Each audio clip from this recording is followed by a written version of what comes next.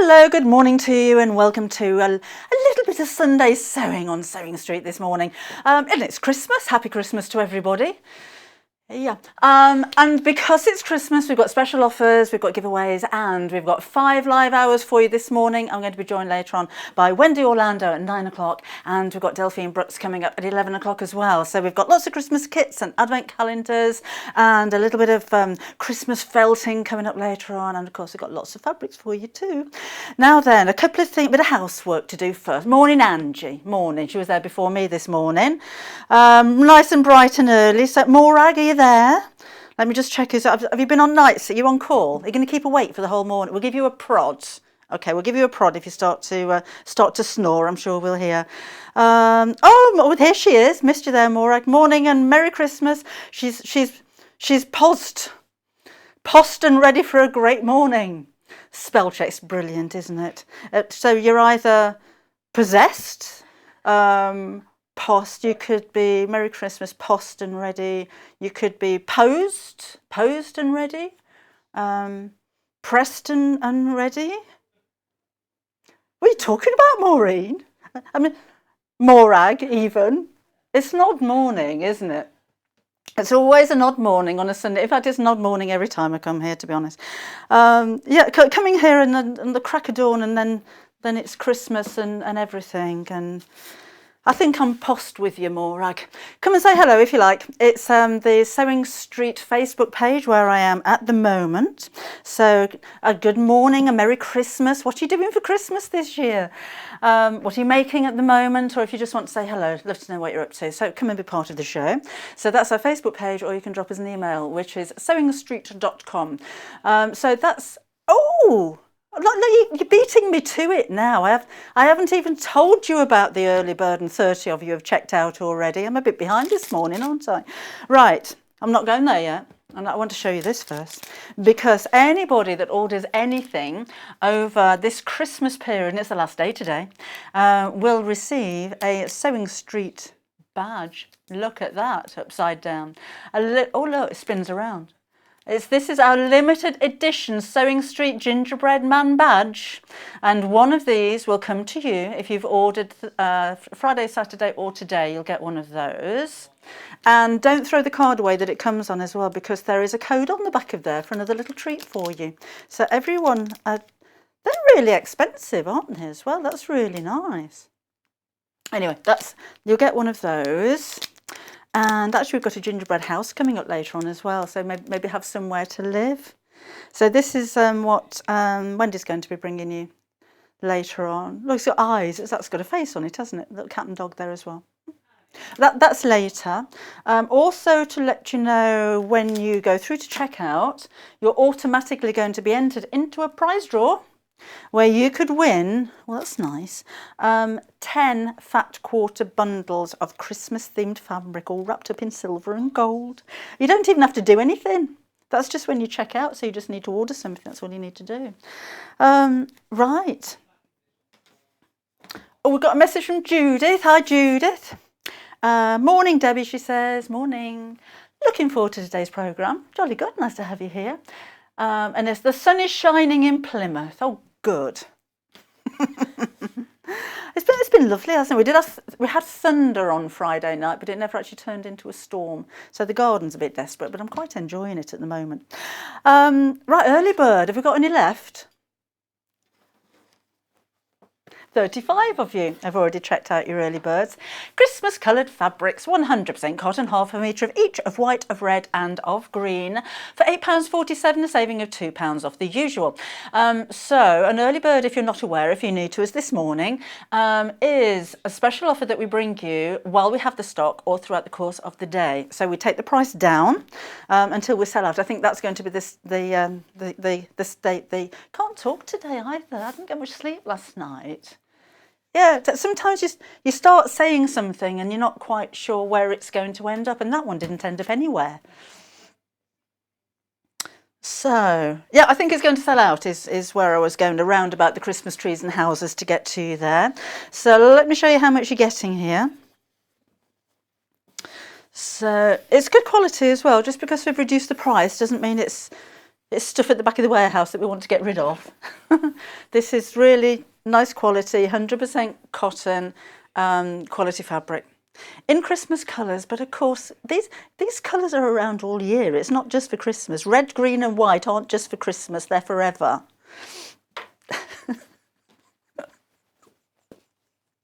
You could be making an Italian flag.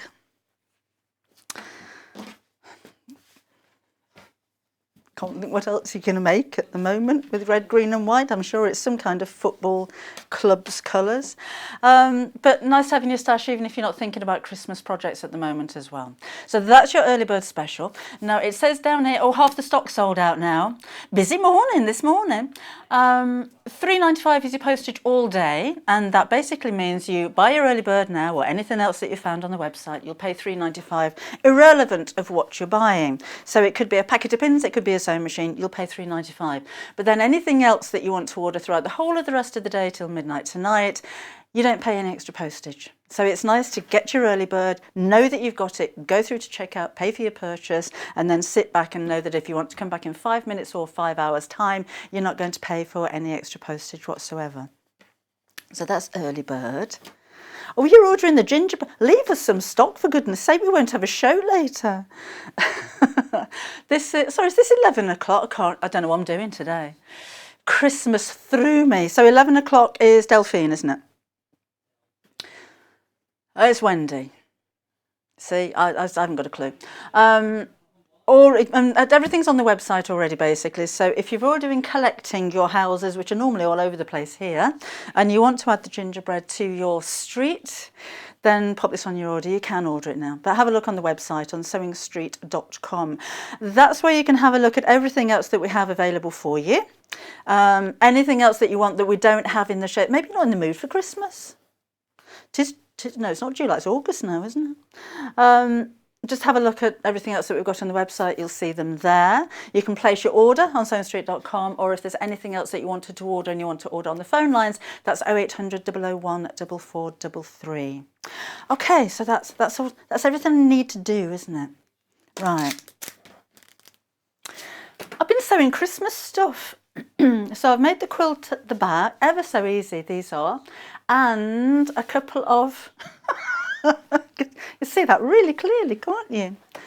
And I've made a couple of gift sacks as well, and I've still got panels left over. So anyway, we've got a bundle for you. This is the grey option, and in that bundle you will have the panel, and I'll show you why there's lots left over. So there we go, that's your panel.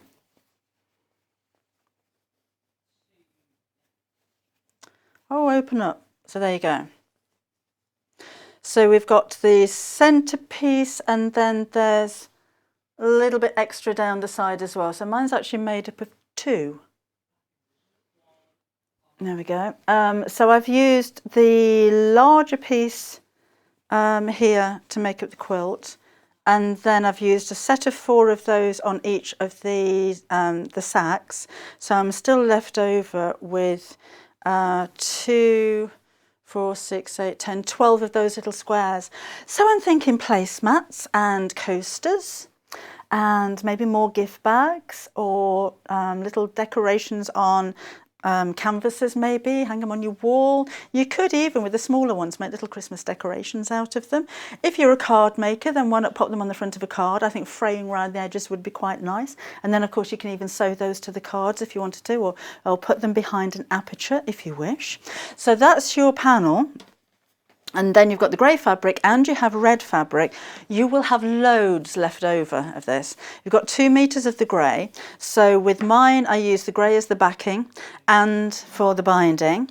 And then the red, you've got 1 meter of that. That's going to make the border that goes all the way around, and a couple of gift sacks as well. And you've probably got even more left over for that. And then on top of that, you have your full instructions on how to make the quilt as I made it. You can do what you like with it. That's ever so simple because I didn't even piece those together, popping the 2 sets. And then step-by-step instructions for the gift sacks as well. And again, you can make those in any size that you like. So that's all. That is so good for $29.99, isn't it? But this is the grey. So it comes with red fabric, but this is the grey because it's got the grey borders. So if you're elegant, isn't it? I think it's a bit at market, this one. It's very modern, very clean looking, I think. I love those kind of colours. And the detailing on it as well. Oh, we've got reindeers, we've got baubles. You can use the background as well. What I like about having a background is that I wouldn't want to cut off these borders around here. So it's nice to be able to save those even if you're using this as a seam allowance. We've got snowflakes making up a Christmas tree. That's a lovely idea. And then we've got snowflakes making up baubles. This is really fine work as well. It's so pretty. So it's a really lovely quality piece of fabric. And then we've got the tiny little reindeers there. Whoops. Little hearts and little tiny reindeers, little stars, and then the bows across the top. And I love the stars. Isn't that beautiful? Like filigree work and tiny hearts. There's a reindeer in there as well. It's so pretty, little holly leaves and again snowflakes. All 100% cotton. Really lovely quality panels. What are you going to make as you look at a panel like that? I mean, are you thinking, oh, quilt? Or table runners, placemat? Go for a couple, I think. I mean, the two go together as well. I'll show you the red one in just a second. You could actually make a decent sized table runner. And then if you use some of the red and grey fabric to make borders, you could have individual placemats with just a little picture in the middle. Then maybe double the size of those to make the placemats. Gift tags. Whoops. There we go. You can make gift tags out of these, even put them onto card. Obviously, you won't be able to sew them and turn them inside out. We're selling out. Selling out of stuff. There's less than 20 of this one left. So I think it's our turn for Christmas this year. We didn't have anybody over last year, so we didn't really do it. We ignored Christmas until about January when the whole family could get together. But I think it's our turn. So I don't know what we're doing. Hopefully we'll be able to have a big get together. I'll have a grandson by then as well. I bought a little set of tiny little booties and bibs and things the other day. I know, but you can't help it, can you? This is the red. So you have exactly the same print, but with the red in the background on this one. So this is a little bit more classy, I think, isn't it? It's not classy, classic. Traditional is what I'm thinking, with the reds and the greens and the white. Now with this one, you're actually getting 2.5 meters of grey. You've got too much. We're giving you far too much, but too much for backing and binding and bags. There's an awful lot of fabric in here, so you really can. You could make all of your gift bags just out of this, make them quite a decent size with one of these little squares on the front, and I think that would be a really nice idea. And bags. Nice to make something that's reusable, isn't it? Instead of just throwing all that paper away at Christmas time. Right. Oh, now the grey, if you want to go for the grey one. Got 5 left of the grey. You do have the red fabric. You've got the same amount of fabric altogether, so this is 2.5 meters. But it's split between red and grey for this one. So again, 5 left on that. I don't think we'll see that one again. Okay, but if you want to go for the red, we've still got some of those left. So nice quality as well. We do quality stuff here, don't we? We like our tools and we like our sewing machines, but we do like to have the best. That's what we got. Do you want to have a look at a bit of wadding and ribbon, or shall we do some sewing? What should we do? Let's have a look at some ribbon. Now on my bags, I just tied some piping cord around them. But if you wanted to use ribbon instead, this grey matches perfectly. So you could have a nice bow instead of a cord, and it's only $3.99. Now that is 4p more than your postage. That's a lot, isn't it, if you're just going to go for a piece of ribbon? But remember, if you've already ordered your panel, think, oh, I want the ribbon as well. No extra postage if you've already ordered something. Don't forget you get your badge as well. Christmas badges. So have we got anybody else? Any questions that, come and let me know. I'm on the Sewing Street page, not the fans one, right? So, morning Kirsty, nice and early for you. Morning Debbie, quite nice here in Wellingborough, although I think it'll heat up later. Looking forward to the last day of Christmas. I've been getting lots of ideas for crisps.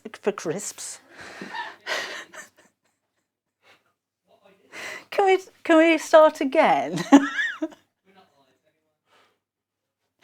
Oh, we'll edit that later. Lots of ideas for gifts. For gifts, etc. Sorry, Kirsty. Morning, Ruth. Morning, Dave. She says, I was wondering if you could do Christmas panels that could be made into window wall hangings. Said no. What? What have I said now? What did I say? I'm sorry. I'm not hungry or anything.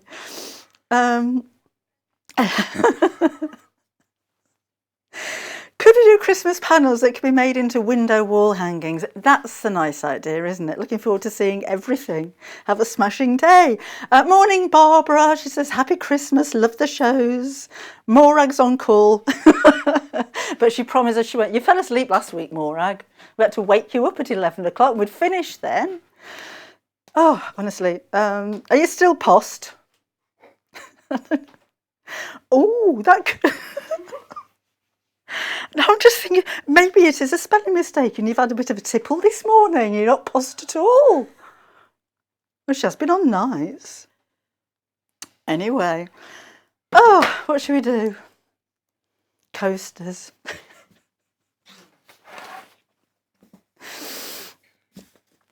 There we go. Let's do the red one because the greys, we haven't got very much of that left, have we? So these aren't in the instructions. The instructions are for gift bags and quilt. But I just think you've got all these, you don't have all these squares left over. You've got a lot of squares left over. So what are we going to do with these? So I'm thinking coasters and gift tags. And I think we might do a little bit of free motion. So let's cut some out.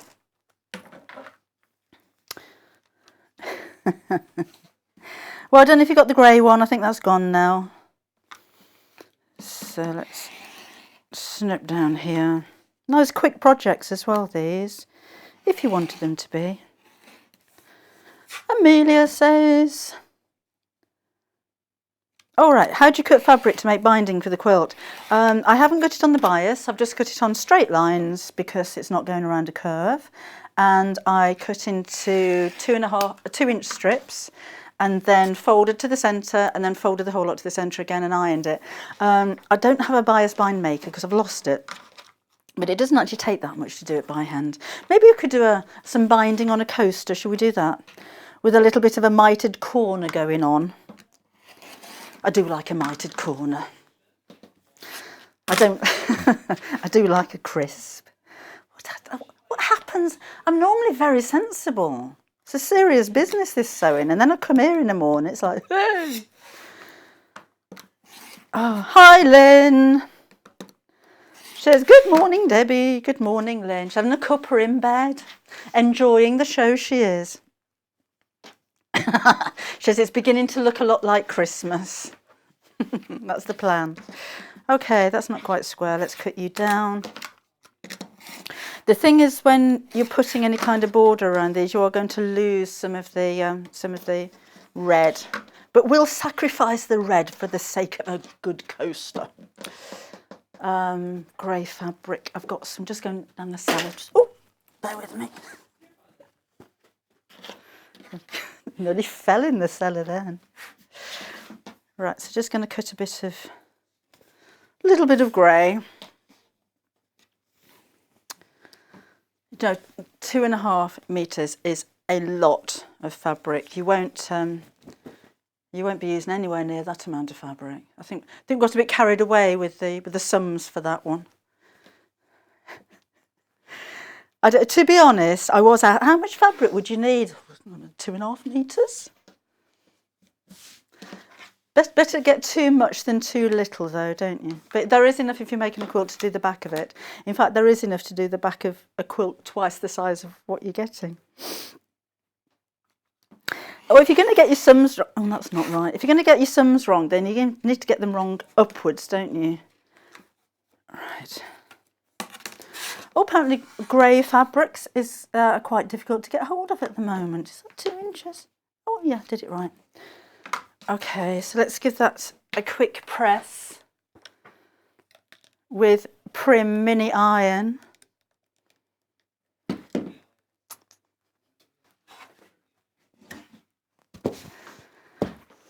Oh, I don't know. Who else is here then? I'm just waiting for my iron to heat up. And I have to keep refreshing, so sorry I keep going backwards and forwards, but I don't want to miss anybody. Morning, Dawn. I wondered where you were. It's been 25 minutes and you haven't messaged in yet. She says, Merry Christmas. Sorry I'm late. I've been stuffing the turkey. She's stuffing the turkey and testing the eggnog. Have a lovely day. Maybe that's what Morag's been doing. Oh, I love Sunday mornings. Oh, Angie says, so every time I hear Angie, I think of the Angie Rolling Stones song. I bet you get that all the time, don't you? Can I ask where you got the cord from your little sacks and thickness or size, please, Debbie? That is a 1/4 inch piping cord, so it's nothing very special. I don't think we've got any on the website, but it's just piping cord. It's got quite a nautical look, I think. Right. Lynn's messaged. Hi, Lynn. Morning. Just received a first order yesterday. That was quick. And she's so happy. She can't wait to make a sewing machine cover and bag. Oh, brilliant. Or show pictures when you do. Morning, Caroline. Morning, Debbie. Merry Christmas weekend. She said, ordered things yesterday and today, dreading it all arriving and trying to hide it from my husband. If he finds it, you've just got to be really annoyed. This is a surprise for you. Don't ask questions. It's a surprise. Getting ready for Christmas. Tell him. CJ, hello. Says, morning, Debbie. Have you had too much coffee already? Probably. Oh.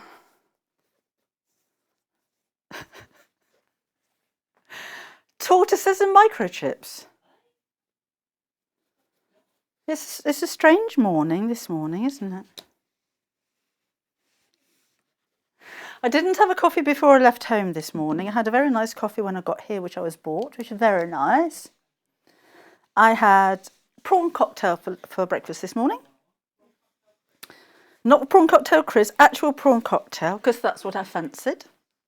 And 2 boiled eggs and some spinach. So maybe that's what makes you a little bit hyper. Or maybe it's just because I slept for about 2 hours last night.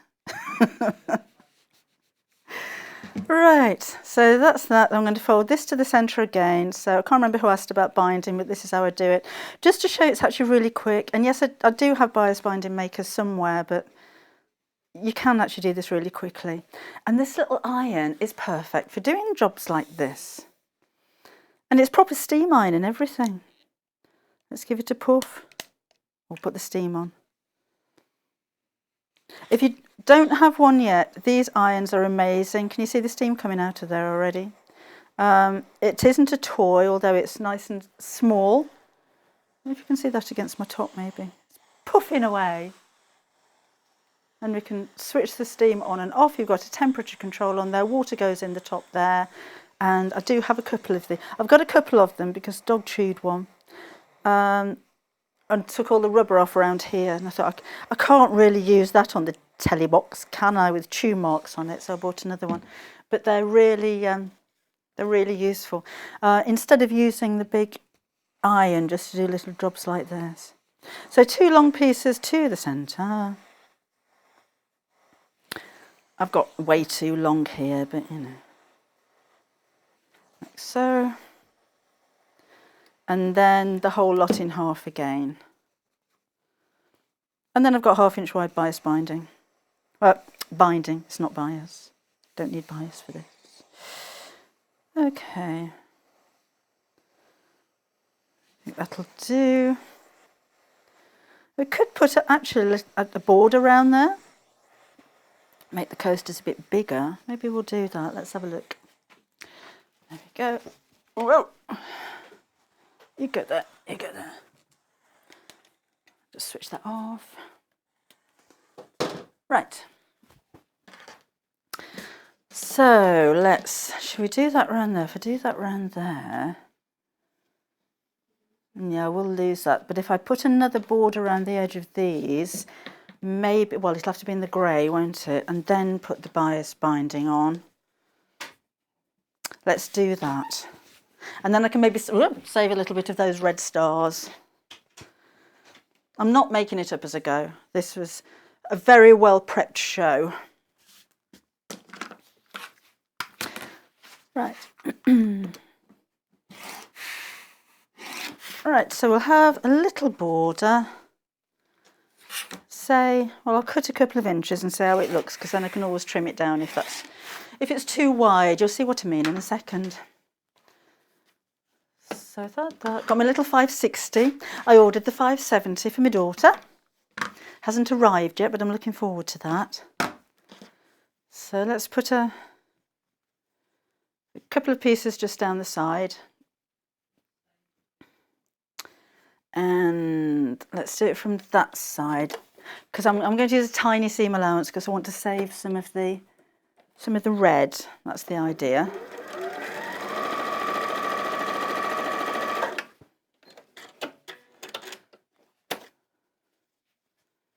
Well, that's nice. That saved a little bit. Just get some scissors. Sorry. Right. And then another one down here.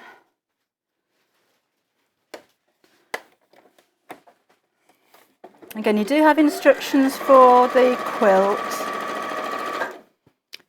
Could do a bit. Let's do. I was going to do some free motion. It's only a little bit this, but I think we can still do it. Morning, Linda. She says, morning. Always enjoyed the shows. Oh, thank you. She says, I'm always laughing. It never sets out that way, Linda.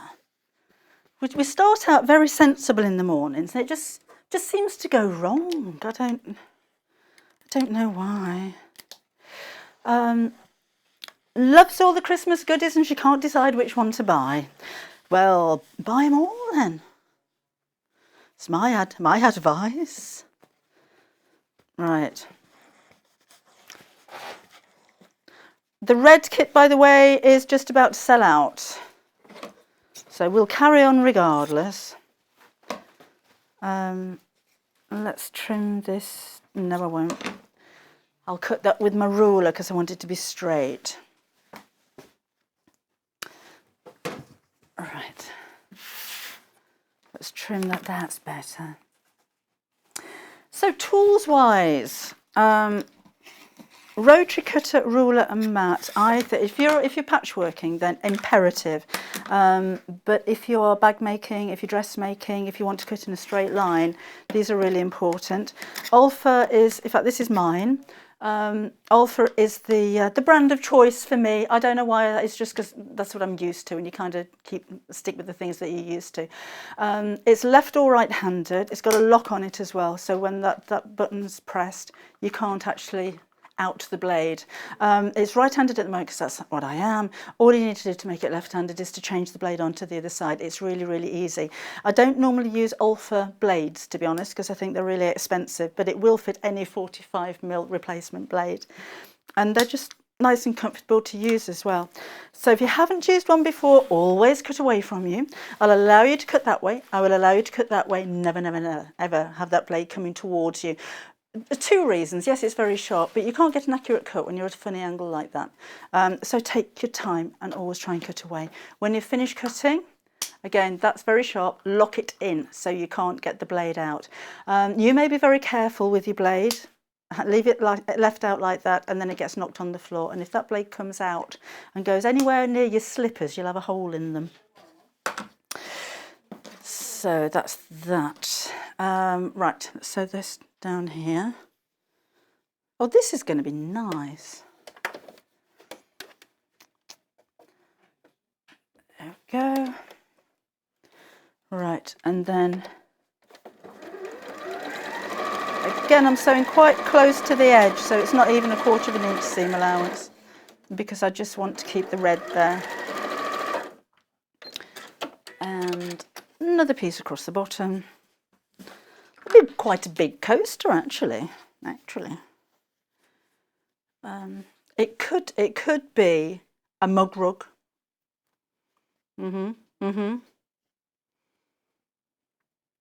Mug rugs and mug hugs. Right, so all the way down the side here. And then we'll press it again.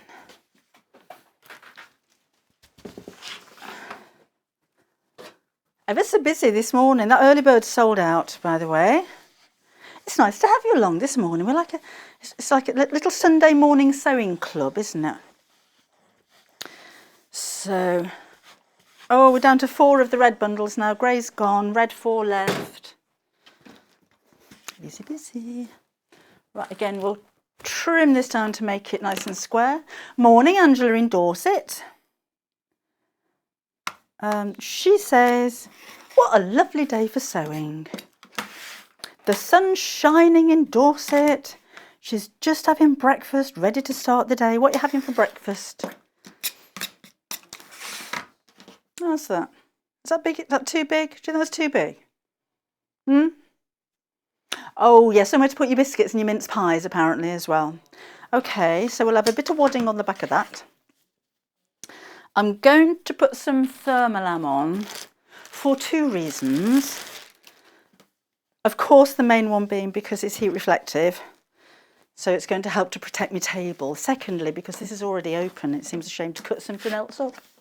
We'll have a bit of 505. We don't have thermolam in stock at the moment, but keep looking out on the website. 505 we do have in stock, and that's your temporary adhesive. That's going to go there. And let's cut around that. So if you don't want to wait for thermolam, then just wadding will be fine. Either wool wadding, polyester wadding, it really doesn't matter. Let's just snip around here.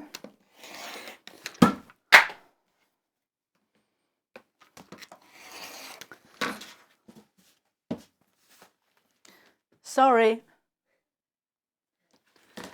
Somebody's got a Tom and Jerry style lump on his head down there now. Of course, safety helmets are worn in the cellar at all times. And then I need some backing fabric as well. If you need any wadding, by the way, we do have some. This is your heirloom 80/20 wadding. Oh, this is the needle punch one, isn't it? This is by the 1/2 metre. 80/20 wadding is the kind of wadding that I'd use if I was making a quilt. It's breathable. It doesn't shrink very much. And I mean, always wash it beforehand or give it a blast of steam if you're concerned about that. But the combination of having natural and synthetic means that you have the longevity, it's washable, and it keeps its shape as well. But the cotton aspect of this, or the natural aspect, means that it's going to be breathable as well. And that's by the 1/2 metre, and that's nice actually, because we're not all making quilts. And if you do just want to make some very small little projects, you're not going to want to go for a big bundle, are you? Because you'll have loads left over and probably nowhere to store it. So it's nice to be able to buy just a 1/2 metre. I think that's a jolly good idea. Can I have the 505? No. Didn't want him to throw it. Right. Okay. So now we'll trim around that. Maureen.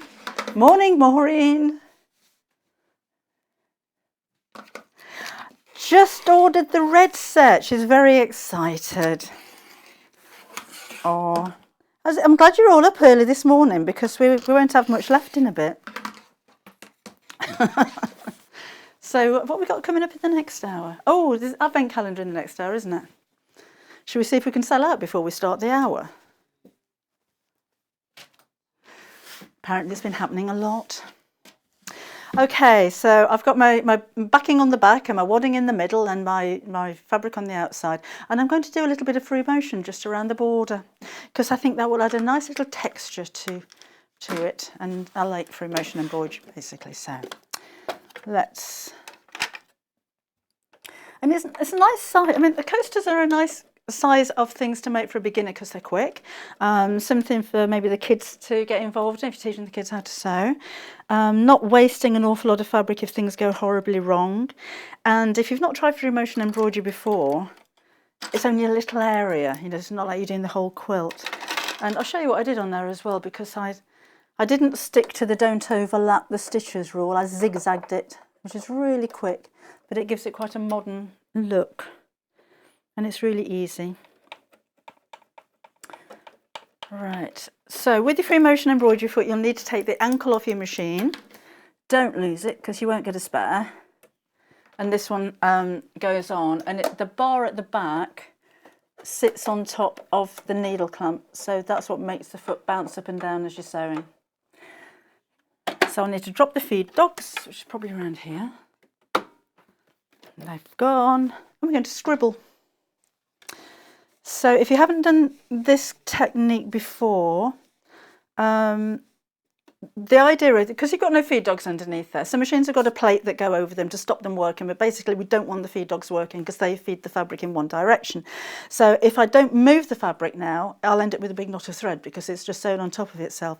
So move the fabric slowly and consistently to start with. And I'm saying consistently because if you move your fabric very quickly, you'll have big long stitches, and if you move it very slowly, you'll have tiny stitches. So it doesn't matter whether they're big or whether they're tiny, but it does look better if they're the same. So start off slowly to start with. And I'm just doing random zigzags.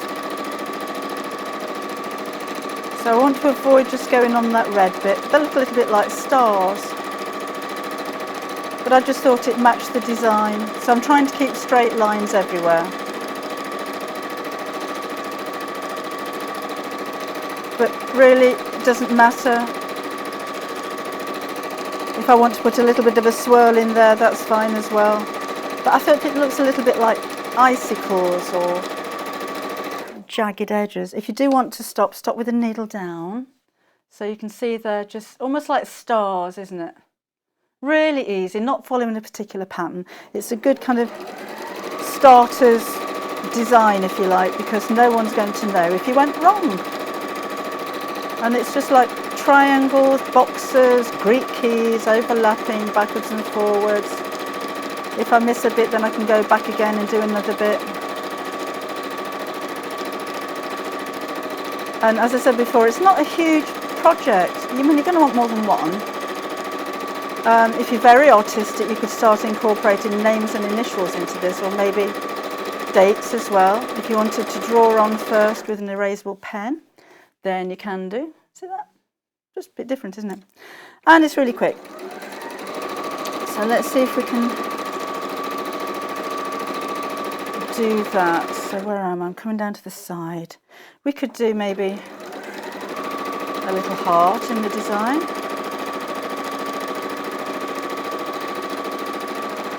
I might do a Christmas tree in a minute, but it's quite subtle.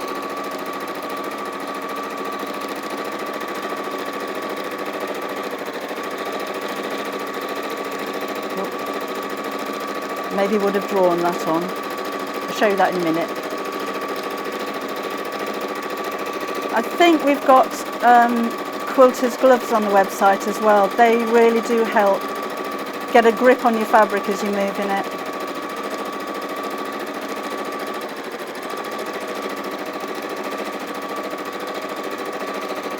I think that will do. There we go. So now I've got, oh, that worked quite well. So I've got lots of scribble. And then I just put a little heart in there, and then I did a little Christmas tree there as well.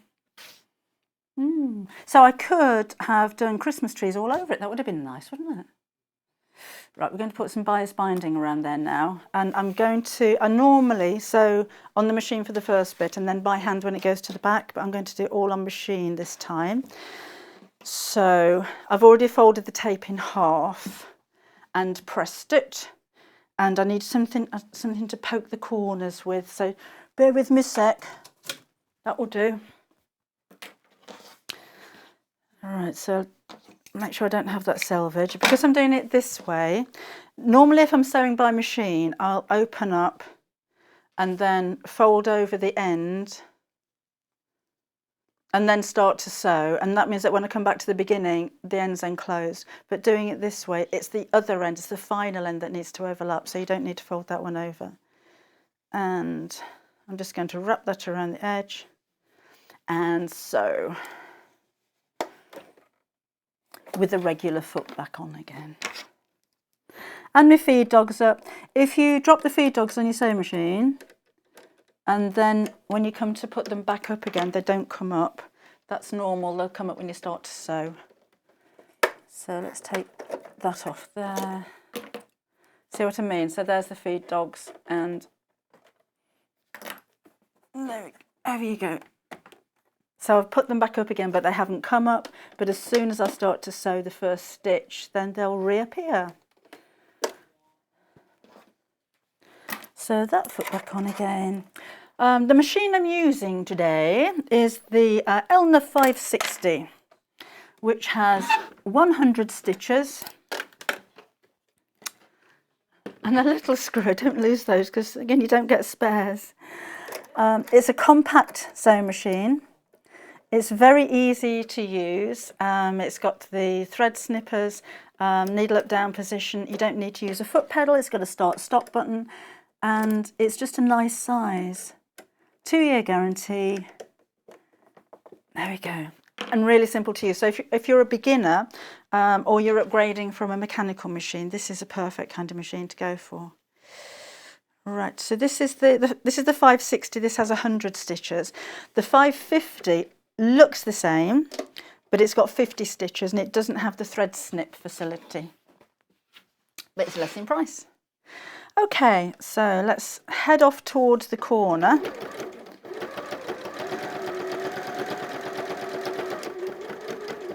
And then I want to mitre the corner. So I'm going to bend the binding around the edge, like so. But I want to mitre the corner. So I'm folding that over to a 45 degrees there. I'll show you that better in a second. And then I'll fold that around the other side as well. So I've got a nice neat corner. If you need to take your work out while you're doing that, then feel free. So I'm just using a little pointy tool there to hold that in place while I do that. Easier than pinning. And I'm going to sew into that corner before I turn this around. Haven't quite caught the back of that. Just fold that under, it'll be fine. And then we carry on.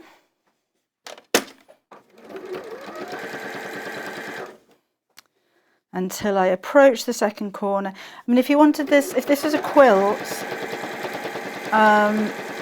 or if I'm making something to sell or to give away, then I may hand tack all of this, just to make sure I get those corners perfect on both sides. But it's got a quick way of doing it. So again, fold around the corner. As you go around, 45-degree angle into the point there. So I've made like an arrow shape in the corner. Can you see that if I lift it up? And then fold the back over there so it gives the same arrow shape on the opposite side. Hold that down.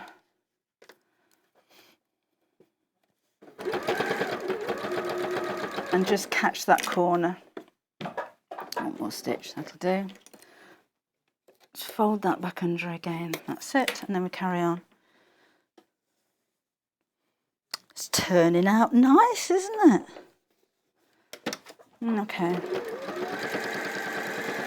I mean, this could be a little stocking filler, couldn't it? Nice little gift. The kind of thing, if you're posting stuff, not going to cost a lot to post out because it's not very heavy. So again, round the corner. Hello, Elizabeth. She says, morning all, morning.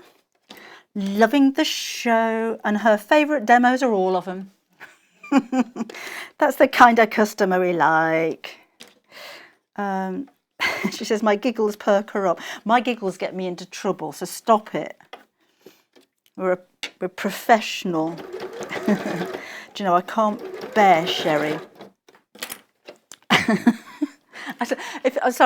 She said that she bets I'm a hoot after Christmas sherry trifle. I'd be ill after Christmas sherry trifle, to be honest. Far too sweet and far too much sherry, and not a fan of trifle. Not a fan of sweet things. Over you go. Yeah, no trifles for me, thank you. All right. Okay, almost there. I love Sunday mornings. You're such a silly bunch of people at home. Look what you do to me. You're there cooking your stuffing your turkeys and Morag's post. It's not even 9 o'clock in the morning yet. Okay, so I'm coming up to the other. I reckon you're all on the sherry. Coming up to the final part here. So I'm going to snip this off with about 1 inch to spare for the overlap, because I wanted to fold the end over. Wrap that around there, make sure that lines up rather nicely. And carry on. And again, a pokey thing to get this edge under control. I like a pokey thing. And then we're done. So I just snip off my threads. We've got a little mug hug slash rug slash, I don't know, pot holder type thing. Oh, that could have been neater, couldn't it? That's you lot talking. I'll put a bow on it. It's that sherry trifle. Okay, so thank you for all of your messages, and thank you to everybody that's checked out. And we haven't got an awful lot of anything left, have we? Where are we? And it's only 10 to. Have we got any more questions? Any serious questions this morning, please? 'Tis Sunday after all. Go back. Sewing Street, onto community, and then Alan, you've been busy. Love Christmas fabrics made a ship's anchor. I have to be careful there. Ship's anchor away patchwork cushion. Here's a picture of the cushion. I'll be making a boat-shaped handbag with sailor white cord detail. Alan, that's amazing. Hi Shelley. She says, morning Debbie, love our Sunday mornings. Looks like you've got lots of goodies for us today. Jackie says, even the iron looks like Rudolph to me this morning. It has got a red nose, hasn't it? Oh, that's Facebook. If you wanted to come and say hello, then that would be very nice to hear from you. Or you can email us if you like, which is studio@sewingstreet.com. Oh, and did you know that we have a newsletter?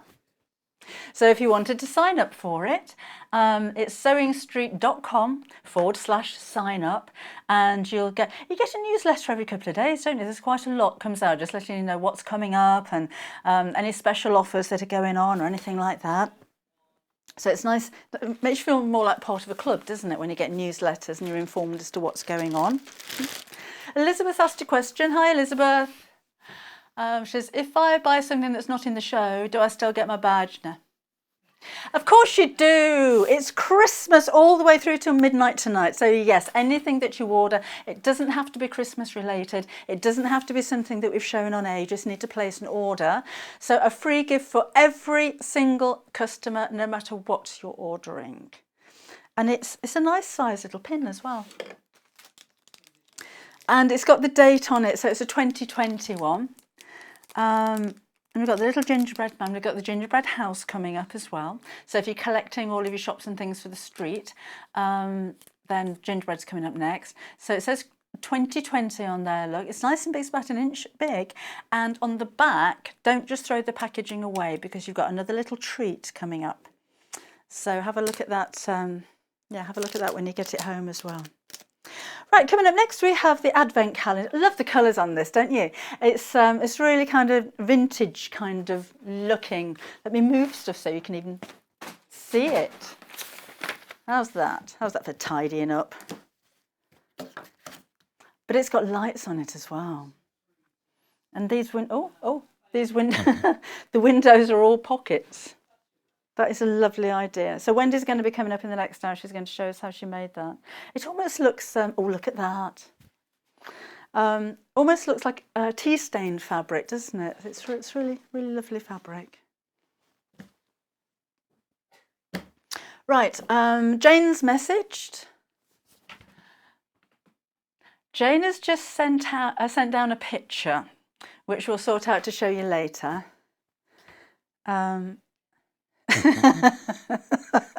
Her original message apparently was "Bag Debbie, sorry," from Jane. Don't know what you're talking about, Jane. Oh, but then she resent a picture of a bag. That makes sense. You see, it's not me that's silly on a Sunday morning, it's you. It's all you lot. Okay, I'll check up on your messages in just a second and tidy up a little bit. And Wendy's going to be with us with the Advent calendar in the next hour, of course. Have a look on the website. You could, if you want to order it, I would do it now in the break because we're going to sell out of everything today anyway. So off you go and place your order, and I'll see you again in a couple of minutes' time. If you'd like to get in touch with us during our live show and send in any messages or any questions, then you can do it on studio@sewingstreet.com. Alternatively, you can message us on our official Facebook page.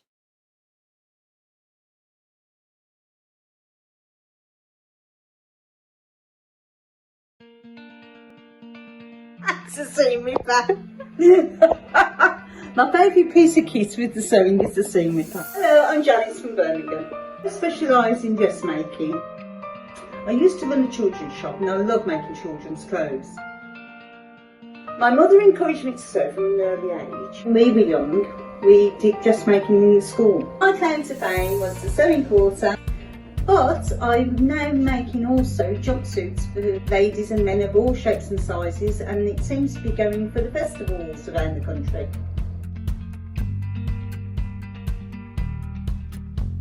See you on the show!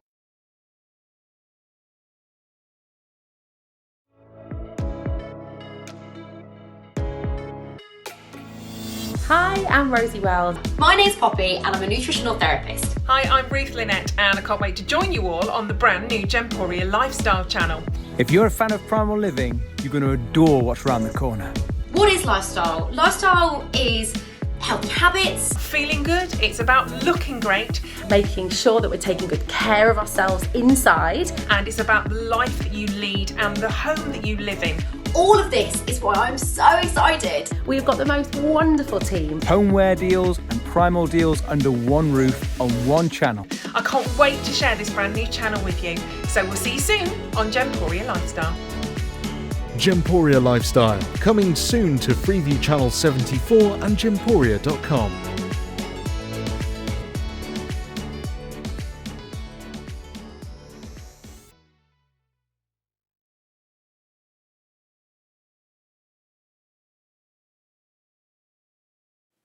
Hello there, I'm Debbie Shaw, and I would love you to join me on the first Monday of every single month for Sewing Street Surgery. Now, this is a dedicated hour where I answer your questions, and that could be questions about techniques, it could be questions about tools, it could be questions about new products, or maybe something that you've seen that you just don't understand. There's a lot of questions about tensions on sewing machines, and there's a lot of questions about working with different weights of fabrics. So if you have a question that you'd like to ask me, the easiest way to bring a question over to us is to go to our Facebook page and post your question on there. I will collate all of those questions throughout the week. If we need any new products for you, or if we need any new demonstrations, those will all be worked on leading up to that first Monday of the month. So do join me, Debbie Shaw, on Sewing Street Surgery on the first Monday.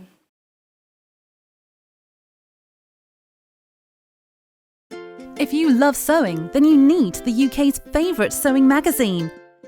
Every month, you'll receive exclusive patterns. Follow simple step-by-step guides suitable for all skill levels to make your own stunning clothes, accessories and more.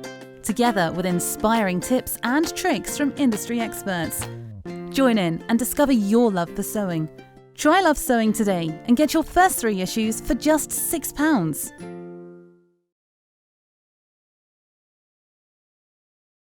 Christmas is going to be here before we know it, and as with every year, we want to make sure that we get our makes ready in time for gifting on the big day or for decorations in the lead up. We're here to help with our Christmas make shows, starting with our 3-day event on Friday the 31st of July until Sunday the 2nd of August, and we'll be live for 5 hours each day too. Expect lots of festival quilting, FPP, dressmaking and needle felting to make all your decorations, advent calendars, cushion covers and so much more. We'll have our expert tutorials from some of our favourite guest designers and a fabulous competition exclusively for our Sewing Street family. Keep your eyes peeled on our email newsletter, Facebook and Instagram for more details in the run-up. And don't forget to tune in from 8 AM to 1 PM on Friday the 31st of July until Sunday the 2nd of August on Freeview Channel 74, Sky 670 or on our YouTube channel. Hi there, welcome back again. Got loads of messages this morning. It's lovely to hear from you all. Nova, hello, good morning. She says, morning lovely Debbie and team, happy Christmas. It's a sunny day in Bristol and she's having a family barbecue in the garden, Hawaiian tiki style, bringing the holiday to us. Looking at the weather forecast, kind of like rainy and cool days, as that means sewing. With lots of W's and S's and G's. Pam says, morning Debbie, loving this show. Just finished a reversible apron for a child. Can't get the second side photo to send. Plain red with the flowered pockets. It's poppies for a little girl called Poppy. Oh, she's making a bag for her as well. It's lovely, Pam. Now, Dawn's having Hannah's in my ear today. Because it's Christmas. Well, she's not in my ear because it's Christmas. She's in my ear every Sunday morning. And then we've got Paul next door, who's also in my ear. And then we've got cat on cameras. That's because it's Christmas. We get a Christmas cat. Oh, we do. But Hannah, Dawn's got a problem. Yeah. She's trying to find a pokey thing in the catalogue, but for Don's strange reasons. See, you can't spell properly and I can't talk properly, so we make a good team on a Sunday morning. But for Don's strange reason, it's not listed. Is Ig known by any other name? It's a Hera marker, applique and sewing tool, aka pokey thing. But that's it. It is a pokey tool, isn't it? So your Hera tool at the top here, that's coming up later.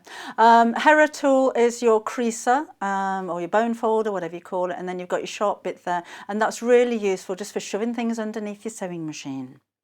Keeps your fingers out of the way.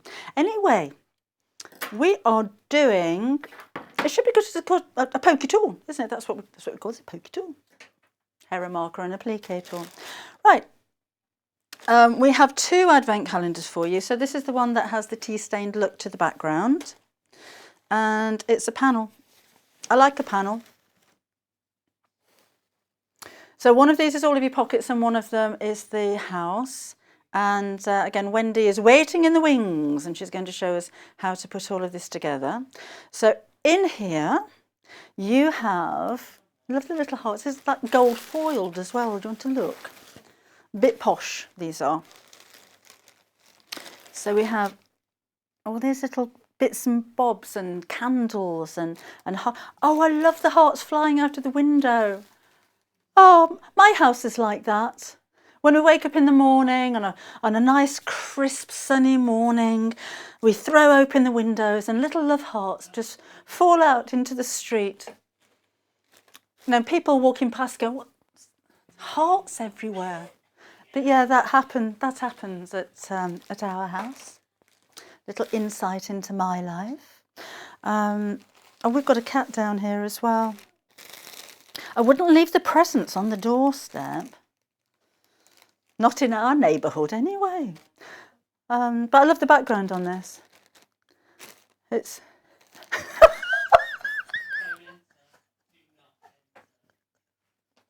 Oh, sorry. Hannah, producer, says somebody's left a sock on the door. Who'd leave a sock on their door? How rude. Maybe it's just been washed. So, that's your first kit. In here, somebody's put their washing on my door. There's hearts everywhere. With the red backing fabric included as well. It's been nice working at Sewing Street. I don't think it's going to be too much longer, to be honest. When management start taking notice of what we're doing, we'll all be out. There is a metre of bundle, a metre of bundle, a metre of fabric, a quarter of the stock. So I may as well just stand here and talk a load of... I am standing here and talking a load of nonsense. Well, it seems to be working. So that £24.95 includes a metre of fabric, and you've got the wadding as well. What you will need to do is to make yourself a little hanger, but Wendy's got some ideas for us there as well. And you do have your LED lights included in there as well, because it lights up, you know. You can have lights in the windows, you can have lights on the roof. In fact, the one behind us is actually lit up. I don't know if you can see that. Well, you can see that, can't you? It's really pretty. Oh. So everything that you need basically, apart from your hanger. So this is the tea stained,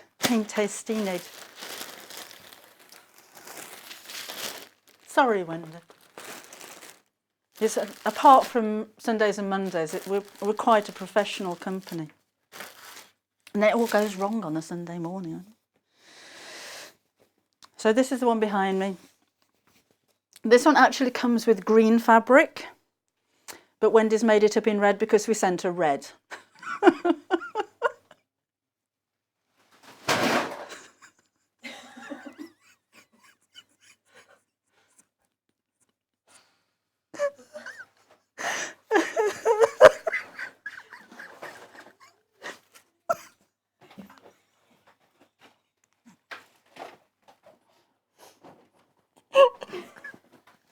Oh, gosh.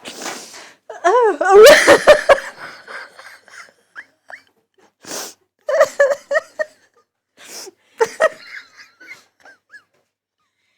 Did you ever watch Acorn Antiques? It's a bit like that here. Wendy's very slowly coming in with a tray of teas like this, slopping it everywhere.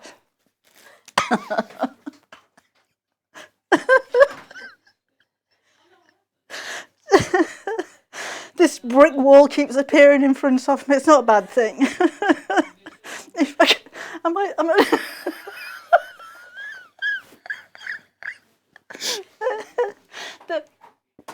There are other shopping channels that are a lot more serious if you'd like to turn over.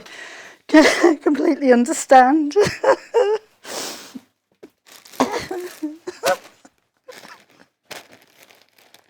So we've got the wadding. You have a metre of fabric. Oh, could we call the makeup artist in, please? I seem to have mascara rolling down my face. And you've got your lights in there as well, all for £24.95. Oh, I used to love working at Sewing Street. So that's £24.95. So, oh, we've got the lights separately as well.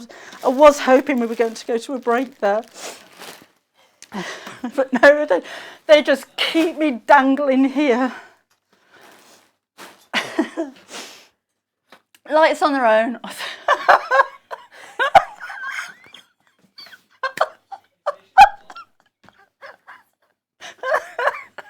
You've got to bring that further over now. Bit more, bit more. Wendy's surrendering. Oh, and she's left. If you want to go for the lights on their own, they're £3.99. But they are included in the bundle. Please, can we go to a little break now? And we will be back again with a very, very serious show for the rest of the hour. And Wendy's going to show us how to make up one of the advent calendars. So if you want to place your order, if you're still there, hello. Let's go over to Vix and she'll explain to you how you can order.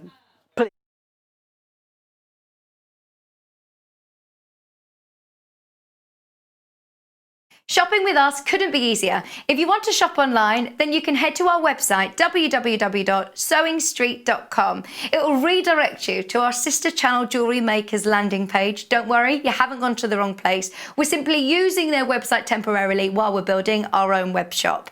Scroll down past the Watch Live part and you'll see all of the products that you will have seen on air on today's live show. You can also shop our catalogue by clicking a category, clicking a product to view closer and adding it to your basket. Once you're ready to check out, you will need to create an account, which is absolutely free to do so, but it will mean that you can check out on as many orders as you want throughout the day with still only paying one postage and packaging.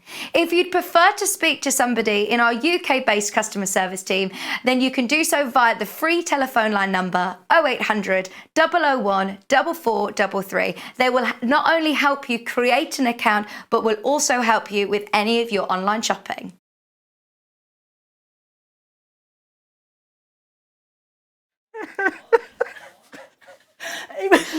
It wasn't me. Sorry, Wendy. That's okay. I was just reading your messages on Facebook, and Dawn says, "We are singing like the policeman on Hello, Hello. I can't get the ignag right." I don't know what our viewers are like. We're very sensible here at Sewing Street, and then, you know, these messages and stuff you send in. Good morning, Debbie. Morning, welcome back again. Thank you very much. Very excited, because so excited to be doing the Christmas show. And these advent calendars are beautiful. It's lovely. I like this one. I like the tea stain kind of look. Tea stained? Yeah. It's antique. Antique, sorry. Like it's been stained by tea there. Okay. No, I love the colours on there. And the detail as well, with the little gold, you know, the numbers. And the washing on the door. Work. Yes. What's she you like? put that there. But that's my favourite. Is it? Here. This is my favourite. And they are such fun to do. They're so easy as well. Are they? Yes. Because they're really professional looking, aren't they? They're really lovely. Okay, where do we start then? Right, let's start. Now, you can do it a couple of ways. So if you are a beginner, I suggest that you just work on the panel itself. But if you're a little bit more advanced, then you might want to actually quilt it first before you add the pockets. Oh, right. So you can do, and then you can either do it this way and then quilt it afterwards, or you can quilt it first. If you do it afterwards, then because you've got the pockets on, there's not many places that you can quilt it. Okay. But I've just seen Delphine, who's on a bit later. Oh, yeah. And she is the queen of free motion. And I said that I'm so excited because I've actually had a go. Oh, it's have not you not done it pretty. before? Never done it before. Really? No. And John was telling me you need to do it for 30 hours before you get good. All right. That's what I was thinking. But I mean, I kept going, oh, missed the star, oh, missed the star. And as I got around to this side, I did get a little bit better. But then me being me, I went round again. So I've probably overdone it, because what I have done is I've pushed the house in. So we've got a puffy house. That's all right. But yes, if you do it this way, then obviously with the pockets on, you're only going to be able to work. You can't go over the pockets because you need to be able to put your prezzies in there. Yes. So I'll do this one. So that I was just explaining that if you are a new, you haven't really done it before, then do this method, because then the panel hasn't got all the bits behind it. Because as you know, as soon as you start putting wadding and a backing fabric, it all comes a little bit unstable. So I would go with that way if you knew, but it is very easy. It is very, very easy. It doesn't come with instructions, does it? It's just the panel. Unfortunately not, but again, it is so easy. It's very repetitive. Once you put one row of pockets on, and all the rest are added in exactly the same way. Okay. So with this panel here, I've just basted it slightly just to hold it together. So what I've got is the panel itself, and then I don't know if you can see here, I've got the wadding, and then I have a backing material. Right. And that isn't the backing material for the calendar. You get the red and the green, but I just used a piece of old material, and it doesn't even matter if there's a join in it. If you are using one with a join, make sure you iron the crease. Otherwise, you're going to get lumps and bumps in it, and you don't want that. So I've just put an old piece, and that's so that, especially when you're doing free motion, you don't want the back of the wadding to be against the machine, because it's going to get all fluffy and it's going to get stuck. And it stops lint from the wadding getting into the machine as well, doesn't it? But I mean, I clean my quite a lot. I have to clean it because I'm always sewing, and it does need cleaning. You can't just expect your machine to go on and on and on. So you do need to check and change your needle regular, and also just give it a clean out. So the first thing we're going to do is, as I say, I've free motioned all around the outside. You don't have to do this, but I would suggest that you do just put some lines across just to hold it down. And if you use a tacking stitch, so 3.5 and above, because you are working on a few layers of fabric, so you want it to be able to glide through nice and easy. So we're going to create the pockets first, and they're all made in exactly the same way. So I've got one ready-made, but I'm going to show you how to make one. So have you actually got one of the panels, Debbie? Because I have used them all. Are you allowed to open one of the panels out? Yeah. Yeah. Thank you very much. And it's a lovely weight. It's nice quality, isn't it? Lovely quality. So, sorry, Paul, ran the wrong way. You can see here that you've got gold lines and little scissors. All in gold as well, posh gold scissors. Oh, yes, posh gold scissors. So you need to cut around the scissors, but what I would do is I would cut down here first and here, because you've got all this material that you could use for something else if you want a fussy cut. And also I wouldn't cut the panel until at the last thing, because then this one I've left a little bit more on the outside, but this one I've cut quite close. Okay. So that's entirely up to you. I just wanted a narrower one for that. But I think probably about 3 inches the most that you can grab each side of the lamppost. And to measure that, to cut that, an easy way to do it is just line your ruler up and put one of the lines up against the side of the house. Right. Because then you know, because when you look at it, it's going to look really neat. So I think it is, it's about 3 inches you'll get away with at either side if you want to. And then at the bottom, probably an inch and a half to leave. Okay. So just cut them all out, and they are in strips. So you put 5 pockets together at once, which is really nice, because some of them you have to put every single pocket on individually, which is fine, but this is a little bit quicker. Right. So I've cut them all out into their strips. Thank you. So you've got 4 strips of 5, and then you've got the little one at the top that is 3, and then you've got 2 single ones. So if I just show you how to do the single one and this. Okay. I'm not keeping you awake, Debbie, because I know you're... Are you okay? Has anyone got you a coffee? No. Oh, no, it's not good, no more coffee. It's not good. Oh, no more coffee. We've had loads of messages this morning. No complaints yet, hopefully. Oh, they'll be coming. Oh, Leslie sent a message. Hi, Leslie.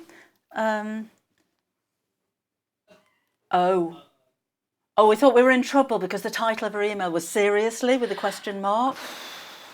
But then she said, morning, Debbie and crew. Love the serious shows. And Sunday is the best day. Thank you, Leslie. I'm glad you're taking this seriously. This we always take it very seriously. Absolutely, it's serious stuff. Sewing is a very serious business. It is very serious. Yes. You never see me messing about. No. 15th of July, that's all I'm saying. Right. Okay. Oh, have you not seen it? No. It is well worth a look. 5th of July. 15th of July. 15th of July. On my anniversary, actually. So I'm just going to iron it flat, because if you're cutting and you've got little creases, it's never going to be neat. And then what you do, you get a piece of your backing fabric that is green. You have to use your imagination because the green does come with that one. Right. So that's green backing fabric. And at the moment, you just want it a little bit bigger than the front panel. And then what I'm going to do is I'm going to line my 1/4 inch seam up with where the pattern starts. So I know that we've cut around the scissors, but now I'm just going to line it up with where the pattern starts. And that's because I'm going to be sewing a 1/4 inch seam. Oh, I love that sound. And then we turn it round. If you've got the swivelly thing, The rotating That's the cutting one. mat. That's the one. That's a bit like the pointy tool, isn't it? See, we know it's better doing that, because the more you move your fabric, the more chance you've got of it getting out of alignment. And you need a step in here, don't you? Because I'm standing on tippy toes. It's in the new studio. Oh, I can't wait. If they'll have us back. That's the point. In the new studio, they're going to have all new presenters and guests. Yeah. Who are serious. Serious is boring. Right, so with the end, I'm not too worried about. In fact, I don't want to cut it a quarter. I want to cut as much as I want to leave as much of the print as I possibly can, because we're going to be turning that edge in, and the more you've got to play with, the better it's going to be. But you do want to make them exactly the same size. So what are you working on at the moment, sewing-wise? Oh, I've got lots of things. Well, I can't say, because every year I make my Christmas presents. Everyone gets something handmade, so I can't possibly divulge that information. But I'm always sewing, or I'm always crafting. Right, so now I've cut them to exactly the same. And I've just put my ruler away, and you do one more cut where we're going to cut the backing material 1/4 of an inch narrower than the front. And you don't have to line your pockets. I think I have seen a tutorial on this, and they don't actually line the pockets, but I think it just gives it a little bit of stability. It makes it more luxurious as well, doesn't it? Definitely. And you don't have to use this material. If you've got some old material that's you don't want or you don't like, just put it behind, because no one's going to see. But if we do it this way, by cutting this one very slightly narrower in that one, if I sew both the sides, then it's going to create like a little tent effect. Yes. And then as I turn it over and iron it, it's going to pull that fabric so you don't see, and that way you can't see any of the backing. Whereas if you cut them exactly the same size, you've always run that risk of a little bit peeping out, which doesn't matter. You'd really have to line the seams up on the top. That's such a good idea. And you could, if you wanted to, just do a top stitch along the top. But again, I want to see the beauty of the house, and any stitching you put on there is going to detract from that. So are we no, we're not, are we at 1/4? So let's pop it at, 1/4. Is it 5 or 5.5 on this one? I think it's 5. Thank you, Debbie. Thanks for your input. Like to be of help whenever I can, just sometimes So I can't. it may not be exactly 1/4 of an inch, but it's going to be there or thereabouts. And then all I'm doing is I'm lining the edge of my foot up with the edge of the fabric. You can pin if you want to. I don't like pins. But what I'm doing, I'll sew a few, and then I will just keep checking that I'm in line. Shouldn't that be right sides together? You were the one that was supposed to be asleep today. So right sides together. You'll be able to edit that out, won't you, Debbie? Right sides together. It has been a long morning. It was a beautiful sunset this morning. I was coming past Heathrow, and it was just like the sunset was amazing. Really? No, not even a sunset. A sunrise. What time did you leave last night? Wendy's come up from Brighton this morning. Oh dear, it's a beautiful sunrise over Heathrow. It's gorgeous. It was beautiful. So you start a little bit in from the edge, and then you do a reverse stitch, because machines don't like to sew on nothing. Yeah. So if you start on the material and then go back to the edge with a locking stitch, because we are going to be turning this in the other way, so we want to protect those end stitches. You will shout at me if we're not got enough time, won't we? Absolutely. I always shout at my guests. Good. Hurry up. Right, I'll just put it a bit faster. You were sewing a bit slow this morning, Debbie. There we go. Oh, Kerry's messaged in. Hi, Kerry. Good to see lots of giggles on the show. And Wendy makes things look so easy. They are easy, I promise you. I promise you, they are easy. If you can sew in a straight line, fine. Easy. Oh, Kay's messaged in as well. Hi, Kay. I wondered where that was going. Oh no, another advent calendar has fallen into my shopping bag. But it says don't tell anyone. Oh, sorry. Oh. You just did, didn't you? I did, didn't I? They are so pretty. And if you've got a cream, a lot of people have cream rooms because it's nice and neutral. These are both colours will go beautiful with them. So we've now sewn down with the right sides together, and we're now going to pull the other side to meet it, because this one is bigger. So we need to actually just line them up, and because we've cut them exactly the same size, we don't need to worry about where we start because it's going to be in line. Okay. And then we sew down the other side. Remember to start a little bit in from the end and reverse back to the end. I think it's nice to have advent calendars that you bring out every year as well. I know we have the Christmas decorations that come out every year, no matter how old and how chipped or anything, because it's nostalgic and it takes you back in time. But with an advent calendar that you make yourself, you can choose what goes in there. So particularly if you have particular dietary requirements, then you're not going to be feasting on chocolate. But you could put little gifts in there, or I like the idea of a promise calendar. So it's not even a gift. You take something out there and somebody's offered to do the washing up for the day, or see, that's what I would do, because they're perfect size for that. You can just pledge something on there, fold it up, pop it in. Yeah. But then I'd probably put a little sweet in as well, because we all like to get sweets at Christmas, and it's a perfect excuse. Right, so I've sewn the other side, and I'm now going to turn them the right way out.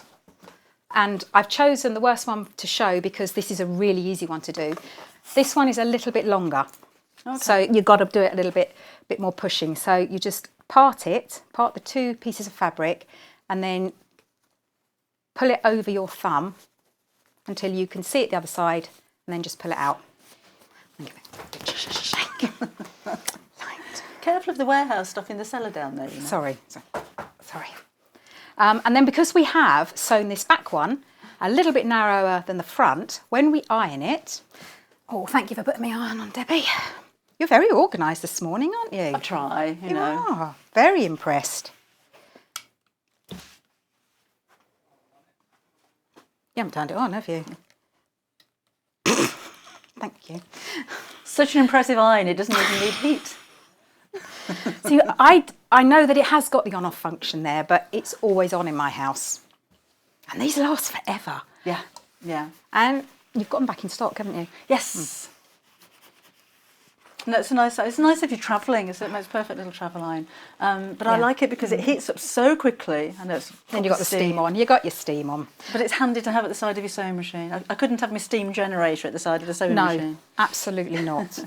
But it is a little bit wet. I do apologise about that. I wouldn't use steam. I did overfill it. That is my fault. But that is the one thing that I've done that as well. I think everyone's done that, haven't they? And all we're doing is ironing it so that we've got the same either side. And then that way, when we sew, you're not going to be able to see that backing material. And that's a nice little tip. But you don't have to back them.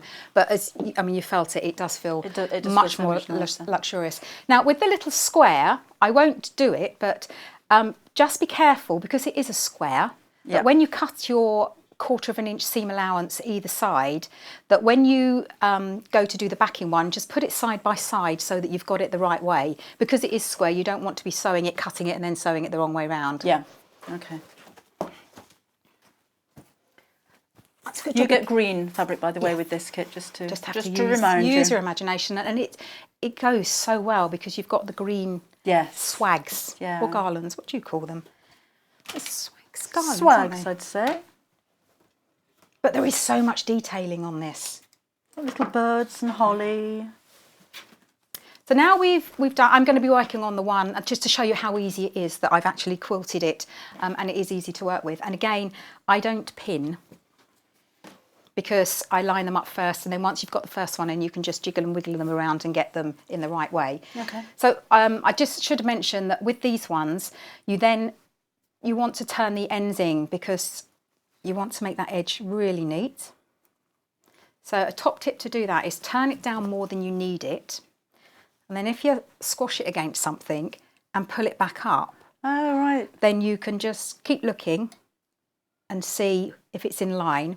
And then you get the front one and iron that first, and then you would turn it over, and then you'd push the back one further down. So again, you can't see it. I don't like to see any backing fabric, but I've already done that on this one. So you can see it's only minuscule, it's only slight, but it's just enough so that it doesn't show. And then all you do is line it up with the relevant piece on.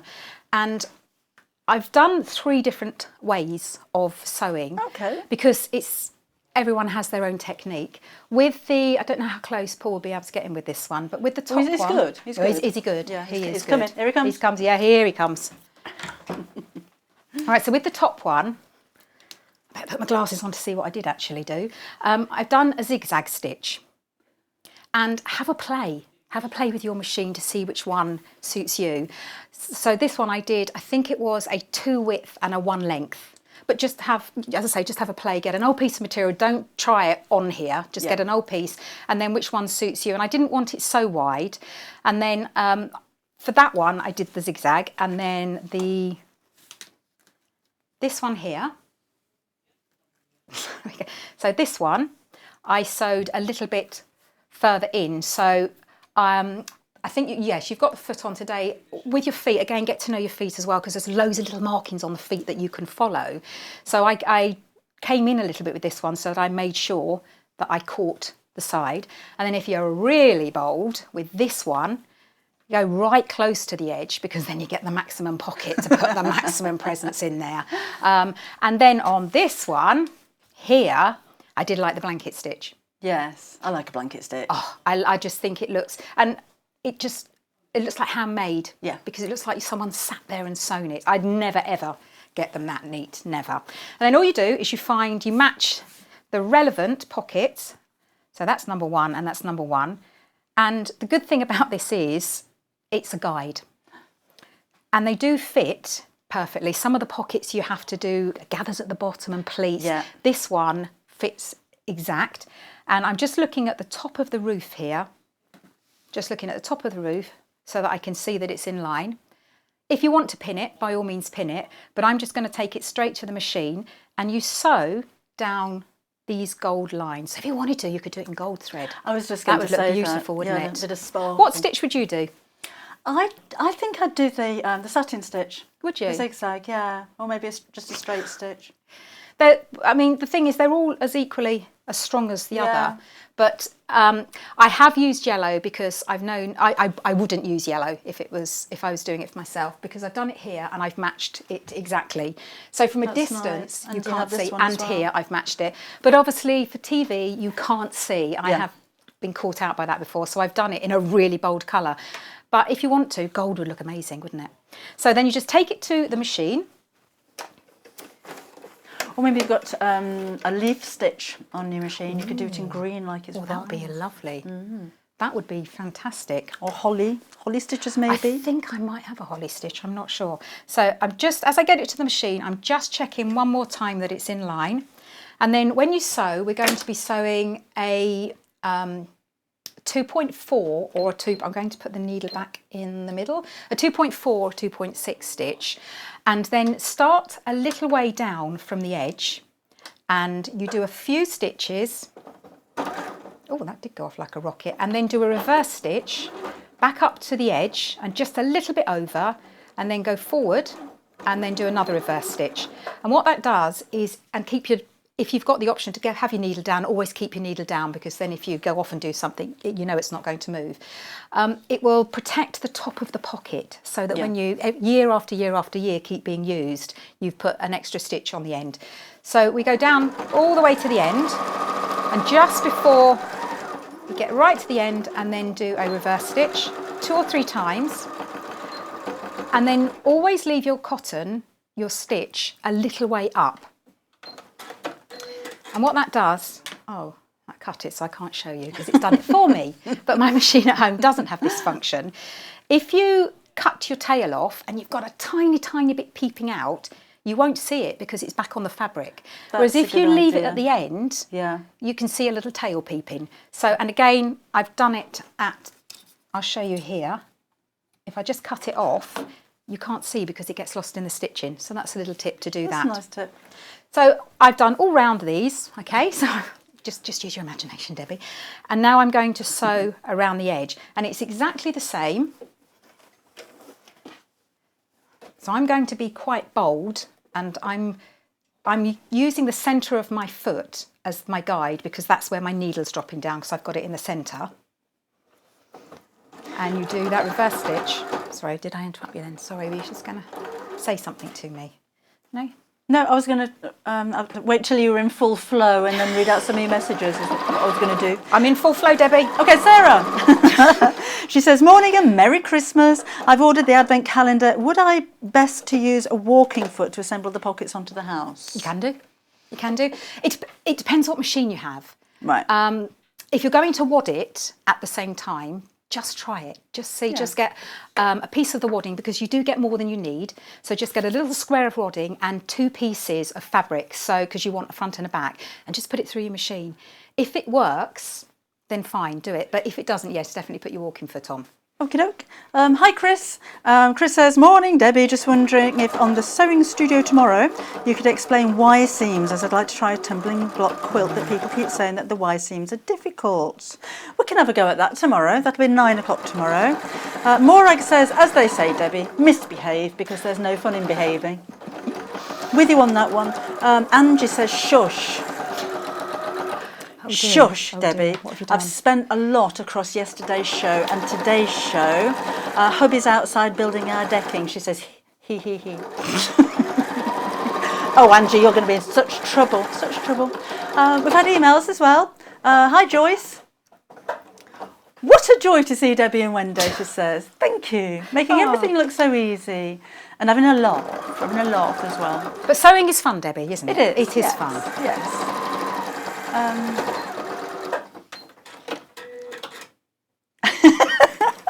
Wendy says we're a bit like Hinge and Bracket. See, I remember them. Yeah, Hannah producer says, I don't know who Hinge and Bracket are. Just Google them. yeah, have a look. They were very musical.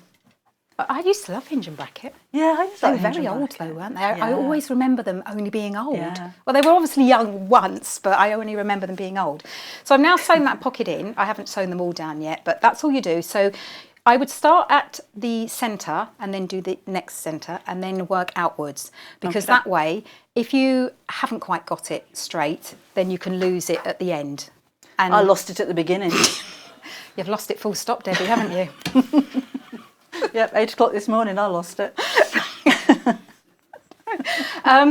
So, and then you just put all the thought we were pockets. so professional here. No, you. Such a letdown to Wendy. this No, I morning. heard the rumours actually, Debbie. I'm fine. I'm fine. What do we like for time? Because I should just carry on doing this, or I should just move on to the next step. No one's talking to you now, are they? We've got 25 minutes. Keep going, I'm hearing. Please. Please keep going. Keep going. Yeah, so I'm not going to sew all the pockets on because it is self-explanatory. Yeah. When you've done one, but just make sure that you look over it and then you can see you're matching the pictures up. But they are exact. So as I say, some of them you do have to pinch the pockets in, but they are exact. Okay. So the next thing, once you've done all that, then the next thing you want to do is you want to put the backing on. So we've finished all the Advent. I haven't got any material, so can I steal yours? Would you like red or green? Well, I think I better have... Was it the green with this? Yeah. I think I better have the green then. There you go then. To make it look right. Had a message from Angela. Hi, Angela. She's laughing with us this morning. And she's also been busy making bottle holders. Oh, lovely. For Christmas presents. Oh, from my half-year Christmas book. Oh, thank you. Which is available on the website, sewingstreet.com. Just in case you forgot. And there are a couple of ways that you can make this. It needs to be hung because it's an Advent calendar. Yes. So as I say, there aren't any instructions with it, but it's very, very simple.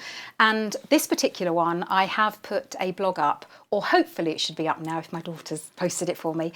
There is a blog on my blog to do that. It's very, very simple, very, very easy, and that's for the tab top. With this one here, I've got one of those extendable curtain rods, and just put it like that. But I will also show you how to do that. I don't want to get it down because they've hung it up so nicely. Thecraftyco.com. Okay. And you'll find there's it's not just sewing. I do everything, Debbie. What else do you do then? Probably easier to ask me what I don't do. So I sew, I crochet, I design crochet patterns, I knit, woodwork, anything. Just anything anyone wants me to do, just throw it at me and I'll have a go. Woodwork I've never done, but I'd like to. Hubby daren't buy me flowers. If he comes home with a bunch of flowers, You'd rather have a lump of oak. I'd rather have a power tool. So, and we renovated our house a few years ago. Oh, yeah. And I was I drove the workmen crazy because I was like, what are you doing now? What are you doing? What are you doing? So they taught me how to use all the power tools. So yeah, have a go. It's brilliant. Love it. Yeah, so I will show you how to make the tab top. Right. But with this one, you just put, and if we have time, I'll show you, you just put a pocket at the back so that you can thread your... It's a good job I'm not showing you actually, Debbie, because I put the lights in and then realised I'd actually put it through the thing at the back. Oh. Yeah. So the lights go in last? Yes. No. But again, this is how my brain works. I go to bed and think, oh. So what I would do... Am I allowed to get it down? Yeah. Okay. Yeah, of course you can. Oh. Okay. So what I've done with this one... Oh, that's a clever idea. Very clever, isn't it? So I've made a little pocket for my batteries. Yeah. So pop that in there. And then I've tied these together because they were just all hanging loose. And then I've made a channel for the rod. You see that? Yeah, I've made a channel. But what a good idea that is. Because, as I say, they do need to be hung because they're an advent calendar. Yeah. If I get time, I will show you how to do that. If not, I will get it up on the blog. Again, it's very, very easy. But what you would do first, if I was doing this, I would attach it first before I attach the back panel to here. Yeah. Otherwise, you're going to have lines going across and you don't want that. Oh dear, now watch it all go belly up, Debbie. Oh, there we go. Lovely. So there, with the tab top one, super, super easy. So we're going to just cut loosely. Cut more than you need. Oh dear. So I've had any more messages while we're there? Oh, please not, Debbie. We're all good so far. Oh, No okay. complaints at the moment. Dawn's just had a look at your show on the 15th. It's like a Christmas pantomime with Widow Twankey. There's so many double entendres. I hope she's not calling me Widow Twankey. Who are you on with? Oh, well, of course it's John. Of course you are. He's got... Oh, he's probably watching. He's probably going to... Sorry, John. He's got those really naughty twinkling eyes because he was trying to behave and I just took one look at him and his eyes were saying everything to me. And I just got myself composed and he was off again. Oh, goodness. So, we're just going to make the tabs. I must behave. I was expecting to be called up to management. They don't watch. Don't worry about it. I think they do. No, they're not. Do what we want. So, particularly on a Sunday, we do what we want. Oh, see, they're probably still all in bed. Yeah. See, we don't sleep, do we? No. So what I'm doing now is I'm cutting, and the tabs can be as long, as big as you want them. Okay. But bear in mind the thickness of your pole. So if you, you could use a broom handle, if the hubby's not using it, when he's not looking, just go and grab his broom handle. He doesn't use it till he's finished all the housework. Oh. Yeah. I don't think mine knows what a broom We don't do housework over the weekends, by the way. Quite right. All Monday, Tuesday, Wednesday, Thursday or Friday. The rules.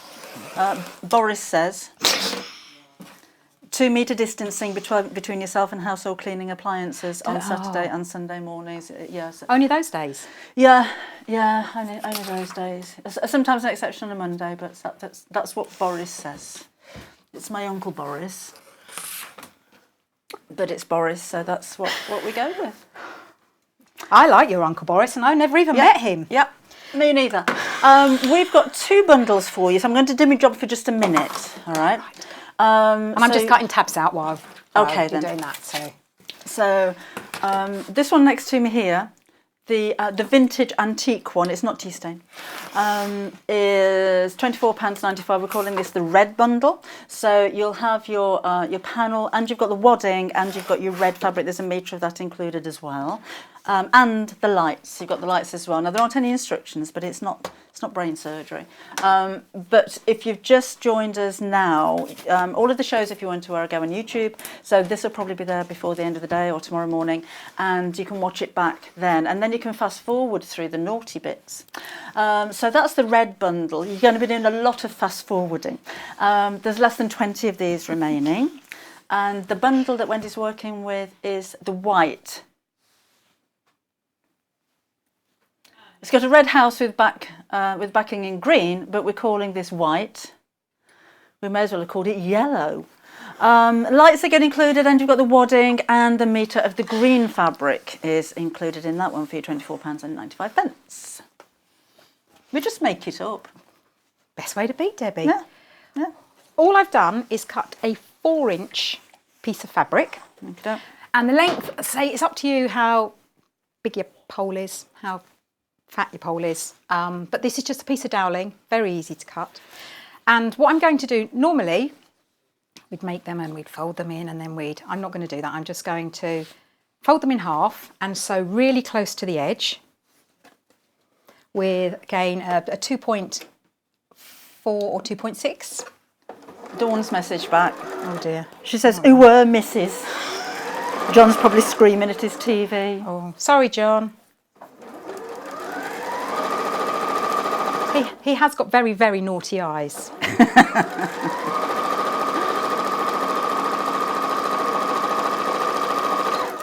And I've done a reverse stitch at the end purely because now I'm going to push it out of the way and just part it like I did before, but this is going to be a little bit more tricky because it's nice and thin, so you can see me I'm still having conversations in my ear about hinge and bracket.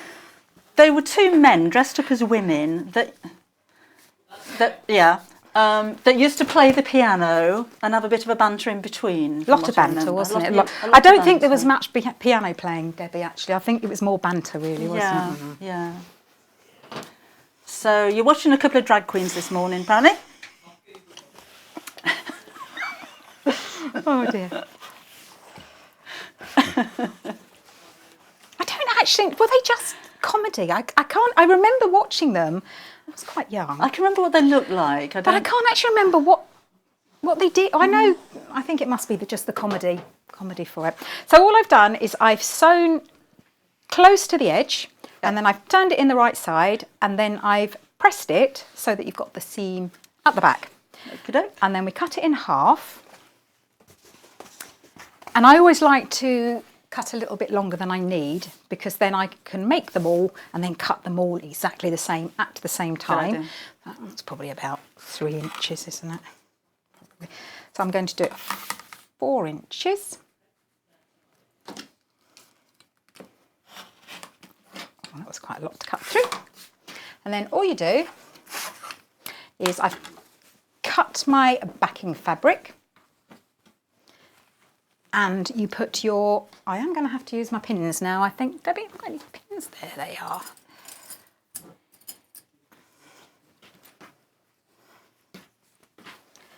So we put this, and I put it the right side this time. So you want it on the right side, but facing down. Yeah. Because when you put this on, then it's going to be the right side. And then all we do is just pin that in place, and I'm keeping it well away from the seam. And then I've got a straight edge here, so I'm going to line that one up. Forget, I would have cut the selvage off, but it's nice and straight, so I'm just going to leave it on. And then I'm going to sew. I always like to sew the top first, because then I can pin afterwards. Okay, and this time about 10 minutes, is that all right? Oh, that's perfect. And then this time I'm going to do that 1/4 inch seam, or a bit more. I normally use the edge of my foot, unless I'm dressmaking or quilting where it has to be exact. I just tend to use the edge of Do you my know foot. I do? So it's a little bit more than a 1/4 inch. Definitely. Normally. As long as you're consistent with your Oh seamage. yes, with your sack, your seam allowance consistency. And a walking foot would have no problem getting through this. This isn't, but I know some machines might struggle a little bit. But this wadding is nice. It's not overly thick, because it just needs to be enough to puff it out a little bit, doesn't it? Oh, I feel very Christmassy today with my sparkle.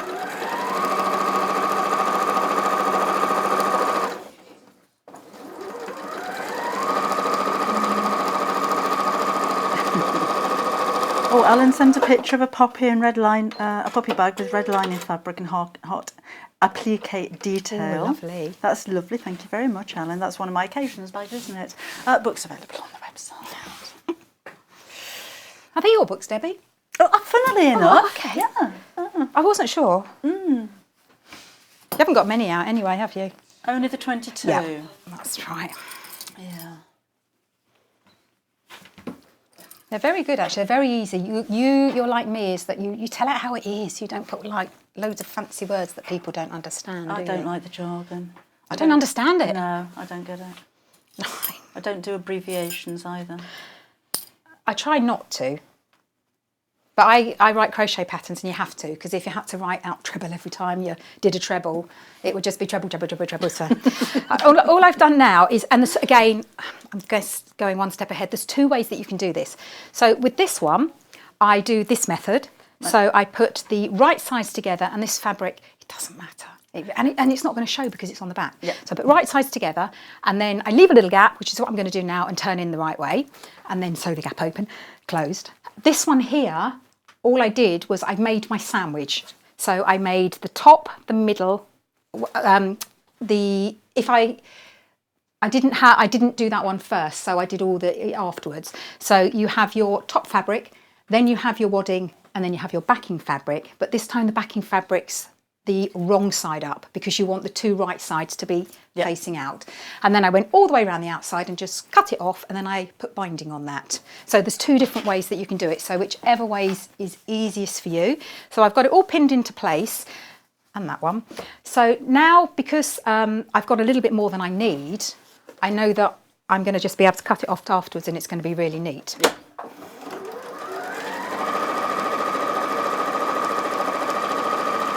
Do you know when you're back with us again? You've got more shows booked in? 12th. I think it's the 12th. Do you know what you're doing? Possibly. I can't remember. I can't even remember what I had for tea last night, Debbie. I know that I've got some lovely projects coming up. And I keep telling Hayley, I said, just send me anything you want, because a lot of the stuff I haven't done before. But that's how you learn. Yeah. I've just, I did foundation paper piecing the other day. All right. Have you done that before? Yeah. I love it. Oh my goodness. You can get some really kind of sharp, accurate love points, it. can't you? Yeah. I'm going to design some now. And Delphine has got me onto felting. So I don't know when I'm going to have time to sleep, quite frankly. Are we still okay for time? Yep. I can just carry on, and you can just go and get a coffee if you like, Debbie. No more coffee. No more coffee. Yeah, we've got about, I don't know, 5 or 10 minutes left on the show. Okay, good. We've got our little gingerbread house coming up soon as well. We've been having a collection of different kind of shops and things to put on the street. That's my favourite. Is it? That is my I like all the absolute applique favourite. on it. There's a lot of detail on this one. Absolute favourite, that one is. So I've gone all the way around the outside. And just remove my pins. Heather's messaged in. Hi, Heather. She says, hi. Loving the show. Jolly good. Loves a bit of laughter, does Heather. She's just brought both advent calendars. Well done. And looking forward to more laughter. I don't know what you're talking about. We're very serious here, Debbie. You should see us when we do have a giggle. Kate's messaged in as well. Hi, Kate. She says she can't normally get this channel on a TV. Oh, wow. But she's found it today, and she's loving it in capital letters. She'll never be back again then.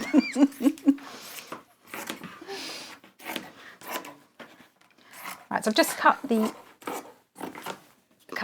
around the outside off, and then I've left a little bit open somewhere. There we go. I'm going to just turn it right side out, and what I would do is cut the excess fabric off. Yeah. Before I do that, and I just grab it and just get it out any way you can, Debbie. It's not pretty, is it? I always leave the gap too small, and then I don't do that. Thinking the smaller the gap, the less hole you've got to sew. But the way that I do it now, it wouldn't really matter, because I turn it in anyway, and you can now see that the tab is popping out the top. You would put more on there normally. Nothing wrong with that, Debbie. If it works for you. I would. This one I've cut a little bit narrower, so 4 works fine. If I was leaving a little bit more, I'd probably put 5 on. Right. But it's up to you, and you can have them as fat as you want. You can actually do one big one if you want to, but the principle is actually the same. So that's that, and then all I would do now is just fold that in and fold it in and press it so that it's nice and neat. Give it a good press, and then do a top stitch all the way around. And I like 3.5 and above because you're going through quite a bit of material. Okay. So, have you got a little bit more time, or? We have got a little bit more time, but we have a confession to make. This is the white kit. I hope you're not too fussed about which kit you're going to get. Debbie. And the one behind you is the red kit. Sorry about that.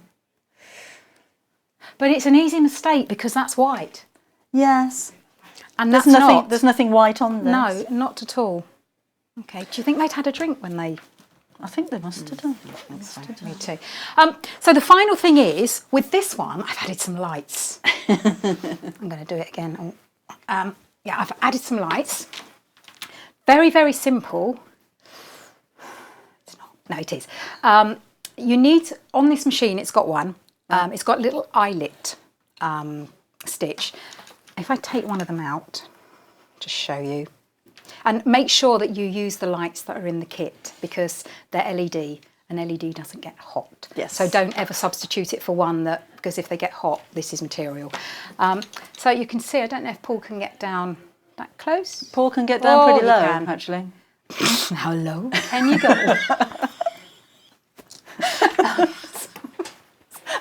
He says I'm only 5'5". He's already pretty low. He's bigger than me, so he's taller than I am. Where's he gone? Oh, there he is. He's back again. So yeah, I've done an eyelet. He's not actually there. There he is. There he is. He's in that little hole. Are you right, Paul?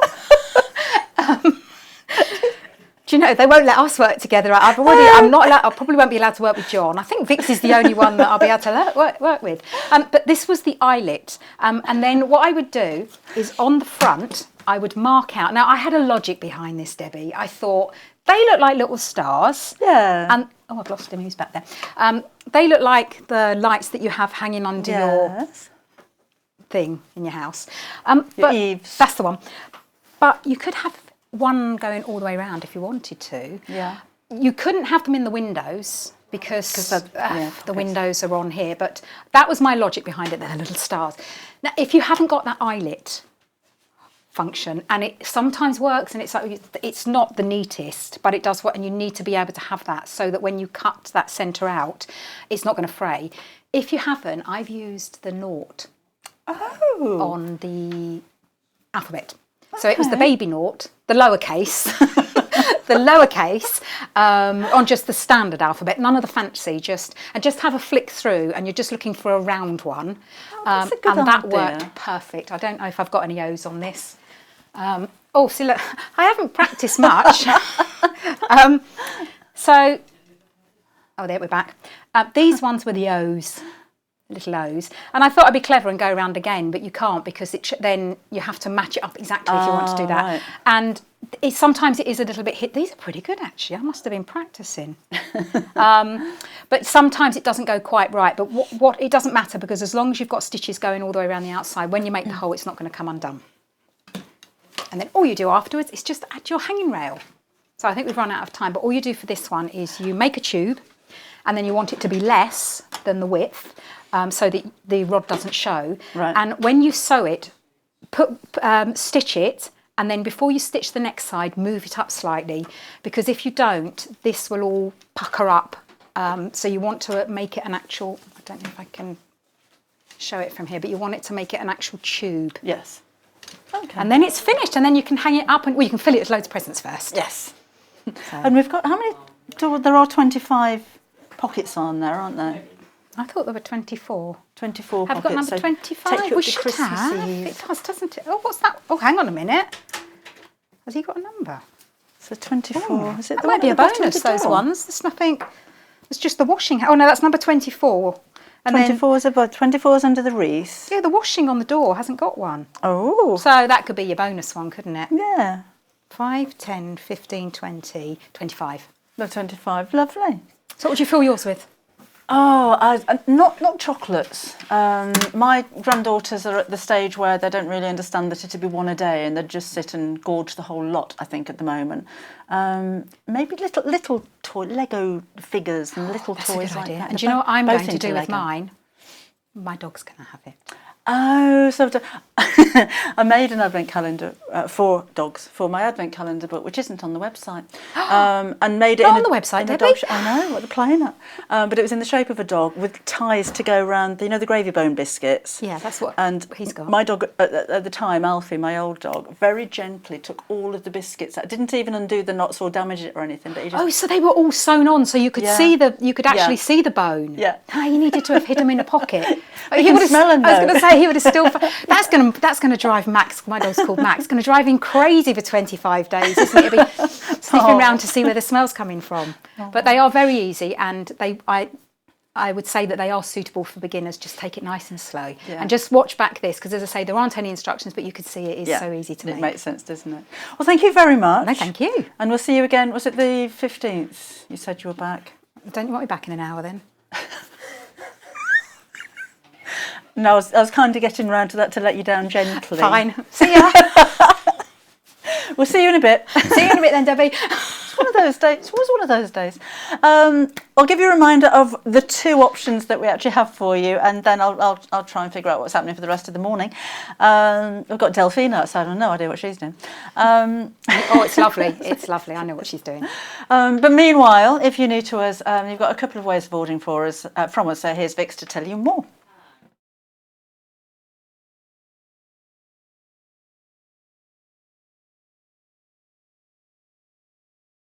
Shopping with us couldn't be easier. If you want to shop online, then you can head to our website, www.sewingstreet.com.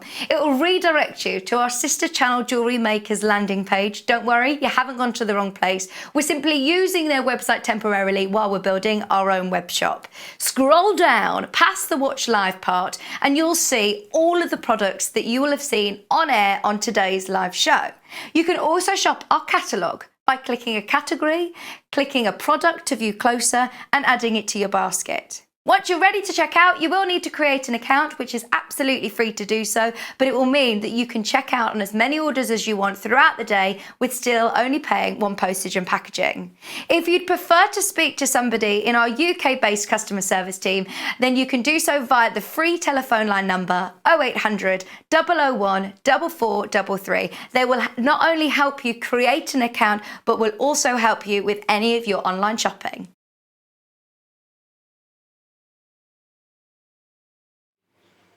Now, I'll give you a reminder of the 2 options that we have for you. This is the white option. The one behind me is the red, okay? So if you wanted to order this one, there's nothing white on it, but we're calling it white. I don't know why. And it comes with red fabric and your wadding and the lights for your £24.95.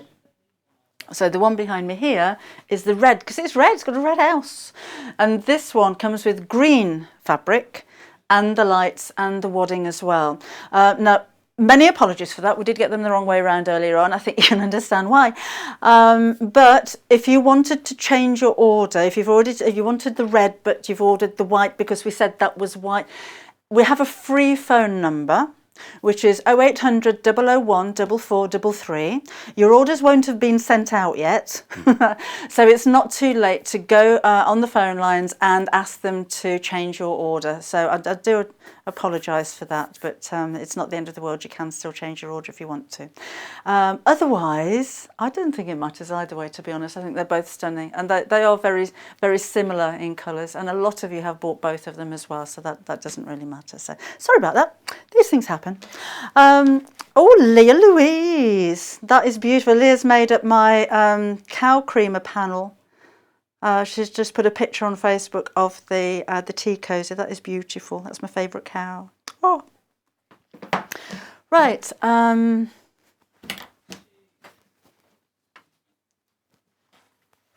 Look at these. These are the new kits we've got coming up from Delphine. The felting kit. I love these. They are absolutely beautiful. We have Silent Night, and Shepherd's Delight. We will confirm with Delphine. So you're not ordering the wrong one. I'll go for both of them. So it's the kit, you frame them yourself, but I just think they are so beautiful. And every one of them is going to be unique because you're going to have your particular style. So Delphine's going to be showing us how she paints with felt and how easy these are to create. She made me cry last time she was in. I know. We had the poppies, and it was my birthday show, and she gave me the picture at the end, and I wasn't expecting that at all. And it does have pride of place in my sewing room as well. I think it's beautiful. So that's coming up. But let's. We're going to have a quick break, so we shall reset and redecorate, and see you again in a couple of minutes' time.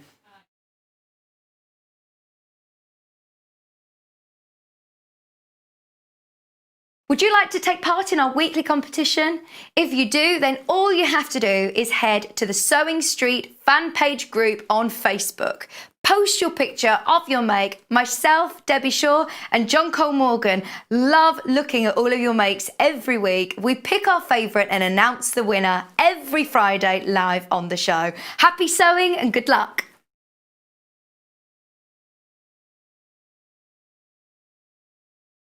If you'd like to get in touch with us during our live show and send in any messages or any questions, then you can do it on studio@sewingstreet.com. Alternatively, you can message us on our official Facebook page.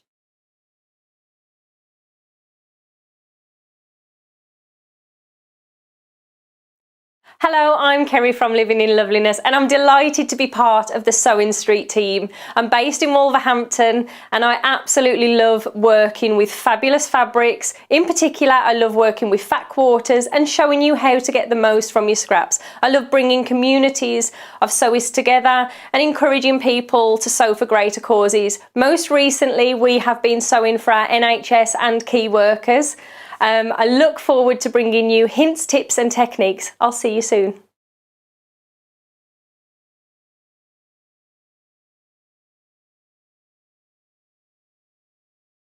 Hello everyone, I'm Delphine Brooks. It's so great to be here and part of the Sewing Street family. I'm local, I'm only down the road in Warwickshire. I started sewing many years ago when I was very young, doing lots of art and painting, and eventually I went into textiles and I really enjoyed doing the two together. I then had a bit of a break. Something you don't know about me maybe is that I spent many years in the Royal Air Force and eventually in the police as well. And then I went full circle and I've come back to my happy place of sewing, and which I really enjoy. My best sewing tip is measure twice and cut once. I have chipped up a couple of times by not measuring properly, and I do always regret it, so now I always measure twice, cut once.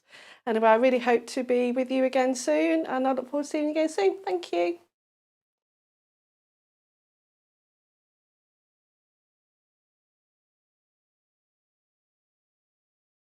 Shopping with us couldn't be easier. If you want to shop online, then you can head to our website, www.sewingstreet.com. It will redirect you to our sister channel Jewellery Makers landing page. Don't worry, you haven't gone to the wrong place. We're simply using their website temporarily while we're building our own web shop.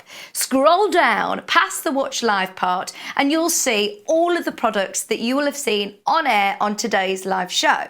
You can also shop our catalogue by clicking a category, clicking a product to view closer and adding it to your basket. Once you're ready to check out, you will need to create an account, which is absolutely free to do so, but it will mean that you can check out on as many orders as you want throughout the day with still only paying one postage and packaging.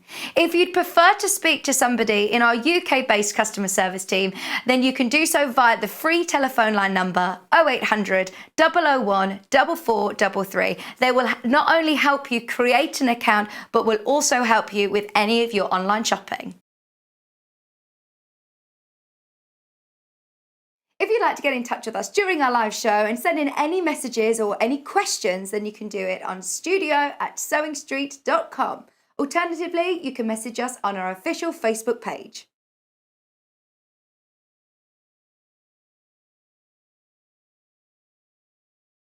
Christmas is going to be here before we know it, and as with every year, we want to make sure that we get our makes ready in time for gifting on the big day or for decorations in the lead up.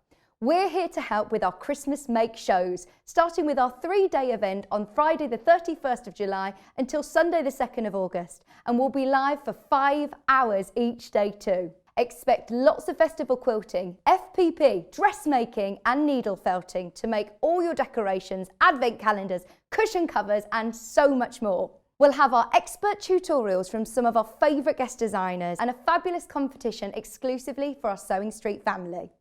Keep your eyes peeled on our email newsletter, Facebook and Instagram for more details in the run-up. And don't forget to tune in from 8 AM to 1 PM on Friday the 31st of July until Sunday the 2nd of August on Freeview Channel 74, Sky 670 or on our YouTube channel.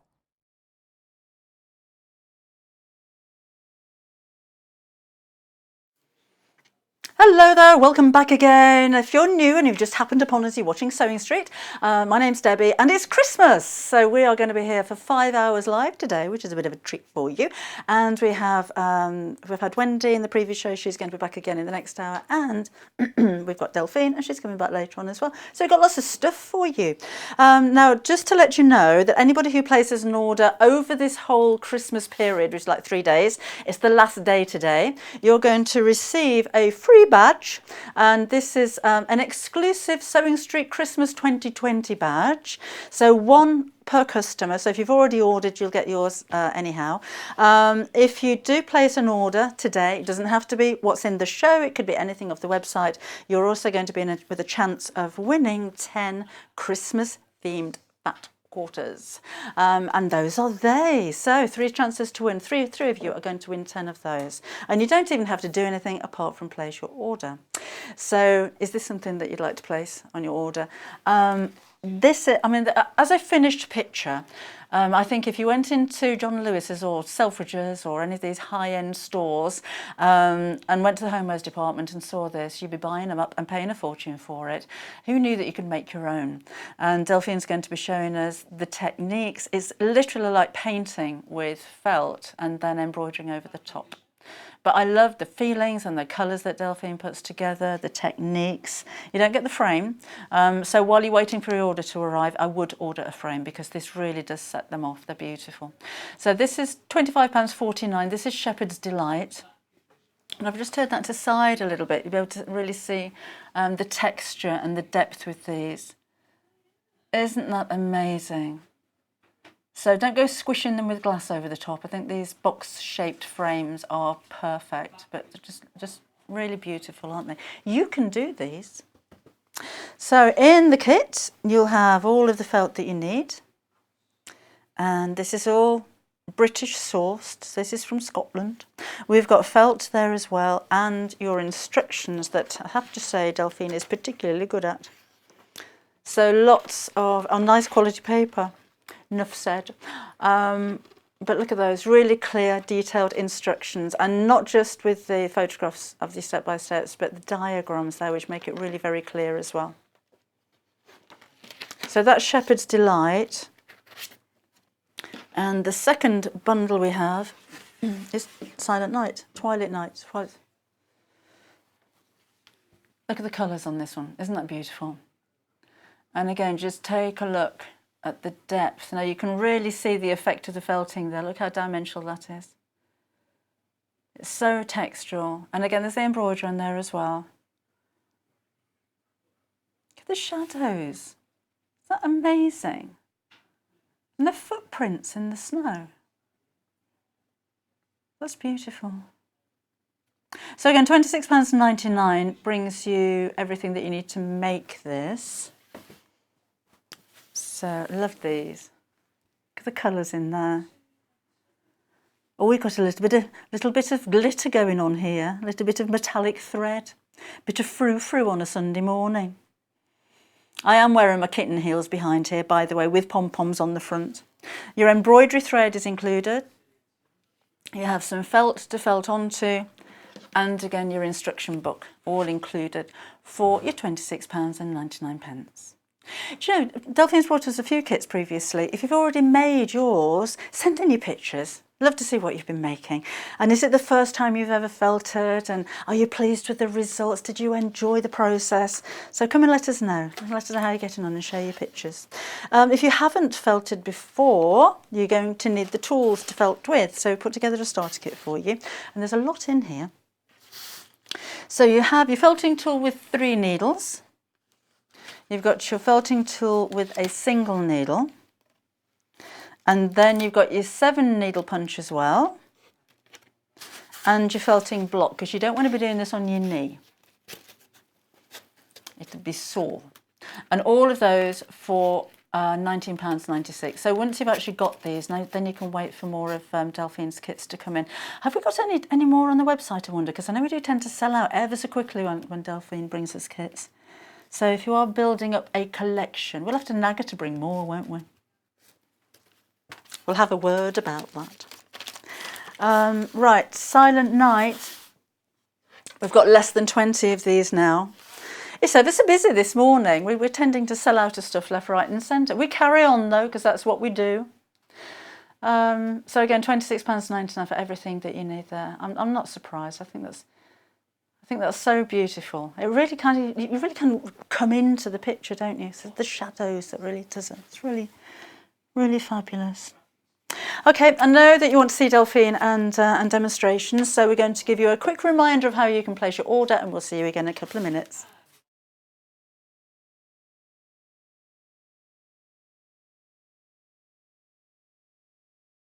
Shopping with us couldn't be easier. If you want to shop online, then you can head to our website, www.sewingstreet.com. It will redirect you to our sister channel Jewellery Makers landing page. Don't worry, you haven't gone to the wrong place. We're simply using their website temporarily while we're building our own web shop.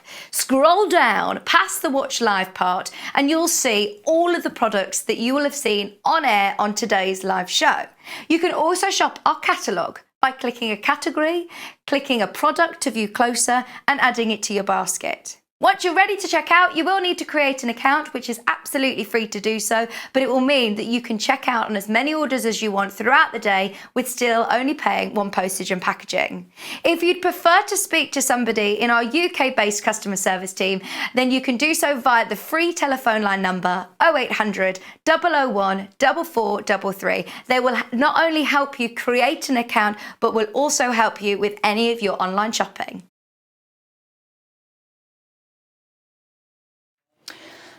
Well, welcome back again, and welcome back again to you. Thank you. We're having a very serious morning this morning. I've heard there's lots of giggles this morning. Isn't Not there? from here, no. And anything that you've heard is from Jewellery Maker Next Door. They're outrageous. So it's all lies.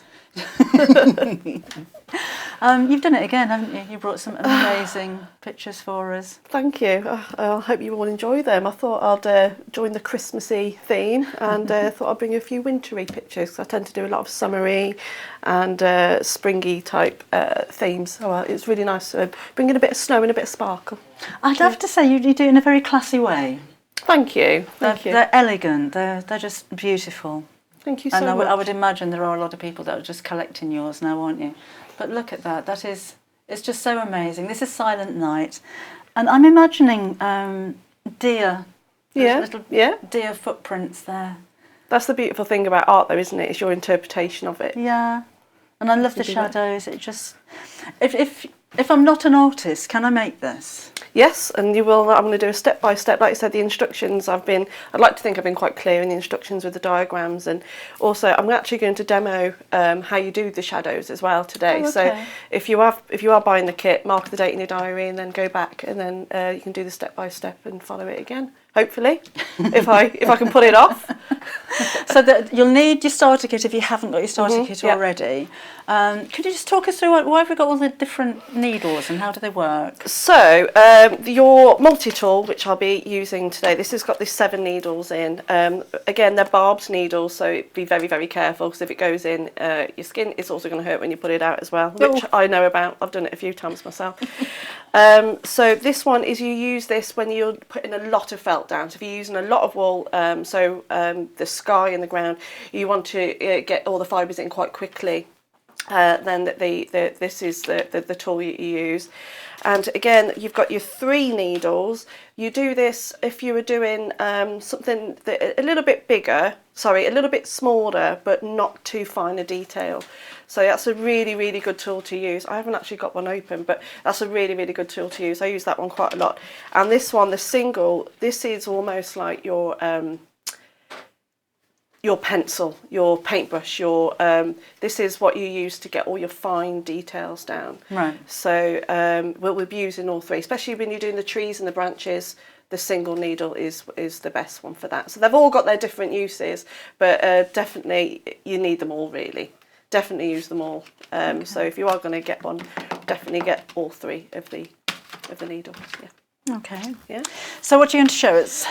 I think we'll start with Silent Night. Right. Only because I can cross-reference some of the branches with the Shepherd's Delight. So I'll just put those over there. So I've just got myself a piece of felt. So I tend to work mainly on a 5-inch square. So all the dimensions are based on the 5-inch square. So I'm just using a yellow piece of felt. You've got an orange. It really does not matter what colour you use because you're going to cover it all up, so it doesn't matter. Okay. So we're going to start off. I'll get the walls out. The walls are good. I was right in saying that they're Scottish, aren't they? Yes, they are Scottish. Fleece for you, Zoe Robinson. She'll be Robson. Sorry, she'll be watching. Hello, Zoe. So yeah, she's got about 40 odd different breeds of sheep. She cards them all. She dyes it all herself. She's an artist in herself with the way she blends these wool. Like you say, these colours are just stunning, aren't they? Like open it out, and there's just all these different. I don't know if you can see that in the overhead or anything, but yeah, beautiful colours in there. Yeah. So as you pull them apart, it's just, look at that, look lovely. So you've got your blues in there, you've got your yellows, purples, and also, you can even see the sparkle just about in that one there. She's put some glitters through there. But yeah, she's fabulous. They do actually come from sparkly sheep, don't they? Sparkly sheep. Special breed of sheep that has sparkle already in their fur, that's true. So I'm going to start off with the sky. I think you've seen me do this a couple of times before. It doesn't matter if it goes over the edge. Make sure you work on a hard surface at all times because you don't want the needles to go through your the block and into your lap. Make sure you turn. Could you shimmy over this way a little bit? Yep, I can shimmy. Oh, I'm looking for this. There we are. Is that better? Are we in? Yeah, perfect. Lovely. Oh yeah, look at that. Oh, let me just square it up. There we are. Nice and tidy. Okay, so. There is a safety catch on this tool as well, so make sure if you've got little fingers around children, etc., make sure you lock it off when you're not using it, a bit like your rotary cutter. So just go all over it as quickly as you can. I'm going to be quite quick today, but obviously if you're at home you can take your time. Can you overfelt something? Yes, you can. If you do too much, especially if you're going to be putting the stitches on, you'll lose the stitches in the wool. Okay. So you want to be quite a bit stingy with your wool. Too much, you'll just lose the stitches. So you can even see a bit of the fabric coming through. That is perfectly fine because it gives it a bit. I actually quite like the yellow and the orange coming through the wool. So when you're designing these, do you just go ahead and put your wool down, or do you sketch out first of all out? How does it work? No, I never sketch out these. When I do sewing patterns or applique, it always starts with a drawing. But no, I tend to just go with it. I think if you pick a time of year and the time of day. So if you're thinking winter, I'm thinking evening or lunchtime or early dusk. So I always put myself in a time of year and the time of day, and then the rest just happens. But no, I just a lot of the time, because as you can see with the wool here, and also everyone's wool will be a little bit different because of the blends. But a lot of the time the wool does the work for me. So straight away, if I wasn't going to be doing a winter scene now, I'm seeing like the sun already here. Yes. Aren't you? So that would look really lovely. So again, the instructions are there as a guide, but if you feel like you want to, make it more of a sunset, or you don't want the moon in it, you can just do whatever you like, because I'm going to show you different techniques of how to create the trees and the moon and things like that, whereas you can change it and make it into a sun. While you're there watching at the moment, if you wanted to order this kit, can you just go and order it now? Because we're down to single figures, so it's going to sell out very, very quickly. So I've nearly done, I think, because I am going to show you the moon, I am going to just cover up that little sun, although that would look so lovely there. There's a little sunset going beyond a few hills. There we are. I'm just going to cover it up. Okay, so you just keep going over it so it's nice and flat. You will get a few of the little stabby holes in there. I'll show you how to get rid of those in just a second. And again, don't worry about going over the sides of the felt. You will cut those off later anyway. Okay, so I'm going to move on now to the sparkly snow. It does look like you're just splashing paint across it, doesn't it? It does, It even yeah. blends like paint would do. It's very clever. It's almost like a watercolour if Yeah. you use watercolour paint. So right across the bottom. I said I'm being quite quick, but you can take your time. These are nice projects to just pick up and put down, and also they're really mobile as well. Yeah. So you can just take them anywhere with you, because you know, you can just put it in your handbag or a carrier bag. There we go. And remember, you will need your starter kit if you haven't got one already. So I've got details on your screen there. That's £19.96. So I'm just starting to pick up a little bit of that sparkle coming through now. There we are. Right, so nearly done. So again, don't put too much wool on the top. There will be a lot of stitching going on, and you really don't want to lose those stitches in the wool. Okay. Morning, Carol. Carol's been making bean bags for her 3 grandchildren. They're all personalised as well. So Penelope, Harrison and Ava. Oh. And Sue Smith. Hello, Sue. She says, loving the shows. Can't wait to make the advent calendars. She says, I just like everything on today's shows. Oh, that's lovely. We've got a really nice selection of shows this morning, actually, haven't we? There's a real mix of stuff as well, isn't there? Yeah. A real mixture of things. Starting to feel all Christmassy. There we are, nearly done. I'm just going to put a little bit more on there, and then I'm going to move on and show you how to do the moon. Okay, that worked nicely. So if you have got a few of the, I haven't got the blue, what's it on mine, but if you have got these stabby holes, if you just comb it through and it blends it all together. So again, you can just nice and softly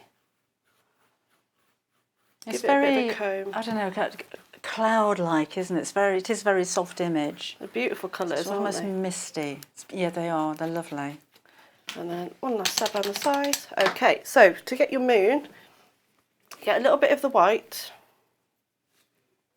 and you're going to scrumple it up with a ball and open out some of these fibres and get a couple of the yellow pieces. And you always tear the yarn, don't you? You don't just cut it. No, I just tear it, just put it out, just a couple of the fibres. And I'm going to just mix it all up. I'm just going to blend it together, scrumple it up in a ball, and I think I'm going to put it there.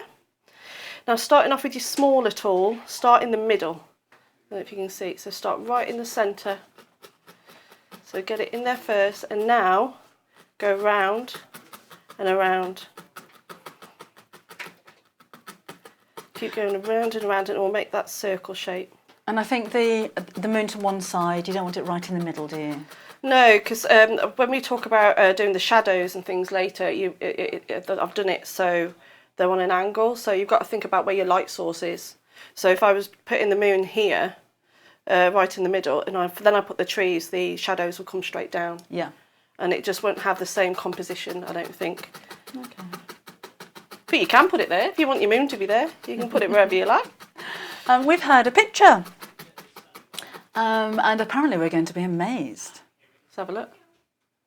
Oh, wow, Diana, that is beautiful. 14-year-old, that's look what my amazing. 14-year-old made in 2 days while keeping up with her schoolwork. She's never done this before, so please show Delphine Brooks, sending you our regards. That is absolutely fantastic. Well done. That is so 14 lovely. years old as well. Well done you. Oh, bless her. That's amazing, isn't it? Yeah. Isn't it? I'd worry about your job, Delphine. I know. Oh, she's got a real talent there. 14 years old. It's amazing. So I've done the little circle. So there is quite a lot of felting in that. So then using your bigger tool, go and just make sure it's nice and secure in there. Moon. So what did your son say you looked like this morning? Oh, he said I look like a surgeon. Yeah, so Charlie, if you're watching, yeah, so I was just about to leave the house, literally just packing up the car, leaving the house. And he turns to me, he was like, "You going out like that?" I was like, "Yeah." 8 years old, man, 8 years old. And he said, "You look like a surgeon." And I looked and I was like, "Yeah, I do." But it's too late to get changed. So, yeah, so I don't think I'll be wearing this again. Thanks, mate. 8-year-old fashion expert, Oh, eh? no. Who knew? Oh, so you're going to move on to the other blue now. This is your sea blend, but well, I say only because it reminds me of the sea. Yeah. Okay, so we're going to do some trees. I've not done trees on here before. Love a tree. Here we go. So you're going to pull a little bit of the fibres out and you're going to twist it. And you're going to place it on the fabric, on your piece. And you're going to stretch it out. Now be very careful of your fingers. Starting at the bottom and then slowly going up. I love that sound, you know. It's a little bit like the crunching of scissors, just one of those very satisfying noises. So going straight down, try not to go into the side because you could break your needle. Now, to create the branches, as you can see now, I've already got a little tree down. You're going to use the end of the needle and fluff it out a bit. Now this is where everyone's picture will be different because you just got to go with the flow of the fibres. So I'm just combing them out. I'm going to mark them out where I want my branches to go. And then again, always working from the trunk outwards. And then you'll slowly mark down where your branches are going to go. Now no trees' branches are straight, are they? They're all trees are different. They're like snowflakes. All completely different. So try and make sure that they're bendy and have a bit more of a flow and a bit of movement to them. Just to mention, the next person to order this will have the last one. So that's fantastic. So yeah, you just make sure that they're not too straight. Everyone's got to have its own little personality and its own little character. And then a bit more of one left over, so I'm going to do a smaller tree. So also now start to think about your composition of your trees. So the closer they are, the bigger they will be, and it's the same with when they're in the distance. So make them a little bit smaller. So I want to get to about there. I'll fluff it out a little bit. Let's create some branches. And some of these, this wall's even got like a little bit of the turquoise in, so you see how already that's created the highlight on the side of the tree. And I haven't even thought about that. The wall's done that for me.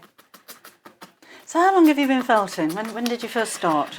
Oh, a few years ago now. I was at one of the stitching shows at the NEC in Birmingham, and there was one of these workshops actually happening at the time. And I always liked the idea of it, but I'd never tried it, and I couldn't get onto the workshop because it was full. So I was just nosing what people were doing, and I bought myself a tiny little starter kit, and I taught myself, and taken it from there really. And like you say, it's painting with wool, isn't it? Yeah. And you know, there's just so much you can do with all these different fibres. And then it was just a felting kit that I actually bought, and then I thought it needs something else. It needed because I've always done sewing and things like that and painting, and I've just started putting a bit of the sewing over the top, and that's what really makes it come out, I think.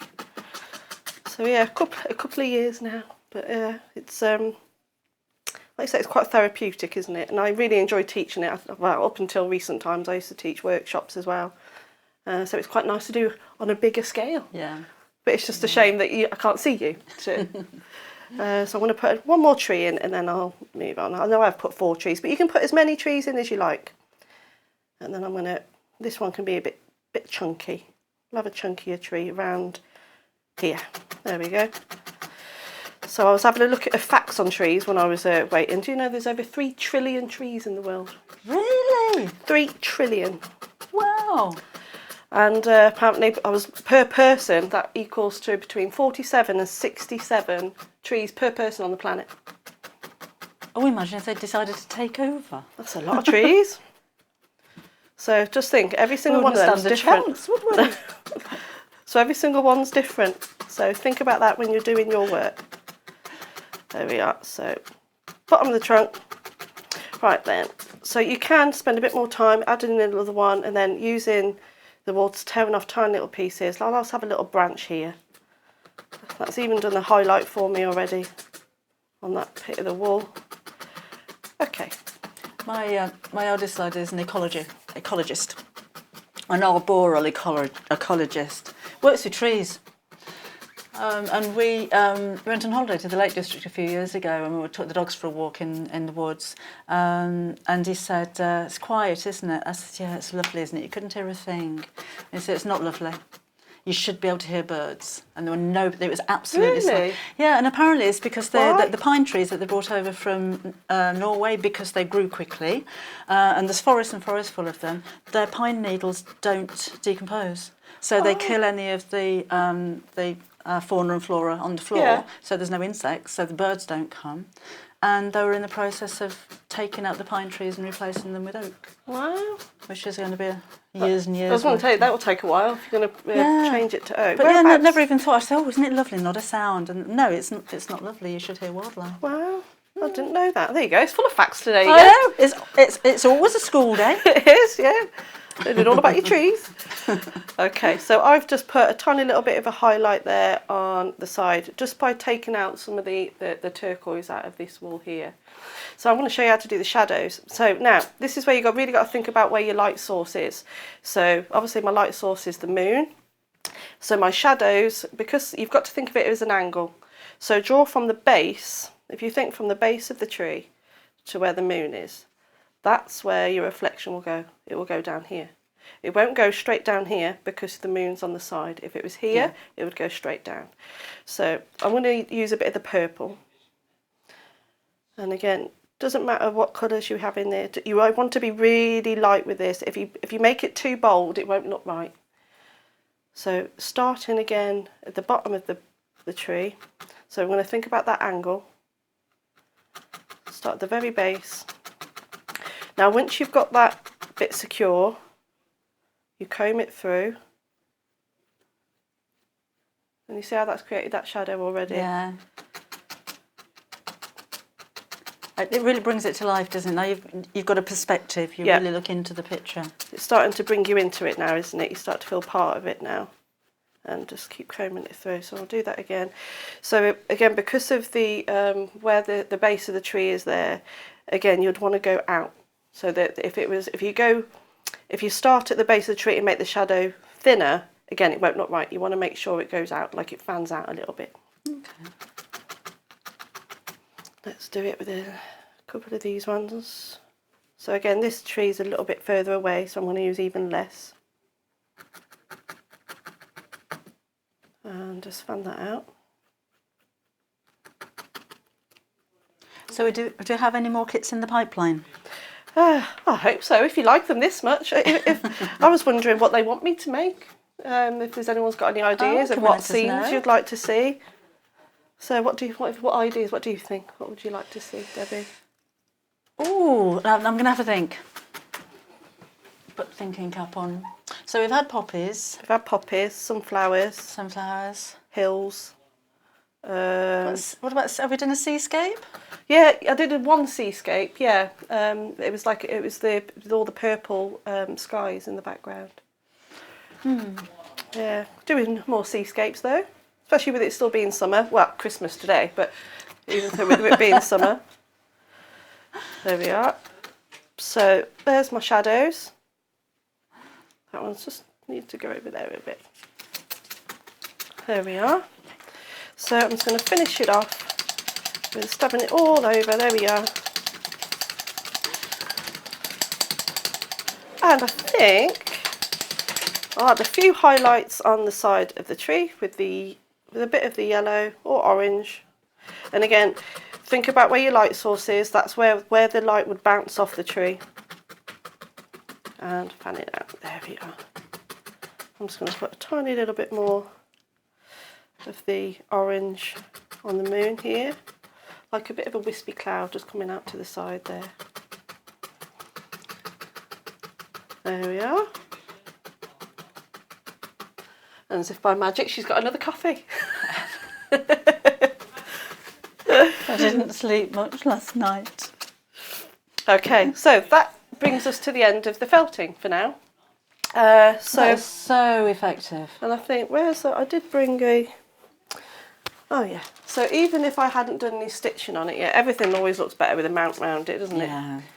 So if you think... There we are. Picture already. Oh gosh. So if you're not, even if you don't want to do the sewing, you know, you could carry on playing around with that. You could put some little hills, or you could put some buildings here in the background, or a little reindeer, silhouette of a reindeer or something like that. That would look nice. There we are. Should we do a bit of stitching on it now then? Let's do a bit of stitching. Okay, so pull it off your block. Do come and let us know if you have any ideas or scenes that you'd like to see. It would be nice to have your ideas as well. You can come through via email, which is studio@sewingstreet.com, or pop a message on the Facebook page. Not the fans one. I'm on the Sewing Street Facebook page, so send you some ideas there. Hannah would like Kew Gardens. Kew Gardens. I'd like to think I'm good at felting. I don't know if I'm that good. I'll give it a go. A Japanese blossom tree, Paul says. Oh yes, yeah. I'm on the same page there, definitely. Yeah. Just about. Sorry, who was that? Who emailed in? Poppy's emailed in saying, "How about hummingbirds or peacocks?" Peacock. Wow. They're challenging me here, aren't they? Are we thinking scenes though? Scenes. Yeah. Or I don't know. I can do. Yeah. Yeah. What was that, Paul? Brighton Beach. Brighton Beach. Do you know, I was down near that way last week. Brighton Beach. You could have called in to see Wendy. Oh yeah, she lives down there, Brighton, doesn't she? Yeah, well I was near Hastings. Is that near Brighton? Not really, I don't think. I was in the area. You were south. I was south. I'm south of Birmingham. Okay, so let's have a bit of stitching now. So Silent Night has sold out, so that one's gone. Well done for getting hold of yours. Okay. Let me just remind you of Shepherd's Delight. So you're going to use the same kind of skills when you're doing this. Obviously there's a bit more embroidery. I'm assuming, Delphine, with the tree branches, you did that the same way. Exactly the same dragging way. Dragging it out with a single I've got needle. one, I'm prepping already. So here's the Silent Night, where it's just where I finished it in the felt form. So there you go. So again, the branches are done the exact same way how you do your trees. Fabulous, okay. Exactly the same way. And even the stitching is very similar as well. So I will come back to this one as well and show you how, just a French knot reminder on that one. So we will do a little bit on there. Are we good for time? We are, where are we? Got about 10-15 minutes? Okay, right then. Let's speedy sewing. Where did I put those nippers? Scissors? There. Okay, so this is the same thread as what you'll be getting anyway. Okay. Oh, what about when you said about Brighton Beach or something with a pier going into the sea? That would work, wouldn't it? Or some what are they called? Sea breakers. Yes. That would look nice. I've done something similar with a sea breaker before. Lighthouses. Lighthouse. Yeah. I like it. When I was down down Hastings in Kent last week, there was a lot of windmills. Yeah. And oast houses. Nice. Yes. That would look really nice. I'll have to have a bit of a play around. Okay. Leanne's got a suggestion. Morning, Leanne. Oh, a roaring winter fire with stockings. Very Christmassy. A fire would be good, wouldn't it? Can you imagine the flames that you could make? You could do, yeah. You have to... I don't know how I'll create... I'll give it a go. I'll give anything a go. Yeah. So the stitching, you'd use all 6 strands to start with. Now again, start thinking about your branches, where you want those to go. I have given you a diagram in the instructions for you to use as a guide, and you can create as many or as little as you like. So starting with the dark blue, and then you have got a light blue thread as well in your kit. So I tend to use the light blue again where you think where the light is going to bounce off the trees and light up the tree a little bit. So I'm just doing simple stitches that are all coming off the branches that I made with the felt. So just like straight line stitches? So straight line stitches, yeah, nothing fancy, nothing tricky, very achievable. And you can do as many or as little as you like. Now, you can play around with the thickness of the thread, because obviously each strand of the thread is made up of 6 individual strands.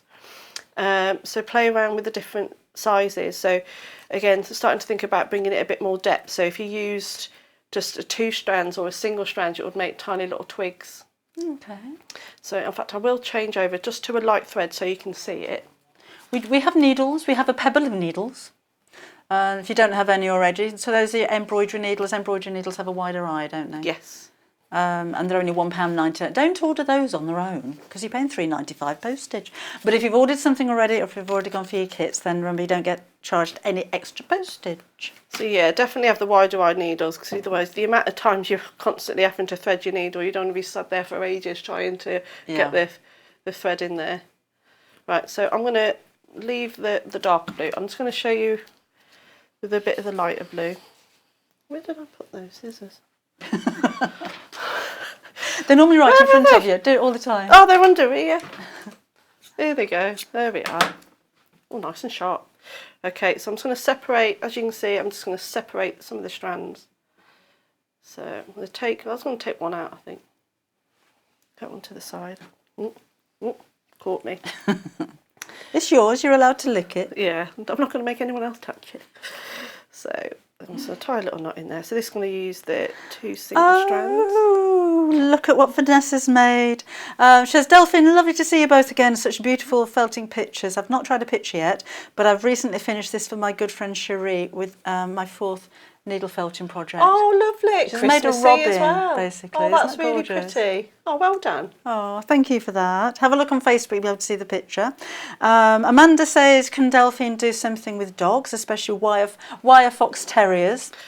Female ones called Betty, with pink collars. Also, could I use the hair from my wire fox terrier when she's been groomed in the same way as well? Yep, you can. In fact, I've got some wool from my friends. I don't know what breed he is. They call him Charlie Boo Boos. I'm giving him a shout out, Charlie Boo Boos. And he's, I don't even know what he is. Kay, if you're watching, send us a picture. And but yeah, I'm going to make a portrait using his hair. Oh. Yeah, but you can do it. Yeah, you can use any type of animal hair, any type of fibres. When you're saying about the dog, actually, because I do pet portraits. Usually with pencil. If you can check out my Instagram page, Delphine Brooks, mixed media artist. So yeah, but I actually do want to do one with the wool. So doing a portrait of your animal using their fur. That's such a nice idea. Yeah. So that would be yeah, you can do that. Oh, wouldn't that make a lovely present? You know, there's always somebody, and it's most of our family, that they've got everything that they want. Because last year I bought my eldest lad has a Tibetan Terrier, Bert, and I bought him one of those portraits in a uniform. Yeah. It's gorgeous. But yeah, a portrait with your own. Oh, get on our Instagram page. Are you booked up for Christmas yet? It does get really busy around Christmas, so if you do want any orders, you better get them in soon. Yeah, Christmas is a busy time for me. Okay, so as I don't know if you can see that, I've just done a few of the lighter stitches there so you can see. So again, the closer to the moon, the lighter the stitches, the further away the branches, the thinner the stitches will be. Okay, so you'll just do that all over, and then you'll start onto a few of the leaves. I'm only going to show you very quickly my little trick of doing leaves. I'm just going to use a little bit of yellow just so you can see them. So again, you can be really sporadic and put them all over the branches, but what I tend to do, my little trick, is, so on the end of each branch, oh there it is. Oh. So on the end of each branch, so 3 tiny little stitches, and then if you do that on the end of every single one, it will make it look really full. So if you can go in there, so I've picked the end of this little blue branch here. Be careful not to pull too tight, otherwise you will lose the stitches in the wool. So there's 1, 2, and 3. So you see how I've just, I'll just move my fingers out of the way. You see how I've just fanned them out very And then you can see, so I've done 1, 2, 3. You do that on the end of every single branch. Okay. We've had a couple of questions. Yep. Maureen and Winona. Fiona, sorry. Maureen and Fiona have similar questions. What type of frame should they get for Shepherd's Delight and what size? Okay, so these are, I tend, again, the reason why I work with a 5-inch square, mainly because I like to do a lot of detail on my work, but it's very easy to get the frame. So I'm a very well-known shop. It's blue and yellow, very big, the Swedish one. There you go, from there. I believe they're doing delivery as well. In my ear, I can hear ABBA singing Mamma Mia, and I've been told meatballs. What? Do they sell meatballs in IKEA? Yes, yes. Oh, okay, there you go. There you go. So you said it, IKEA. Oh. I'm sure there are many other shops that sell 5-inch square. Yeah, I think frames. it's quite. I just like the way it's the box frame. Yeah. And I don't put the glass on these either. No, to spoil it. It will, yeah. So just be careful if you're having it on the wall. You just have to give it a bit of a dust. So there you go. I've done 3 little leaves on the end of each branch. So you'll just repeat that all over, messing around with the different colours. It is all in the instructions. So, and then with the bottom, you'll just sew straight stitches from one side all the way across, and then you'll just sew little yellow kisses, and that will make up your flowers. Okay. So I'm going to quickly show you the Shepherd's Delight. You have 6 minutes. 6 minutes, right. So let's have a bit of the white. So we're going to do, so the flowers on the Shepherd's Delight, they are all French knots. Okay. As you know, I do like doing the French knots. So again, I've done all the branches the very same way as I did on the Silent Night, and then I've just put a couple of the it's almost like a blossom or a snow on the branches. There you go. I love this one. This one's really pretty. That's how I'd imagine the cherry blossom tree to look that Paul requested. Yeah. I'll have to have a Google of a few pictures actually, and could do one of those. Hannah says, could you do a Monet-style water lily pool? Can I create a Monet? I'll give it a try. I'll give it a whirl. Actually, it's very Turner-esque, isn't it? Very, yeah. Yeah, I was just actually, like I said, when I went to Kent, in Turner Town, in Margate. That's where he's from. I didn't know there was a Turner Town. That's where he's from, isn't it? I don't know. Margate. No. Really? Yeah. There you go. Gosh. So, French knots, here we go. So I know that they're not everyone's cup of tea, but once you've mastered them, you'll be putting French knots on absolutely everything. And it's not just embroidery projects like this. You can put them on applique projects. Do you use French knots quite a lot, Debbie? I like French knots. I've made some lavender pouches and did the French knot like long, so you pull the stitch down, so it just winds around. Oh, lovely. But lots of them, and variegated thread as well, in lavender colours. Look really pretty. So I'm going to show you just quickly how to do the French knots that I'm using on this piece. So you go in from the back, pull it all the way out, wrap it nice and tight, 1, 2, 3, make sure it's nice and tight, and then you go back in, close to but not right in where you came out, and put all the way through, and there you go. And then you just put these all over, scatter them all over the tree. You can change the different sizes of the thread. Especially towards the end of the branches, you'll want those flowers to be a little bit smaller. And you're also very lucky in these kits to have a bit of bling. I never even saw the bling. Oh yeah, we've got a little bit of bling. So yeah, that will really make it pop. So having a few of those in the sparkle where I know I don't have a moon or anything in the Shepherd's Delight one, so you can choose where you want your light source to be. But with the wool, it's already got a bit of the glitter in it as well. And then having the nice shiny metallic thread will really make it come together really nicely. So I forgot mine, but I don't really want to open that one.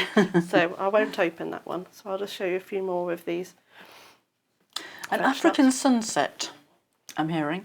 Lovely. But with an elephant, that's up to you. But I'm thinking of the trees that are kind of flats. Yeah. I know what you mean. think that just look nice. Yeah, that would look really nice, but right in the distance. So you could have it more of like a really bright sky, really dark foreground, and have those as silhouettes. So it could be all about the sky in that one, couldn't it? That would look really nice. Yeah. I'm loving all these ideas. Keep them coming. We could go around the world. You could do the River Nile with pyramids in the background. So it's been River Nile, a Monet, elephants. Elephants, Africa, peacocks, a giraffe, a parrot. I'm going to be busy. I think people are just saying random names now. So there was me. A goat. So there's my French knots. So again, the grass at the bottom. I am going to show you just a couple of these. So the grass on both kits, the technique's exactly the same.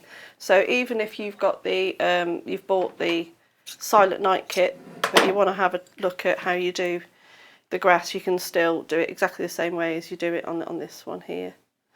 Oh, what am I being polite for? There we go. You've missed that one. There we go. Got away with that. Just by the way, Delphine's bringing us this in the 12 o'clock show. In our 5th hour. Isn't that beautiful? And again, we're having such a busy day today. I'm glad you're still there. Hopefully I will be tomorrow. If you want to have a look on the website and order before the show, we don't mind at all. Oh gosh, and in fact half the stock's sold out already, so you have been doing good for you. Might be early doors for you. Lovely.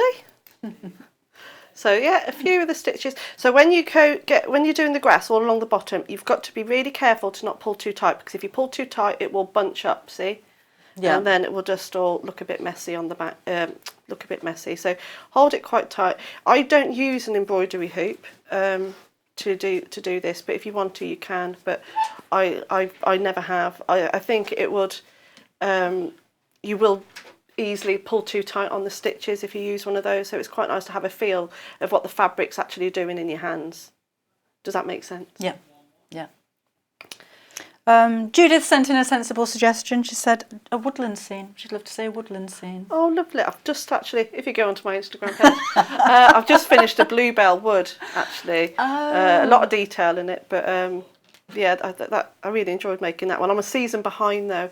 I tend to, when you're actually in the moment, and because we've got quite a lot of bluebells up where we live, and I started doing it back when they were out, and I probably won't finish it because I've still got a little bit of the woods to do, so I probably won't finish that till winter anyway, because I'm going to be too busy now creating Monets and giraffes and parrots and. Oh, did you hear that one? I did, yeah. We've got very thin walls between ourselves and the gallery, so you probably heard that as well. The Aurora Borealis. That's these colours, the Northern isn't it? Lights, yeah. Mm. The Northern Lights, crikey me. Dawn would like a seascape with cliffs. Yeah, lovely. Again, I've done the White Cliffs of Dover the other day. Oh. And it was beautiful weather and the scenery was stunning. So yeah, I think I'll bring you that. I'll bring you one of those, I think. Mm-hmm. So I'm just going to do a few more strands of the grass. Was that Kate? Kate, you've just texted in the word text.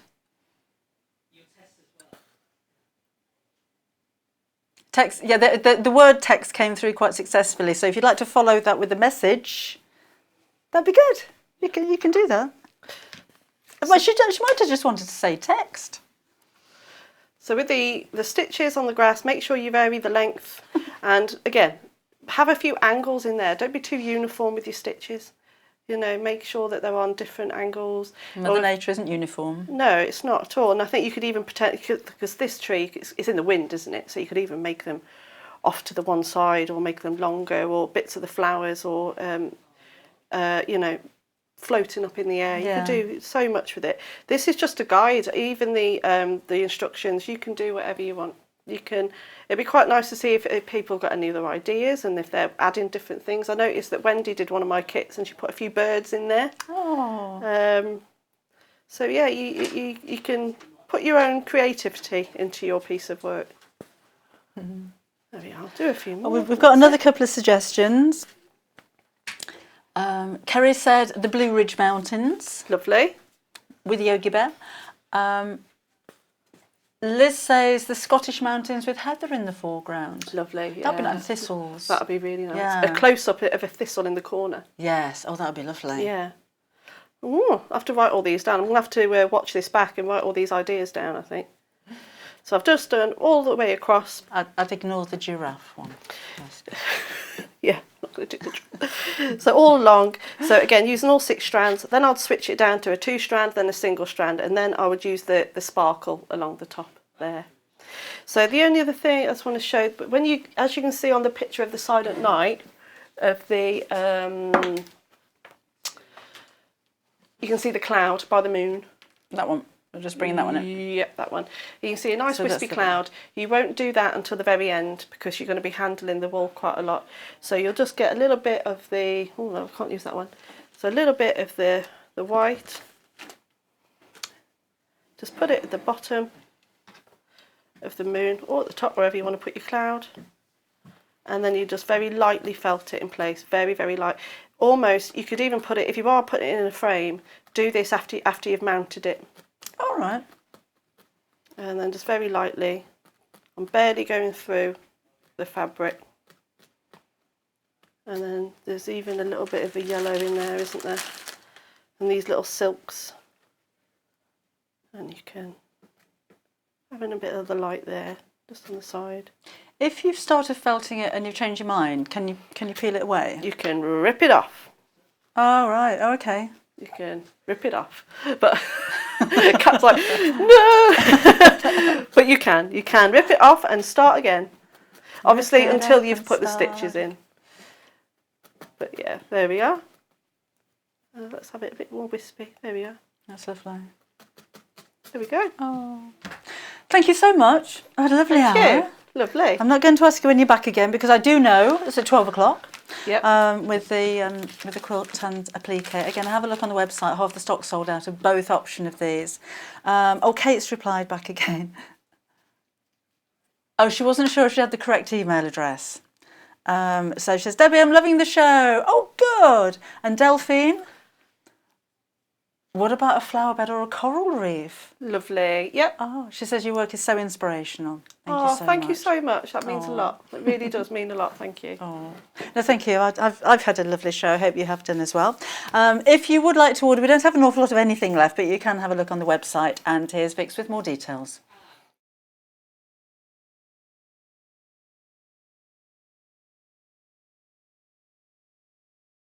Shopping with us couldn't be easier. If you want to shop online, then you can head to our website, www.sewingstreet.com. It will redirect you to our sister channel Jewellery Makers landing page. Don't worry, you haven't gone to the wrong place. We're simply using their website temporarily while we're building our own web shop. Scroll down past the Watch Live part and you'll see all of the products that you will have seen on air on today's live show. You can also shop our catalogue by clicking a category, clicking a product to view closer, and adding it to your basket. Once you're ready to check out, you will need to create an account, which is absolutely free to do so, but it will mean that you can check out on as many orders as you want throughout the day with still only paying one postage and packaging. If you'd prefer to speak to somebody in our UK-based customer service team, then you can do so via the free telephone line number 0800 001 4433. They will not only help you create an account, but will also help you with any of your online shopping.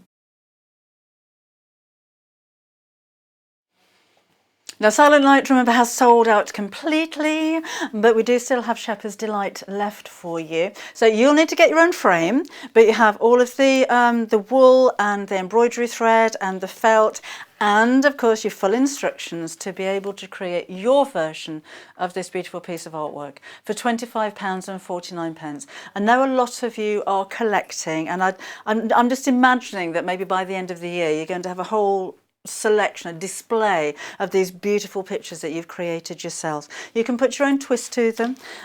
Yours is going to end up unique to anybody else's anyway, because that's the nature of the method. And these are your instructions, which Delphine puts a lot of thought into these so that you understand it and that you can follow them.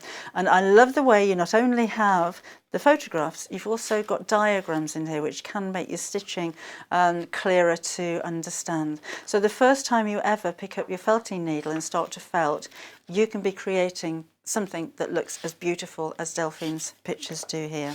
So all of that for £25.49, not a lot left though, if you wanted to order those. You will need a starter kit if you don't have one already. So here you will have your 7 needle tool, the 3 needle tool, the 1 needle tool, and you've got your felting block as well. You will need these to felt.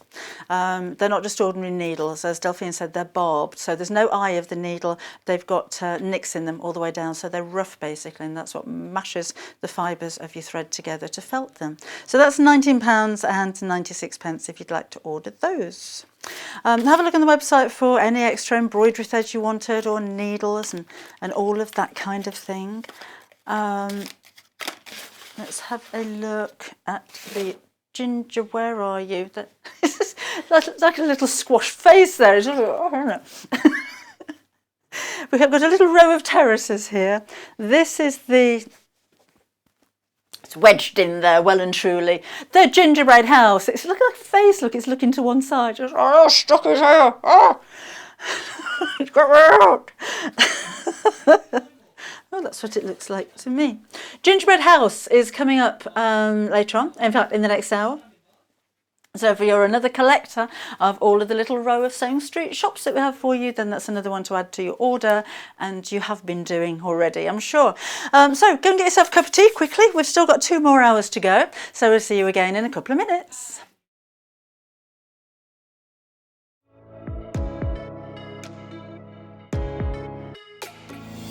Hi, I'm Rosie Wells. My name's Poppy and I'm a nutritional therapist. Hi, I'm Ruth Lynette and I can't wait to join you all on the brand new Gemporia Lifestyle channel. If you're a fan of primal living, you're going to adore what's around the corner. What is lifestyle? Lifestyle is healthy habits. Feeling good, it's about looking great. Making sure that we're taking good care of ourselves inside. And it's about the life that you lead and the home that you live in. All of this is why I'm so excited. We've got the most wonderful team. Homeware deals and primal deals under one roof on one channel. I can't wait to share this brand new channel with you. So we'll see you soon on Gemporia Lifestyle. Gemporia Lifestyle, coming soon to Freeview Channel 74 and Gemporia.com.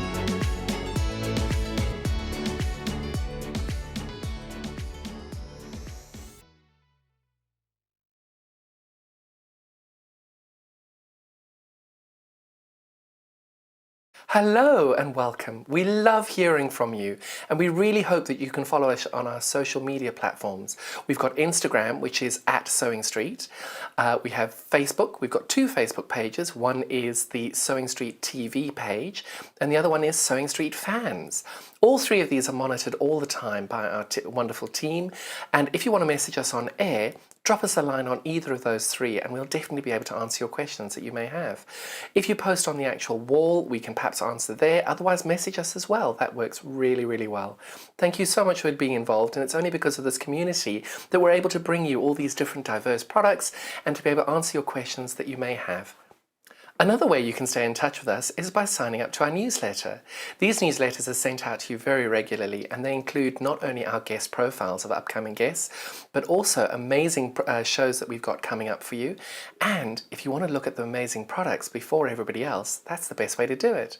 If you'd like to sign up and you haven't already, the link to follow is www.sewingstreet.com/sign up. You won't regret it. Thank you. If you love sewing, then you need the UK's favourite sewing magazine. Every month, you'll receive exclusive patterns. Follow simple step-by-step guides suitable for all skill levels to make your own stunning clothes, accessories and more, together with inspiring tips and tricks from industry experts. Join in and discover your love for sewing. Try Love Sewing today and get your first 3 issues for just £6.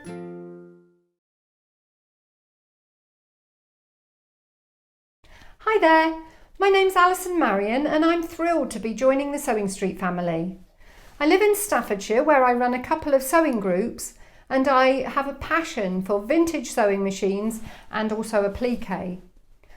I've stitched in some form for as long as I can remember, but I absolutely love teaching and helping people stretch their skills and hopefully demystifying some of the techniques that can be quite daunting for beginners. So I'm looking forward to meeting the team and getting into the studio. See you soon. If you'd like to get in touch with us during our live show and send in any messages or any questions, then you can do it on studio@sewingstreet.com. Alternatively, you can message us on our official Facebook page.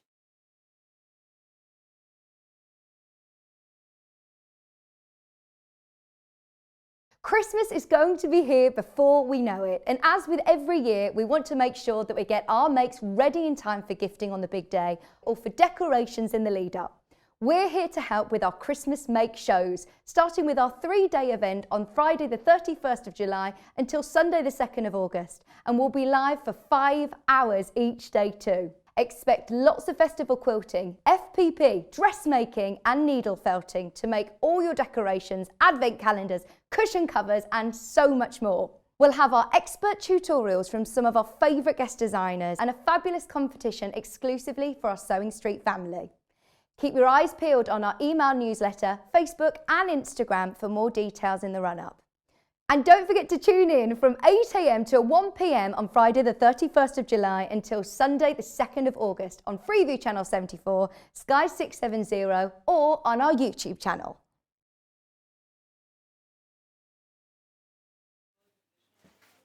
Welcome back to Sewing Street again. If you just joined us, it's Happy Christmas to everybody. We're celebrating Christmas. We have been doing over the last 3 days, but we've only got a couple of hours of it to go. So anybody that places an order, you're going to get a badge. And these are limited edition little Gingerbread Christmas 2020 enamel badges.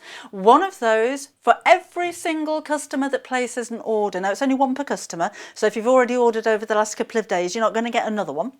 However, another thing you don't even need to think about is when you do place an order, 3 of you are going to win 10 packs of fat quarters. So that's 10 lots of 5 fat. That's a lot of fabric, isn't it?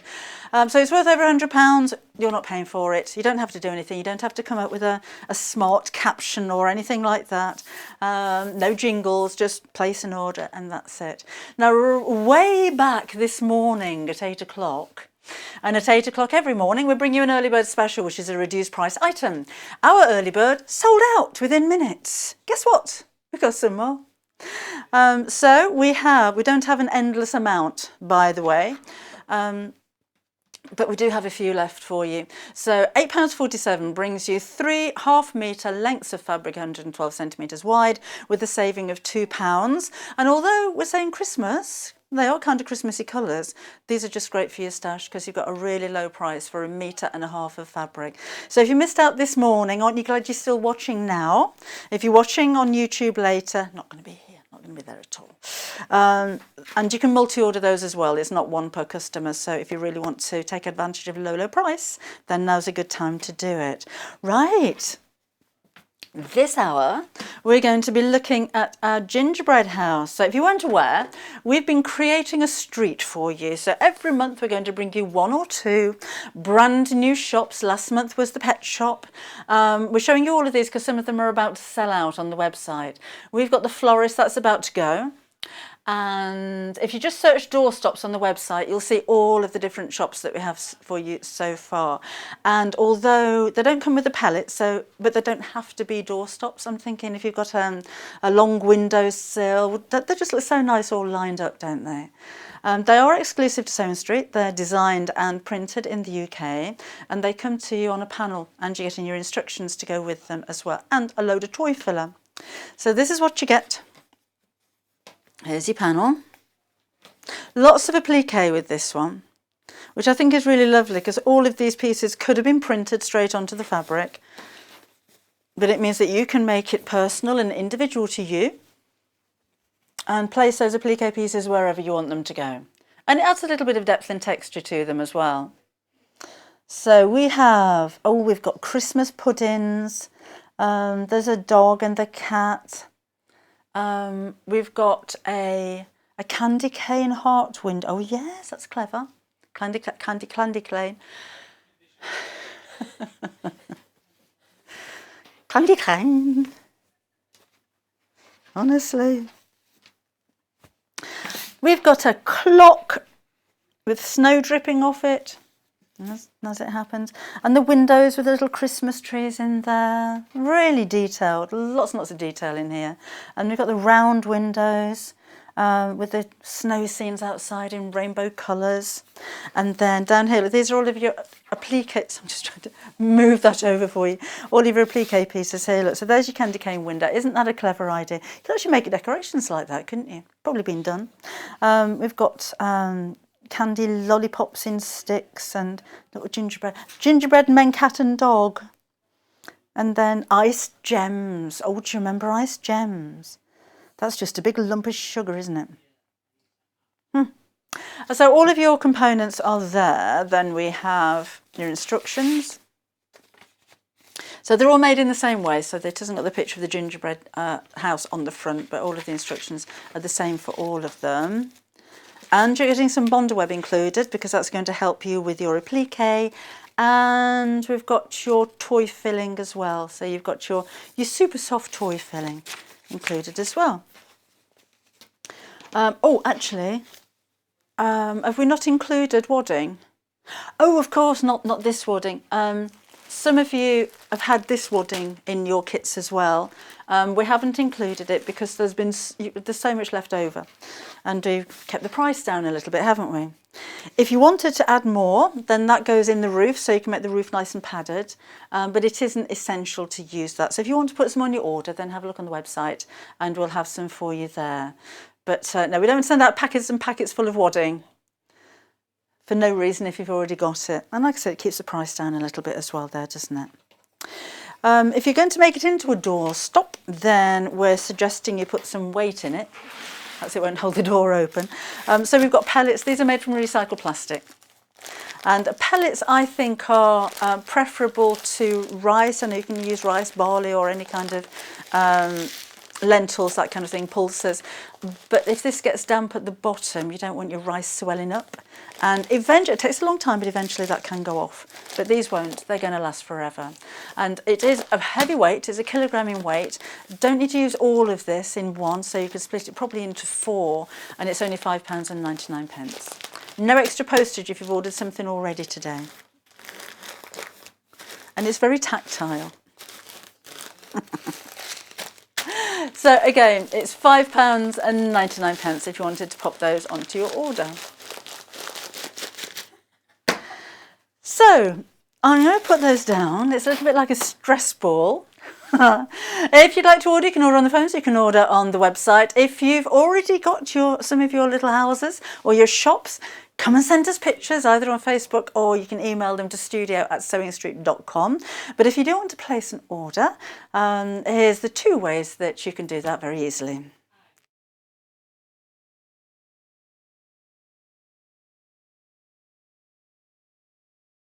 Shopping with us couldn't be easier. If you want to shop online, then you can head to our website, www.sewingstreet.com. It will redirect you to our sister channel Jewellery Makers landing page. Don't worry, you haven't gone to the wrong place. We're simply using their website temporarily while we're building our own web shop. Scroll down past the Watch Live part and you'll see all of the products that you will have seen on air on today's live show. You can also shop our catalogue by clicking a category, clicking a product to view closer, and adding it to your basket. Once you're ready to check out, you will need to create an account, which is absolutely free to do so, but it will mean that you can check out on as many orders as you want throughout the day with still only paying 1 postage and packaging. If you'd prefer to speak to somebody in our UK-based customer service team, then you can do so via the free telephone line number 0800 001 4433. They will not only help you create an account, but will also help you with any of your online shopping.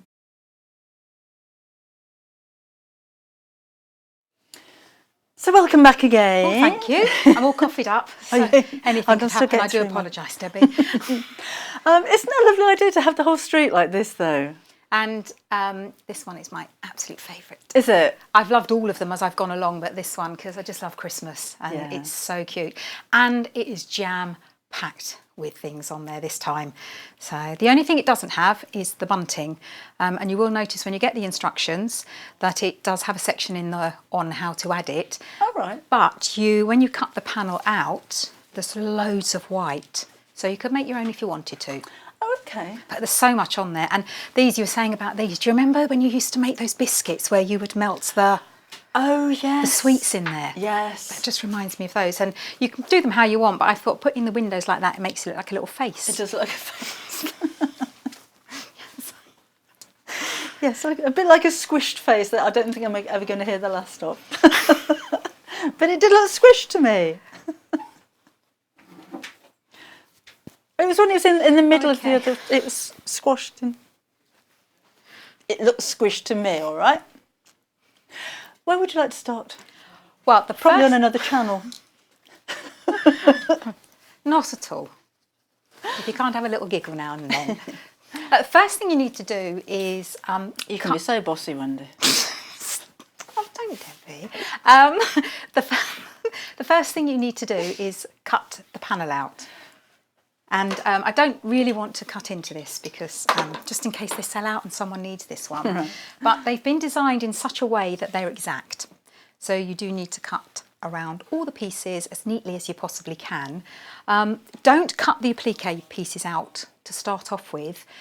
The best thing to do is actually put those onto the bonder web first before you cut them out, because I did try it the other way and then you're working with really, really tiny pieces. And you're going to get glue on your iron.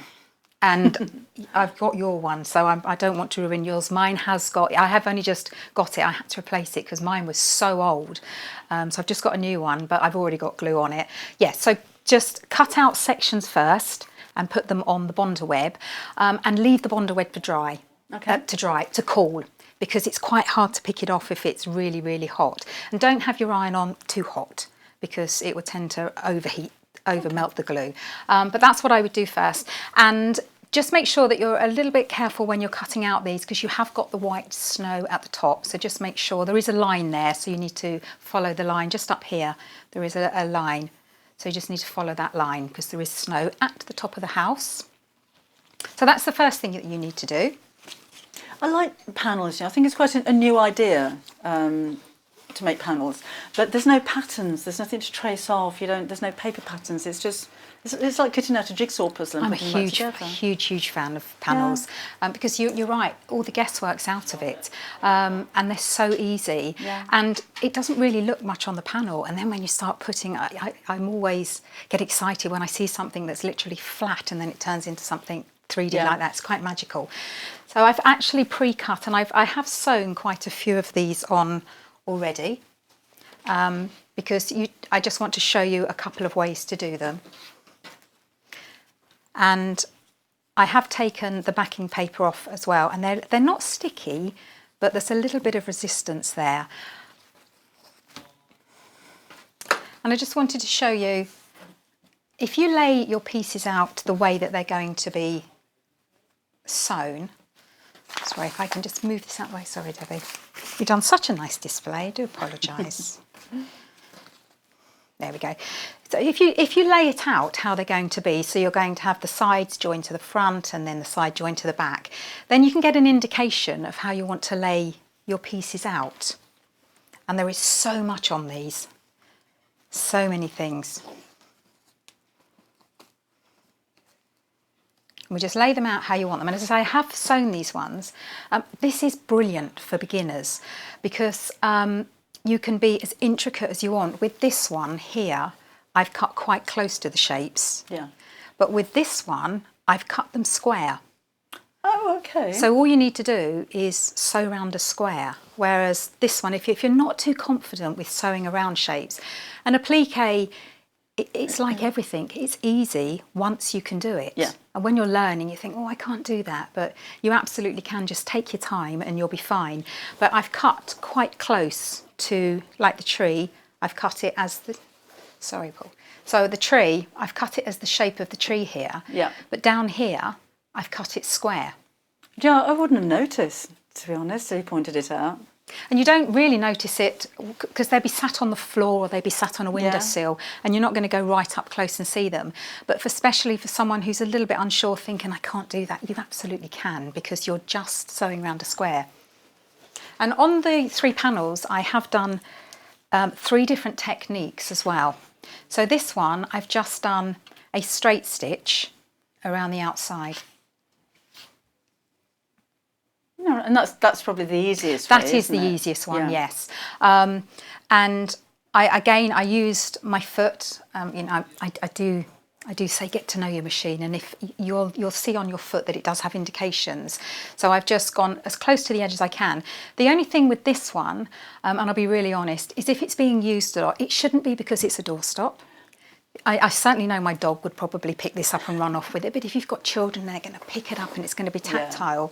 You haven't secured the edges on here, so it may fray. Right. It's not going to come undone, but it may fray. With this one here, I've done the blanket stitch. Yeah, and I like must blanket admit, I stitch. haven't looked. Maybe I'll have a look in a moment if the blanket stitch is on there, because I want to show you a little trick about how to do the stitches around the outside. Okay. And then this one, I've just done a zigzag.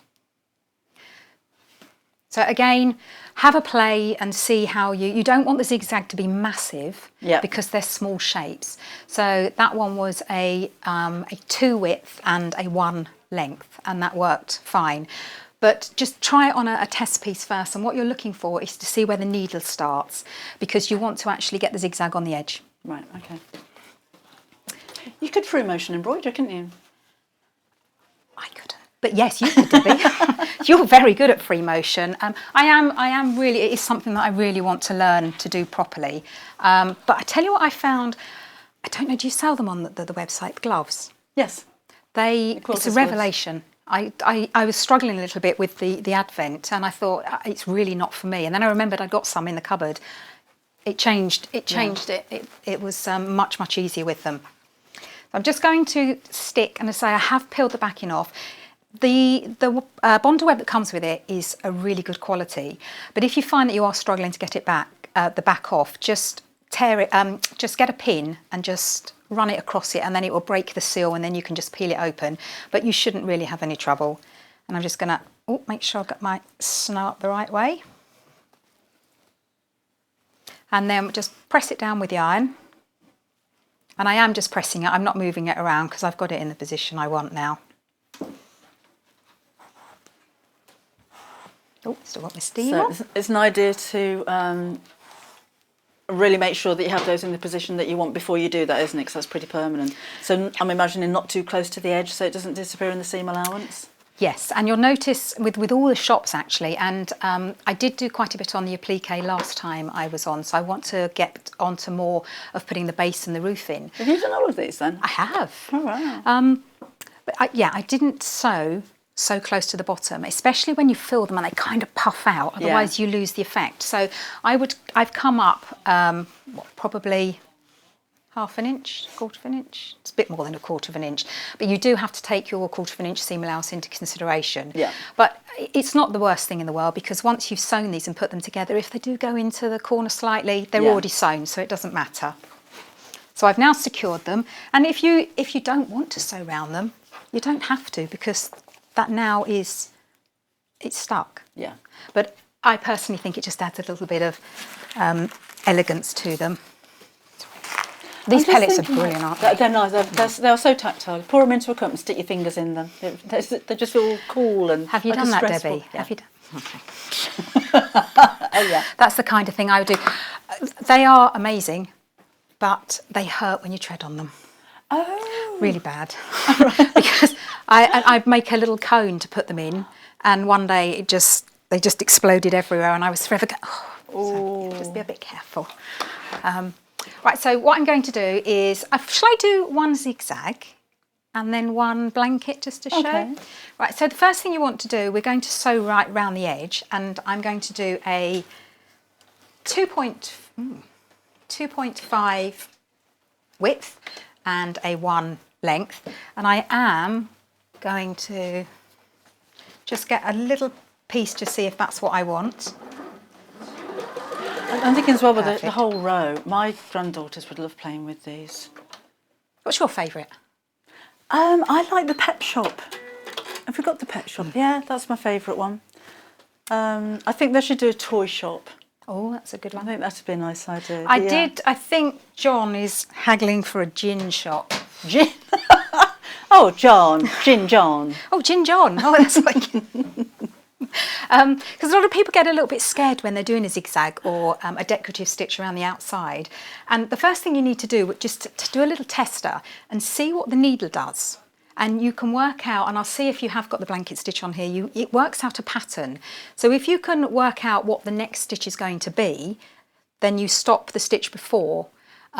So in this case, if I leave my needle on the right, so on the outer side of there, and then the next stitch is going to be on the left, it doesn't bounce off, because sometimes you get little stray stitches. Yeah. And I think that's what people don't like. But if you get to know what your stitches do, so I'm going to stop it each time on the right and turn, and I'll just show you how to do that. So it doesn't matter where you start. So I'm going up to the end, and then I'm leaving the needle in the right hand side, and as I lift the foot up and turn it round and start, I know that it's going to go to the left the next time. I keep going to the end, and it's in the left, so I want it to go to the right. And so if I just press the foot once, it will just take it one stitch for me to the right, and then I turn it around and carry on. So it kind of stops the stitches from fanning open, doesn't it? So you don't have a gap. Well, sometimes you get the little one that jumps out the side, and it looks a bit odd. But again, it doesn't matter. It doesn't have to be perfect. As long as you're having fun making it. I'm just going to get around to this side.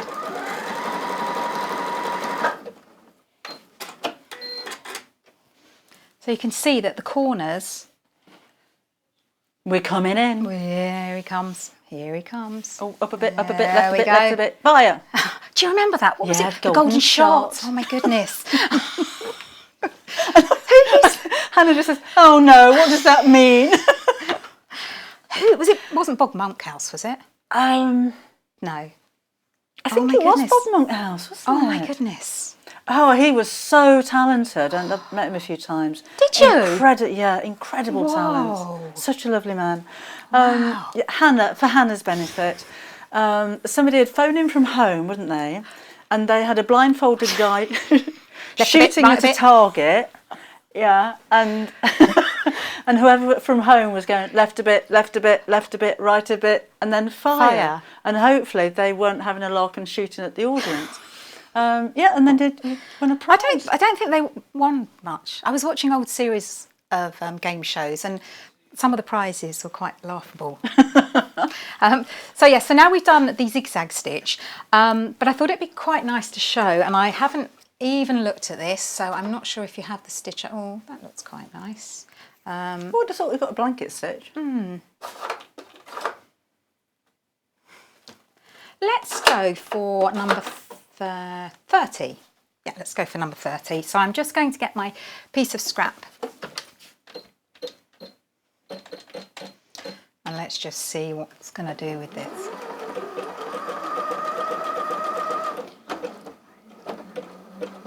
Yeah, so that's literally just going forward, right, left, forward, right, left, forward, right, left. The one that I have at home does a funny thing and goes backwards. So I've worked out... Dance a line. Yes, I've worked out the sequence so that I know that it goes forward, back, left, right. And so I knew as soon as it goes to... like line dancing. Have you tried that? No. Coordination is not my best thing. I'd be going left when everyone else was going right, but I would try. I'd be enthusiastic about it. So, bit of do-si-doing. No, that's barn dancing, isn't it? Yeah. Oh gosh, show my age. Take your partner by the hand. That's the one. Do-si-do. Right. So I'm going to leave it in the forward and then go around. No, I've just jumped off. I haven't been watching my sequence, so that'll teach me. This is a lovely stitch, this one. So it must do that. So it's going right forward. Just having a look to see what it's doing. Right, okay. This one is a little bit different to my one at home. So I'm going to go to that one, and then, so now I'll show you what I've done on that one, which is not the right thing to do. Right, so we'll just stop. Yeah, so on this one, I've come round the corner really nicely. Right. That's really nice. And on that one I haven't, because I wasn't paying attention. But that's what I would do. I've got a list of all my stitches at home. This is very sad, isn't it? And what the functions do. So on my blanket stitch, I know it goes up, down, left, right. And I've written that down, and I've done that for all my stitches. And it's just so that I know I can predict what the next stitch is going to do, because then it doesn't bounce off the side. But if you are a beginner, straight stitch, that's the best one to do. When you've done all of them, then you position them how they need to go.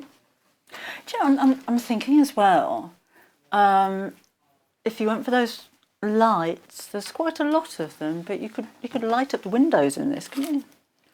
Put some little, for Christmas Day. Yes, I might have to have a go at that. Very good. Yes, I might have to have a go at that. So now what we want to do, we just want to put these together. It's as simple as that. So we've got all the applique on the front, and as I say, you don't have to sew them if you don't want to. So the one thing that you do need to remember with this is that you are putting a base and a roof in. Yeah. So if you were to just put them together and sew all the way down from one end to the other, when you come to put this in, it's not going to fit.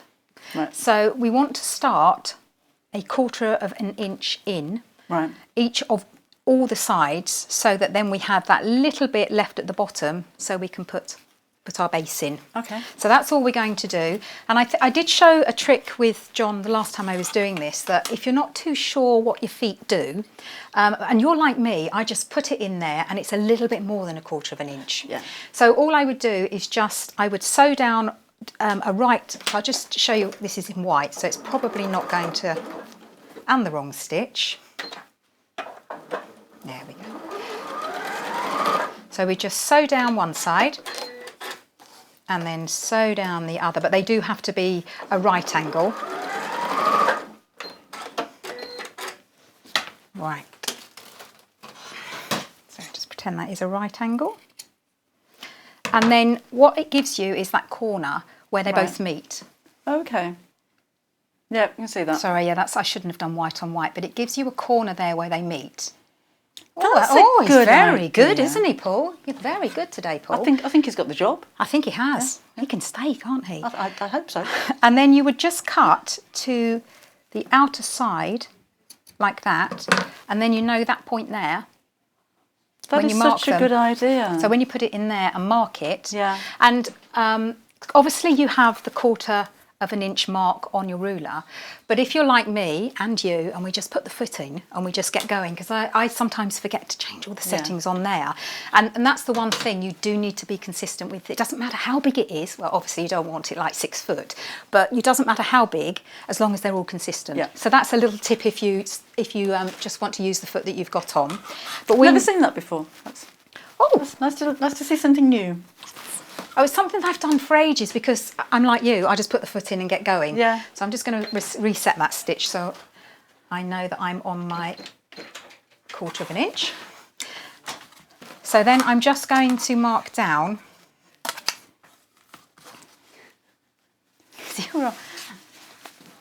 Kat's got the giggles today, hasn't she? We're still being called hinge and bracket, Wendy. I wonder which one you are and which one I am. They look very similar, actually, didn't they?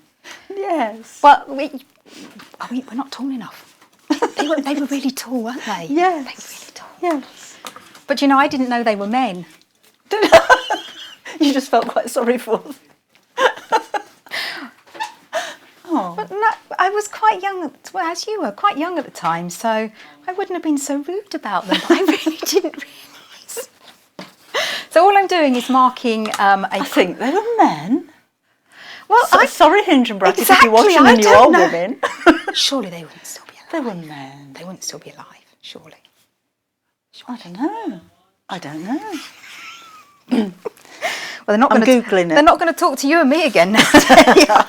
Hinge Yeah, and could you Google and see what they actually did? Bracket. Okay, they've got to be men. Dr. Ifadne Hinge and Dame Hilda Brackett were the names of George Logan and Patrick Fife respectively, and the characters of Hinge and Brackett were elderly intellectual female musicians. Yeah, you see, I didn't know when I was younger, because I remember watching it at my nan's and thinking, who are those two strange people?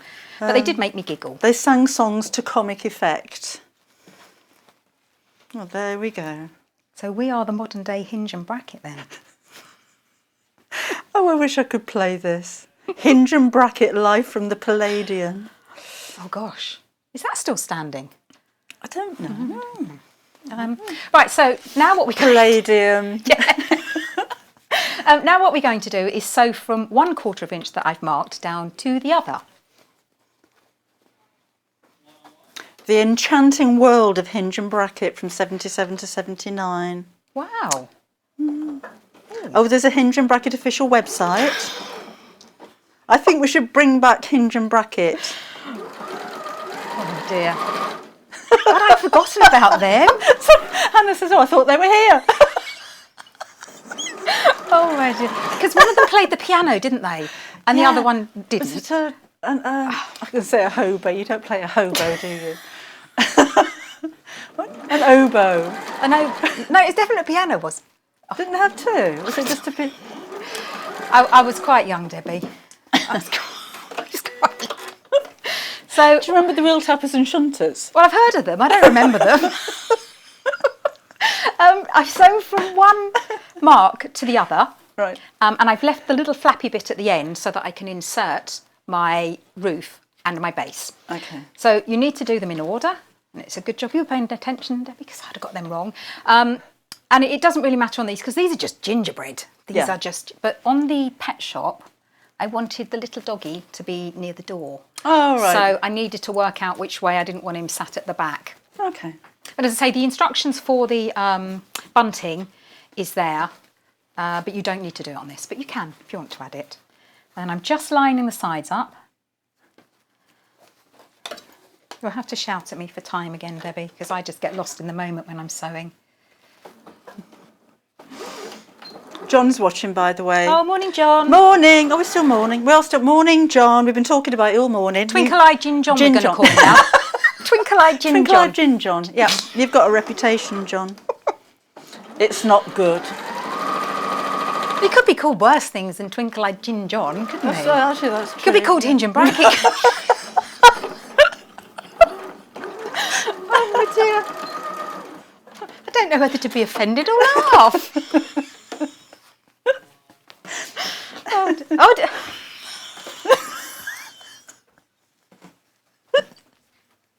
Oh, I'm glad it's not just me. Oh, that's because I've got all. There's an unpick in the accessory compartment on the front of the machine. Oh. If that's what you were looking for. I was looking a screwdriver. We have construction issues. Oh dear, but it just goes to show that if you're thinking about your hinge and bracket, it puts you off, doesn't it? So, but the unpicker is your best friend. Oh yeah. Everyone, I use mine a lot actually, you can imagine. Oh dear, yes. I normally use mine when I'm demonstrating something live. Everything goes fine when I'm at home. It's always the way though, isn't it? Yeah. I was lost in the moment. I am going to go and Google them when I get in.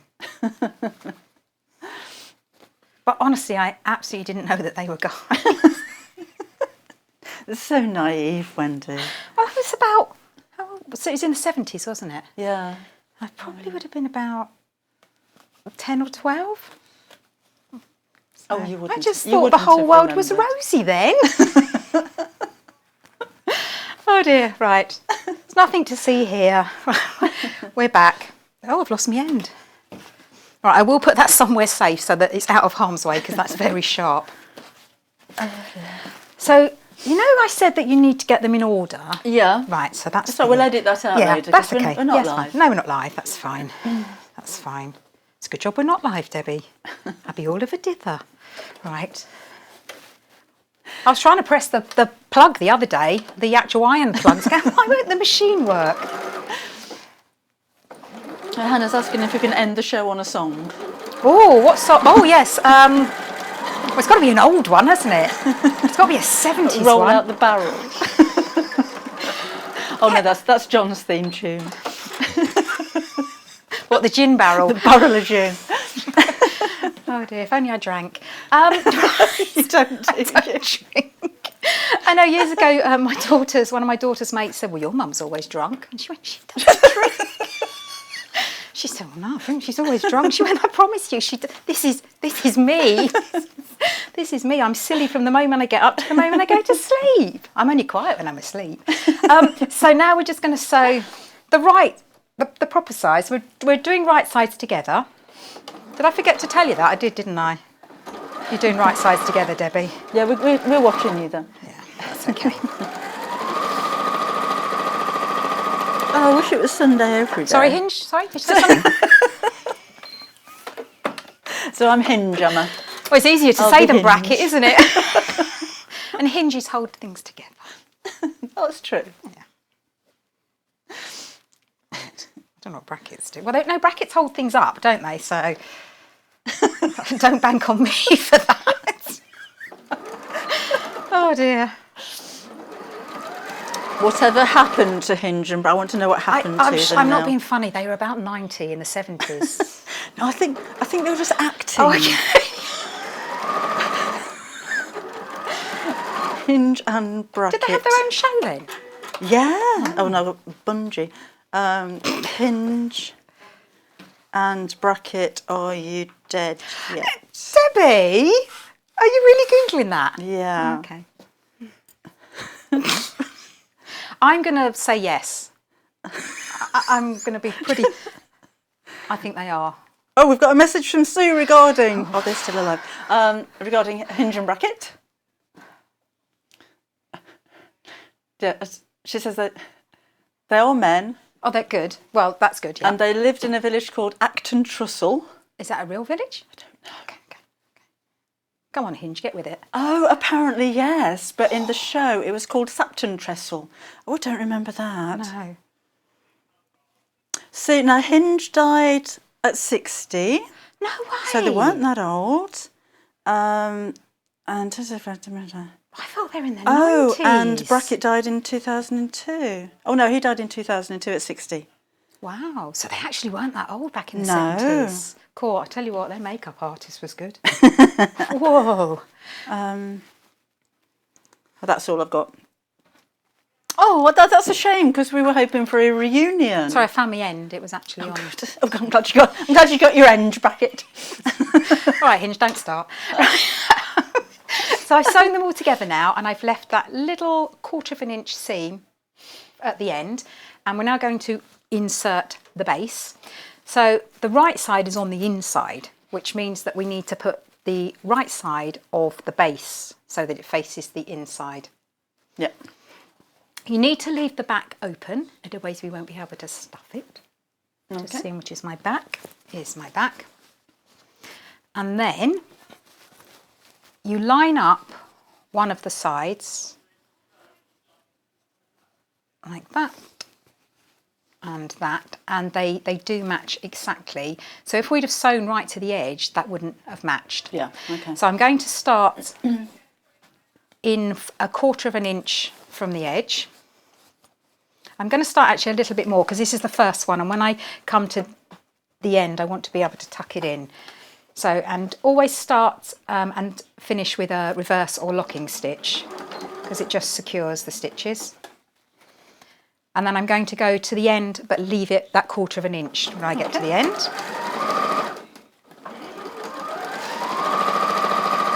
We're right for time, Hinge. Yeah, what, we've got about 10 minutes or something? That's cool. That's cool. Yeah, about that. Yeah. If you haven't finished, maybe we'll just get Delphine on the show as well. Yeah, oh, no, she can not help enough us. room, is there? Oh, no. Yeah. Oh, that sounded... Not there isn't enough room for Delphine. There's not enough room with distancing to have that many people in this... I hope she wasn't listening to that. Well, you could have meant that I was fat, so... But I know, I know, and it's only a tiny space. Yes. Yeah. So I've now sewn down that side, and I've left the 1/4 inch at the end. So now we're going to forget that side. We've dealt with that. So we're now going to go on to the next side. So you line the next side up. My hands are it's very cold in here today. Oh, is it? Do you want, No, don't start getting my temperature. No, then I'll be having a moment. So we line that side up, and then before we start sewing, we just want to tuck that corner in. Okay.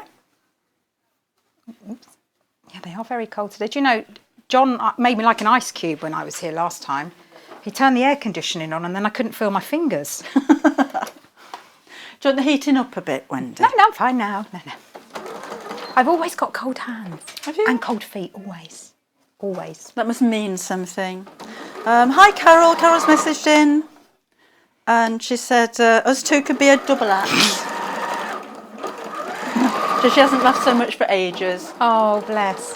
And are we are actually teaching anyone anything today, or are we just... No, just having a mess about. That's good. That's good. She's ordered 3 doorstops. Wow. All different, or... Well, yeah, it must be all different. she's ordered the doorstops to give to family so that they can give them back to her for Christmas. I like your thinking there. I love her thinking. Yeah. Yeah, no, I love that thinking. So I'm doing exactly the same again. I'm now starting the next side and then tucking the corner in and sewing all the way down to 1/4 inch from the end.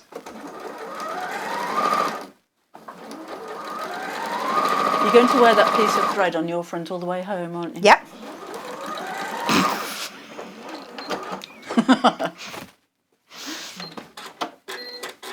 I don't know what... I know I've seen your sewing room from afar, and I'm sure it's not always immaculate, is it? Come on, come on. I do keep it tidy. Yeah. You can't actually see the floor in my room. Oh, really? Well, you can now because I've tidied it up. But yes. Yeah. No, it gets messy while I'm working, but then I have to have a clean room. Oh. Or not a tidy room. It's like my daughter's working with me now, and she's fastidious. That's for good. Cleaning and vacuuming and polishing. And, yeah, it's brilliant. That's good. So I've done 3 of the corners, and we've just got that last one to do because we want to leave a gap here to be able to stuff it. So I'm just doing that last corner and just folding it in, and then I'm just going to sew along here just to leave that gap. And that's all it is to the base. That's really easy. It's all right for time, Hinge. 5 minutes? 10 minutes, something like that? Are you being serious? Oh, 10 minutes. We've got 10 minutes. Yes, okay. Right. So now we've got the base in. And then I'm not going to turn it because you don't turn it out the right side at the moment. But I just wanted to turn one of the corners to show you how neat. Yeah. How neat the corner looks by doing that method where you sew 1/4 inch to the end. That's really impressive. That's a really nice trick as well for if you're making storage boxes, if you're making square bag bases, anything like that, isn't it? I think it was Kerry that was on, and actually Kerry leaves her needle down and manoeuvres it all round, and I think, that's clever. But it's quite tiny. Yeah. So just do a reverse stitch to lock it, and then you can take it out and manipulate it. But I was very impressed when she did that, especially on live telly. The roof is exactly the same principle, but you need to construct it first. And it's made up of 2 coordinating. I'm loving the way that they've done nice coordinating fabric. And it's in the roof and you can't see it. But it's there. But it's there. Yeah. But before we actually put that together, we need to make the handle. Now, you'll notice on all but one of them, which I think is the Sweetie Shop, he's the long one. He is the... No, is he not long? No, one of them's long. Or longer. That one's longer. That's longer, isn't it? You get a nice long handle. So a really long handle. Okay. But it kept flopping over. So I've reduced them, but you can have a tiny, tiny one, or you can have a long one. If you have a really tiddly one, it looks like a little chimney. Yeah. But you probably wouldn't be able to pick it up. But you see, I'd have to have a tiny one because otherwise the dog will be picking it up. So all we're going to do is take, and again, it's on the panel, all you have to do is cut it out. What dog have you got? I've got a mad yellow lab. Oh. Mad Max. He's actually called Max. But he's, bless him, he's getting a little bit old now. little bit old and stiff, a bit like me and you, Hinge and Bracken. Yes. But he is mad and he makes me giggle every day. So I'm just folding the 2 raw edges to meet each other in the middle, and then I'm going to fold it over and just press it along here. Oh, that's so pretty how they've got the little emblems all in a row. Oh, yes. That's very pretty, isn't it? Oh, on both sides. And then all I'm going to do, I don't know about you, do you like to do both sides? I like to do both sides so it's balanced, yeah. Me too, but you don't have to do both sides. So I'm going to do a 3.5 stitch on this because it's decorative. Well, it is holding and decorative at the same time.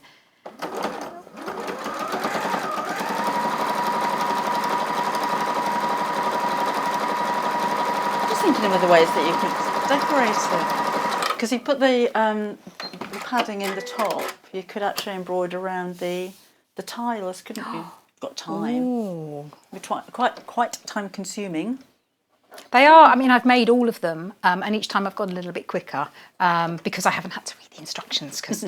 But just read the instructions a couple of times through. They're very easy to follow. Morning, Genevieve. She says, "Good morning, ladies. What a wonderful demonstrations. You've set me up for a great day with giggles. A Sunday with giggles." We like a bit of Sunday morning sewing, don't we? Kerry's messaged in as well. Hi, Kerry. She says, "Today's been the best day out of the 3, John." That's not nice.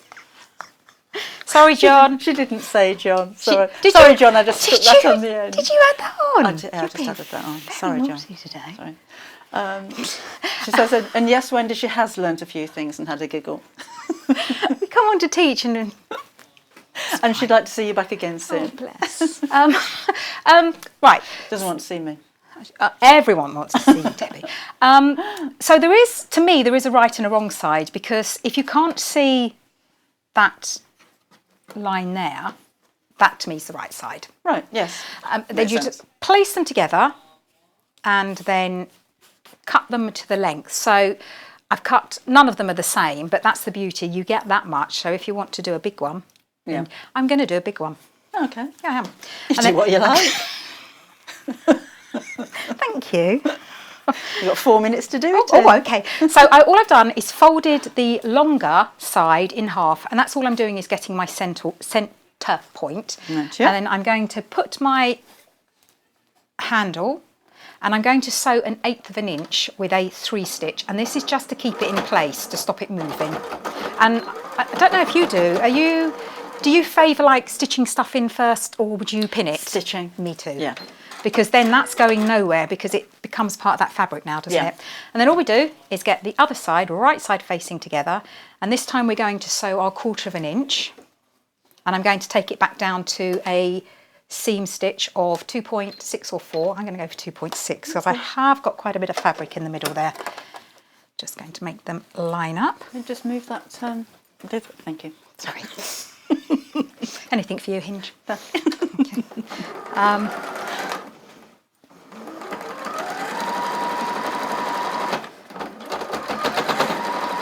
Was sparkly nail varnish invented in the 70s? I do remember there was a glitter gel for your hair coming out in the early 70s, and I couldn't afford it.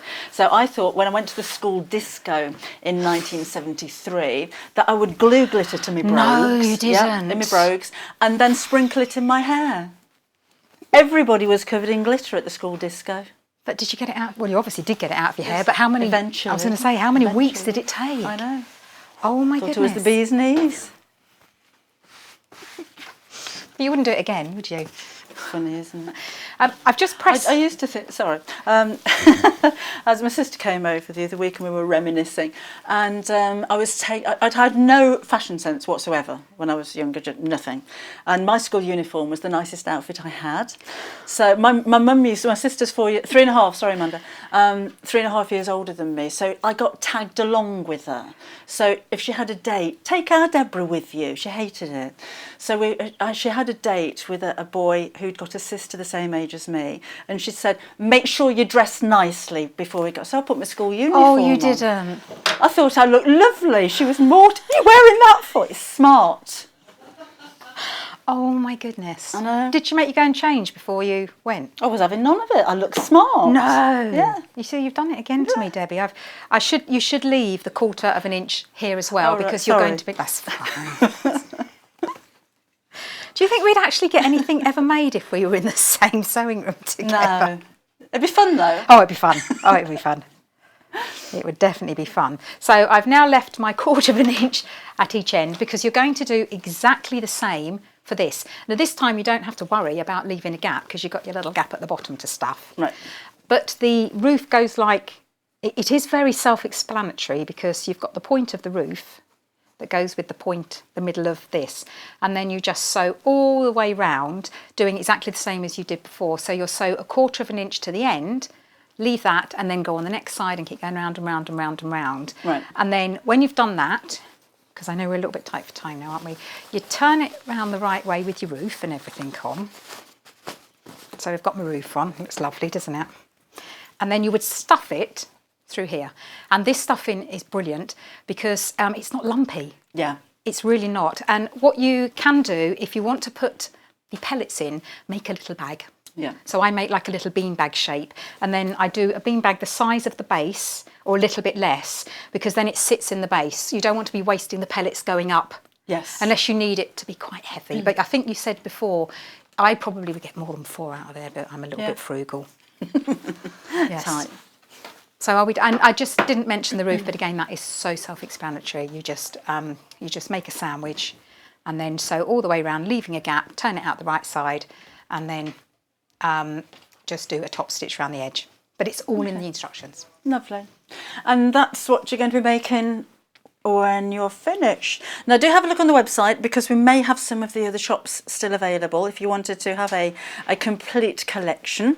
But we went then and came back again. We faded to black.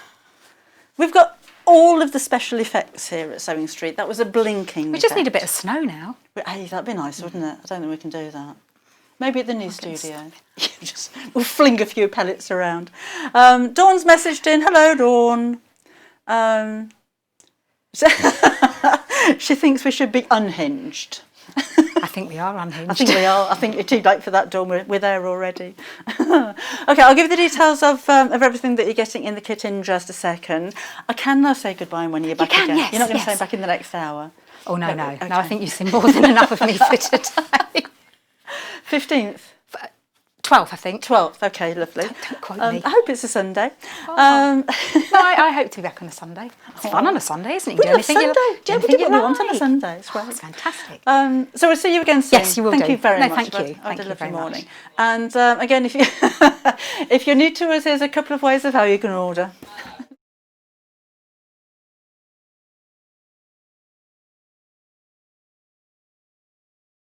Shopping with us couldn't be easier. If you want to shop online, then you can head to our website, www.sewingstreet.com. It will redirect you to our sister channel Jewellery Makers landing page. Don't worry, you haven't gone to the wrong place. We're simply using their website temporarily while we're building our own web shop. Scroll down past the Watch Live part and you'll see all of the products that you will have seen on air on today's live show. You can also shop our catalogue by clicking a category, clicking a product to view closer, and adding it to your basket. Once you're ready to check out, you will need to create an account, which is absolutely free to do so, but it will mean that you can check out on as many orders as you want throughout the day with still only paying one postage and packaging. If you'd prefer to speak to somebody in our UK-based customer service team, then you can do so via the free telephone line number 0800 001 4433. They will not only help you create an account, but will also help you with any of your online shopping.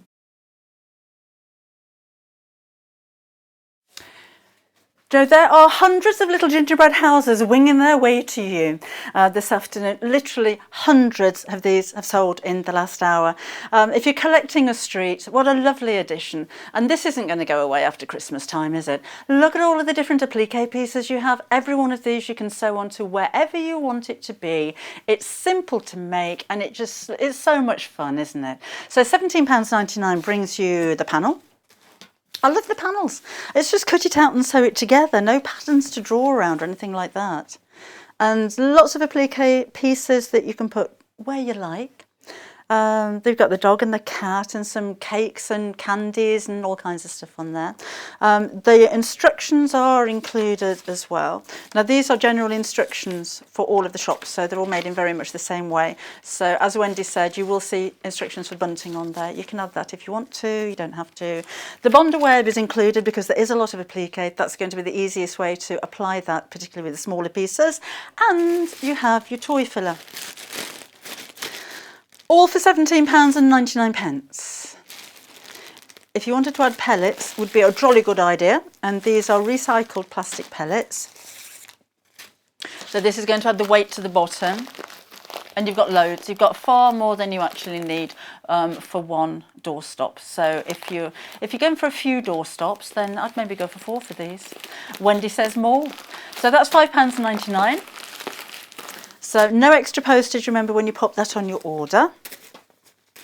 Right, so please could you check out your baskets if you're ordering anything, because we're having a very, very busy Christmas today and we are selling out of things left, right and centre.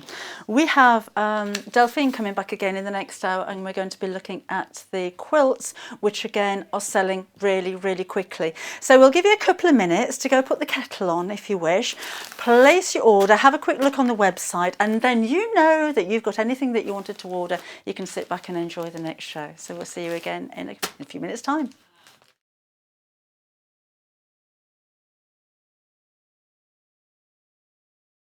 Would you like to take part in our weekly competition? If you do, then all you have to do is head to the Sewing Street fan page group on Facebook. Post your picture of your make. Myself, Debbie Shaw and John Cole Morgan love looking at all of your makes every week. We pick our favourite and announce the winner every Friday live on the show. Happy sewing and good luck.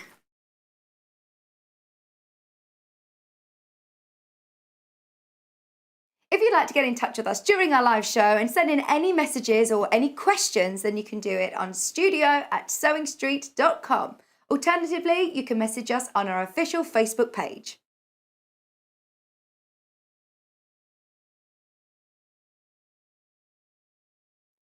Hello, I'm Kerry from Living in Loveliness and I'm delighted to be part of the Sewing Street team. I'm based in Wolverhampton and I absolutely love working with fabulous fabrics. In particular, I love working with fat quarters and showing you how to get the most from your scraps. I love bringing communities of sewists together and encouraging people to sew for greater causes. Most recently, we have been sewing for our NHS and key workers. I look forward to bringing you hints, tips and techniques. I'll see you soon.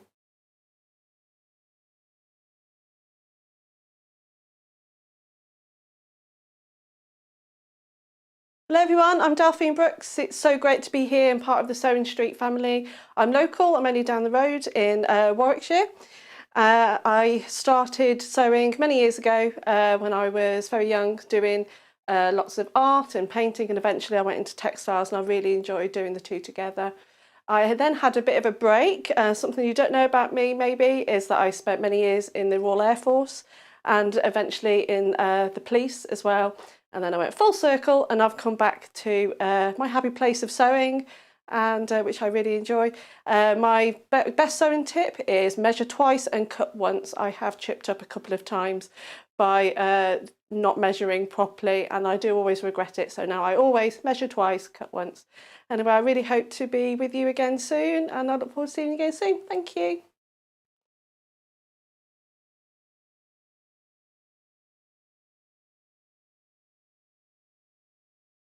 Shopping with us couldn't be easier. If you want to shop online, then you can head to our website, www.sewingstreet.com. It will redirect you to our sister channel Jewellery Makers landing page. Don't worry, you haven't gone to the wrong place. We're simply using their website temporarily while we're building our own web shop. Scroll down past the Watch Live part and you'll see all of the products that you will have seen on air on today's live show. You can also shop our catalogue by clicking a category, clicking a product to view closer and adding it to your basket. Once you're ready to check out, you will need to create an account, which is absolutely free to do so, but it will mean that you can check out on as many orders as you want throughout the day with still only paying one postage and packaging.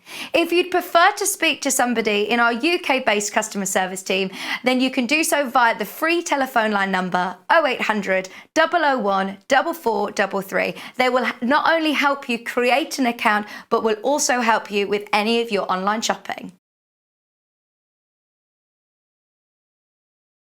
If you'd like to get in touch with us during our live show and send in any messages or any questions, then you can do it on studio@sewingstreet.com. Alternatively, you can message us on our official Facebook page.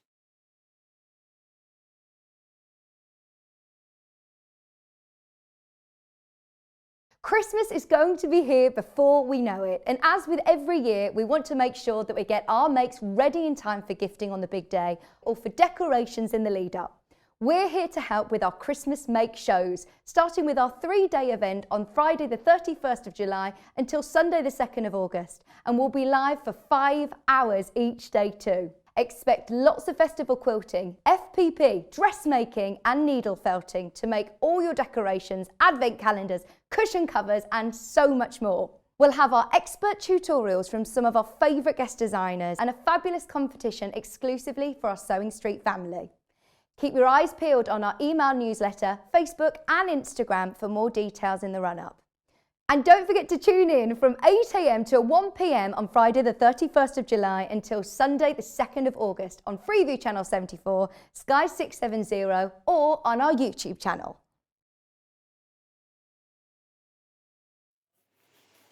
Welcome back again to Christmas at Sewing Street. This is our last live hour. Oh gosh, lots of you. We're going to sell out again, aren't we? The quilts that we're looking at here, Delphine's going to be with us in just a second to talk about applique, and these are on a panel, so they're really simple to make. We've got 2 colour choices for you. We've got the green and we've got the purple, but we don't have very much left. There's less than 20 of these now in stock. So it's a good job we don't just go home when we sell out of everything, isn't it? We'd have gone ages ago. So let me show you what you get. So let's take a look at the green one. This is the green, but we're going to call it red. What? Delphine Brooks Red Christmas Stags Head Wool Hanging Bundle. Why? So as you can see, plenty of red in there. So this is the stag's head. And over this side are all of the pieces that you're going to use for applique. It looks to me like you're going to have loads left over. And then also included in your bundle are your applique shapes. So you've got lots of those as well. So there's no actual instructions, but I think it's quite straightforward when you look at it. But you can always watch the show back because Delphine's going to have some hints and tips for you in the next hour, in this hour. And you can watch back on YouTube later on. If you're not aware, we have a YouTube channel. It's Sewing Street. Funny that. And all of our shows every day, going all the way back to February the 14th when we launched, all go on the YouTube channel. So if you have seen anything, you think, oh, I can't remember how that was made, then you can take a look on YouTube and watch the shows back again. So, but I like that idea of you putting this together as a kit on your own. As a quilt on your own, because this could be the centre of a huge quilt if you wanted it to be, or you could make a throw, or you could make an amazing table runner, or you could go for 2 and have them kind of mirror image somehow. You know, there's a lot of potential in there, so you're not tied to making a quilt of this size. You can make that any size that you like, and you might have your own fabrics anyway that you can mix and match with, but we don't even have 20 of those left, so those are going to go really quickly. And the purple, are we calling this yellow? Oh, it's actually called purple. There you go. There's your purple option. So exactly the same, but just a different colour. So you've got a huge stag's head there. And again, you've got all of the different smaller panels that you can use for your applique. And then, of course, you've got your templates as well. And that's $19.99. Get a lot for your $19.99, don't you? That's a huge piece of fabric. It's gorgeous. Right, so that's that. If you wanted to go for extra backing fabric, we have that for you as well. If it's just white, we have white fabric by the 1/2 metre. Maybe you wanted to add a colour, that's entirely up to you. But if you wanted 1/2 metre, this is 112 centimetres wide, it's 100% cotton. If you ordered more, because you're going to need more than 1/2 metre for this project, if I was saying a metre, that would be 2 units you order and they come in 1 piece. If you wanted to order more, then order 4 units and you'll get a 2 metre piece and so on and so forth. But that's just £3.49 is your price for those. Okay, so that's what we have for you. Have a look on the website if you need anything else. If you want some wadding or anything like that to go behind it, that's fine. So Delphine will be in a second, so let's give you a reminder of how you can place your orders.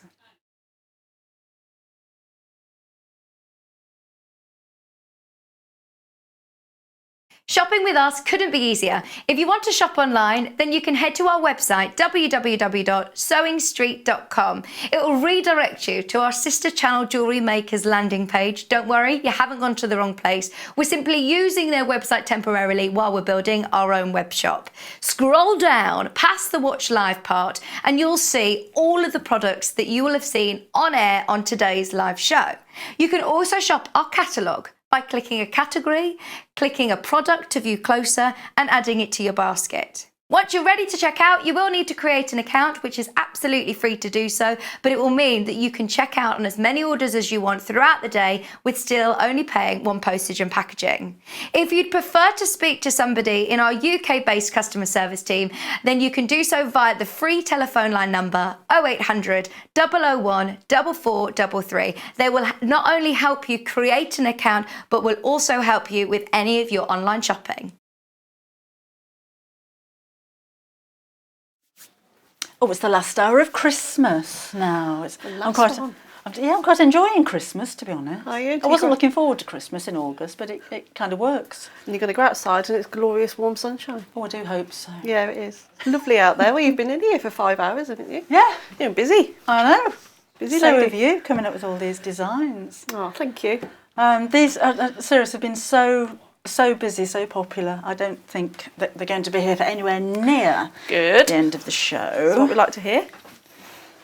But what a lovely design. And do you know, I didn't realise straight away that this is just printed onto the backing fabric. I thought you'd appliqued that one. Because I think that's going to take a lot of stitching around there to hold it on. It certainly would, wouldn't it?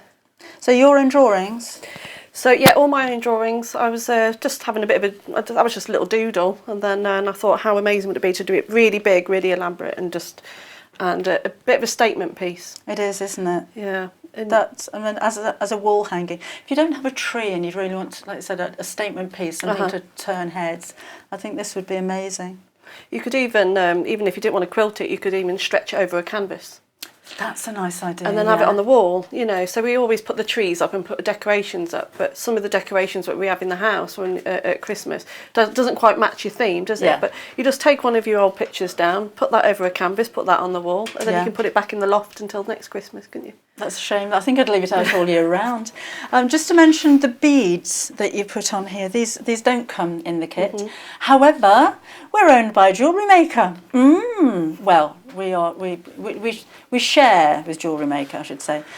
So if you go on to sewingstreet.com, because that's where you're used to going, but then you type in beads or gems into the search bar, it will take you to Jewellery Maker and all of the little bits and bobs that they have there. You could have some real gemstones if you wanted to.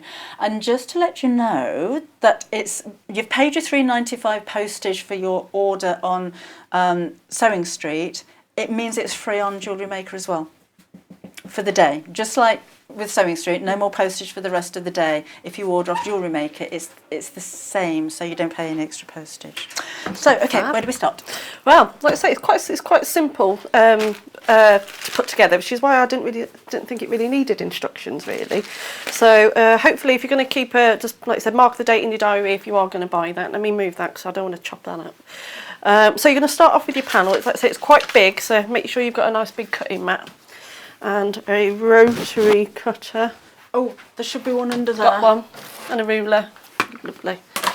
Okay, so you might want a long ruler. I'll be all right with that one. Would you like a longer ruler? Oh, I have got a longer one. Here we are. It was hiding behind the ironing board, so I'll have that one for now. I'll just put that one down there. Okay, so I'm going to demo so I went with the colours. So this one's a bit more traditional colours with the red one. Yeah, and the red, green, yellow. So yeah, traditional on this one, and a bit more modern on this one. But I think each one's got little colours that you could just pick out. They'd go with pretty much any decor, wouldn't they? Yeah. Right then, so I'm just going to just separate the two bits of fabric now. So let me take that off there. Line it up. So, and also what I quite like about the stag's head, because we've done it in a tartan, if you wanted to quilt it with the straight lines, it'll help guide you as well. So you don't have any wonky lines. So I'm just going to cut that up. Like you say, it's a really big panel. You're getting a lot of fabric.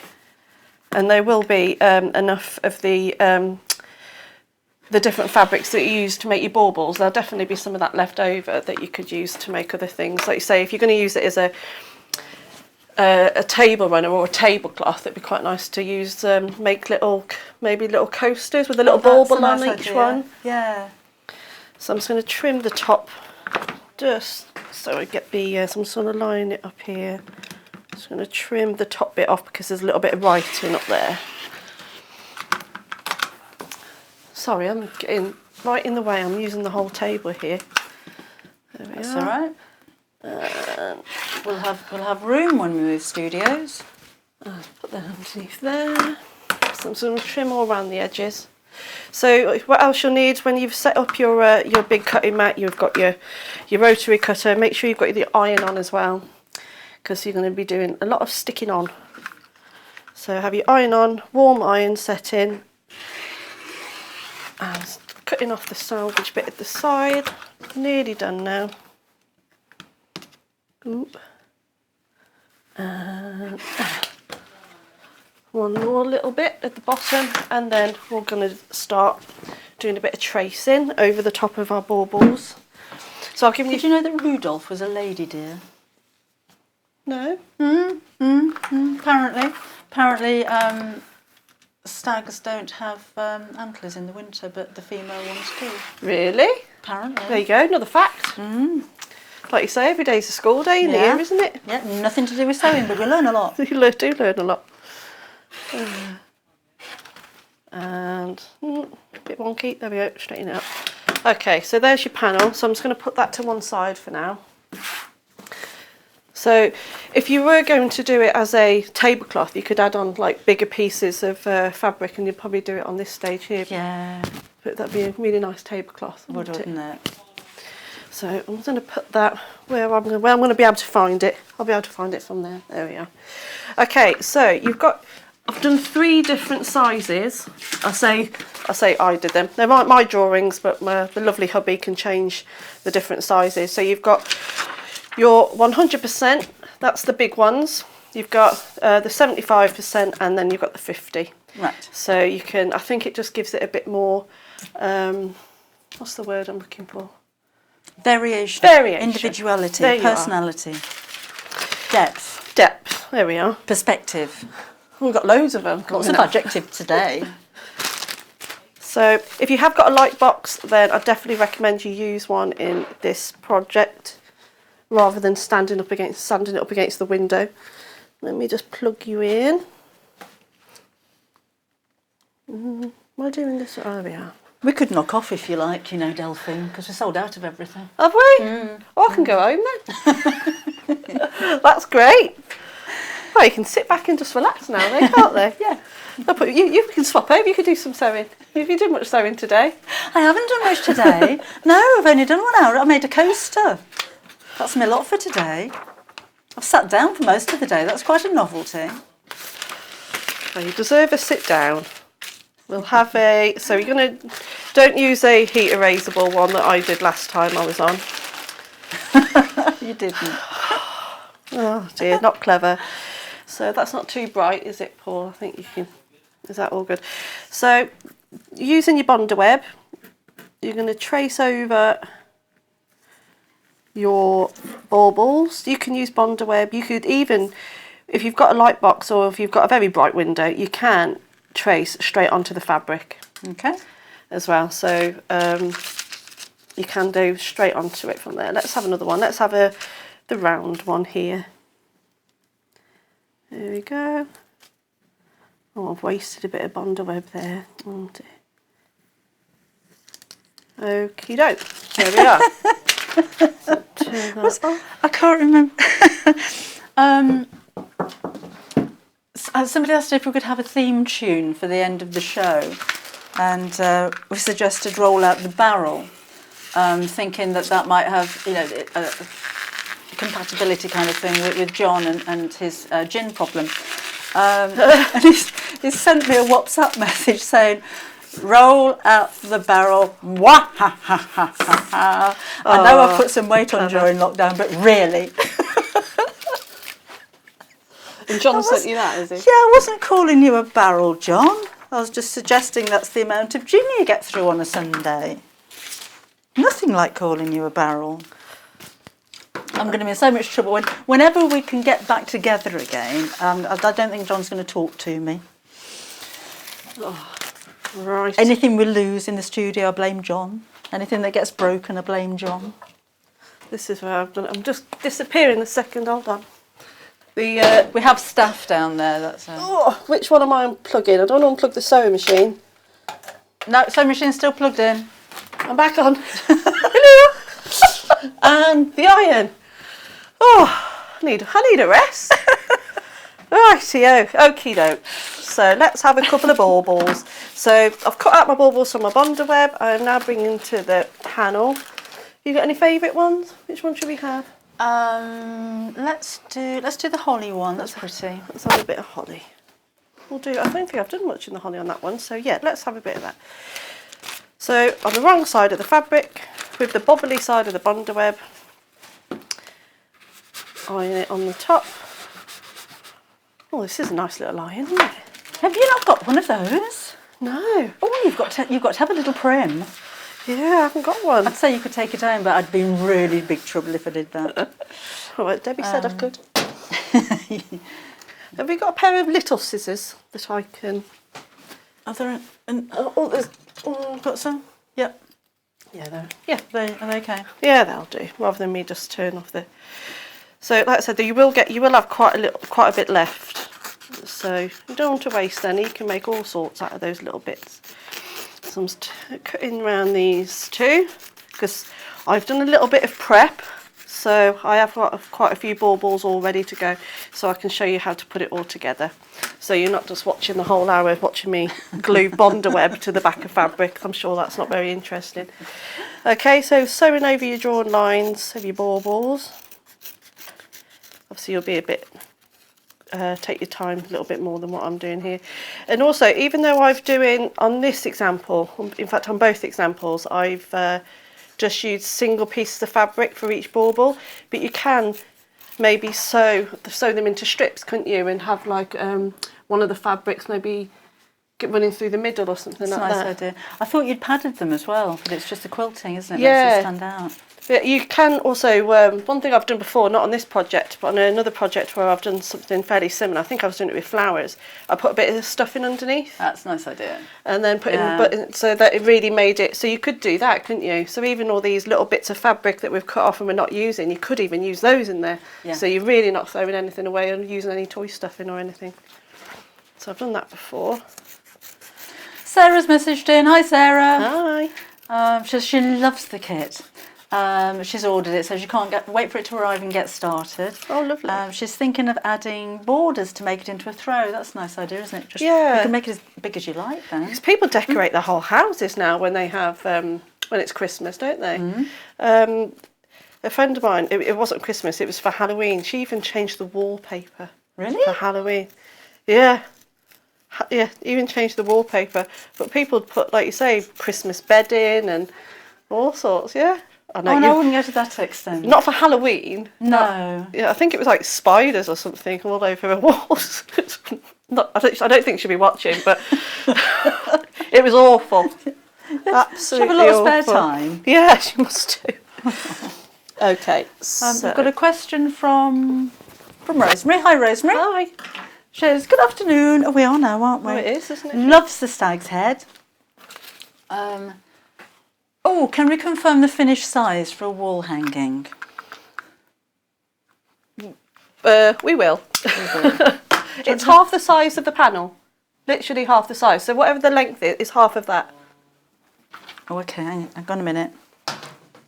Oh, no, that's white fabric. Because she's got the unicorn and Highland cow cushion that you made. Oh, lovely. So your panel, is that the printed area of the panel there, or is it the whole panel? It doesn't say.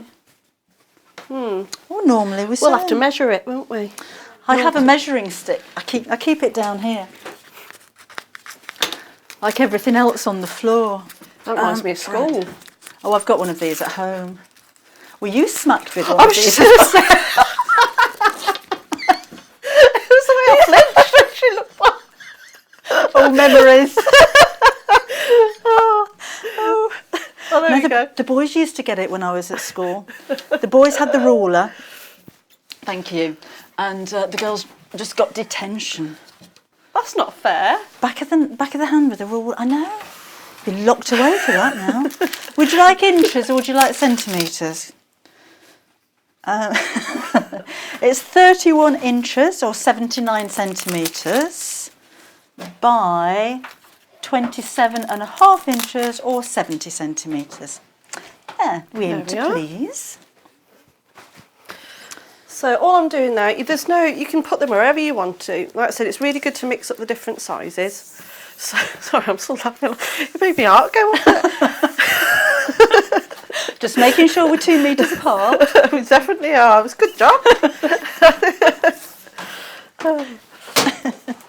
Right, so I'm just, with my ones that I've made earlier, I'm just literally putting them wherever I think it would look pretty. That one will look nice there. So I haven't even been too symmetrical about it either. You don't need to be. Oh, it's nice when it's not though, isn't it? Because the stag's symmetrical. Yeah. So, and that's your focus. So I think it's quite nice to have it asymmetrical. Yeah. So I'm gonna. I do like the little star though in the middle.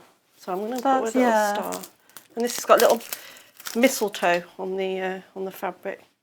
There we are. Oh, that's Christmas, isn't it? Right there. And remember, you can use the templates for other projects as well. Even if you're a paper crafter, you can make matching cards and gift tags and things like that. So, and also with the, because I use beads on this one, but on this one I've just used some sequins. But you know when you get a new top and you have the extra button and you have all the little bits in there. I don't know if you keep those, but I've got a whole tin of little bits. You have a lot of new tops. Well, it's not all mine. It was actually my mother-in-law's mum's tin. Oh, right. And there was all sorts of little bits in there. So whenever you get those little things off your new clothes, put them in a tin because you can use them on projects like this. Yeah. Or even, what I like to say, you know, when you buy new clothes and you've got the ribbons that always stick out. Yeah. That hold them on the hangers. Yeah. They are just the right size or the right width of ribbon to throw through zips. You know, put nice fancy bits. Yeah, I keep those little bits of. I've got a box of ribbons, and it's just a box of mush. You know, and they're all.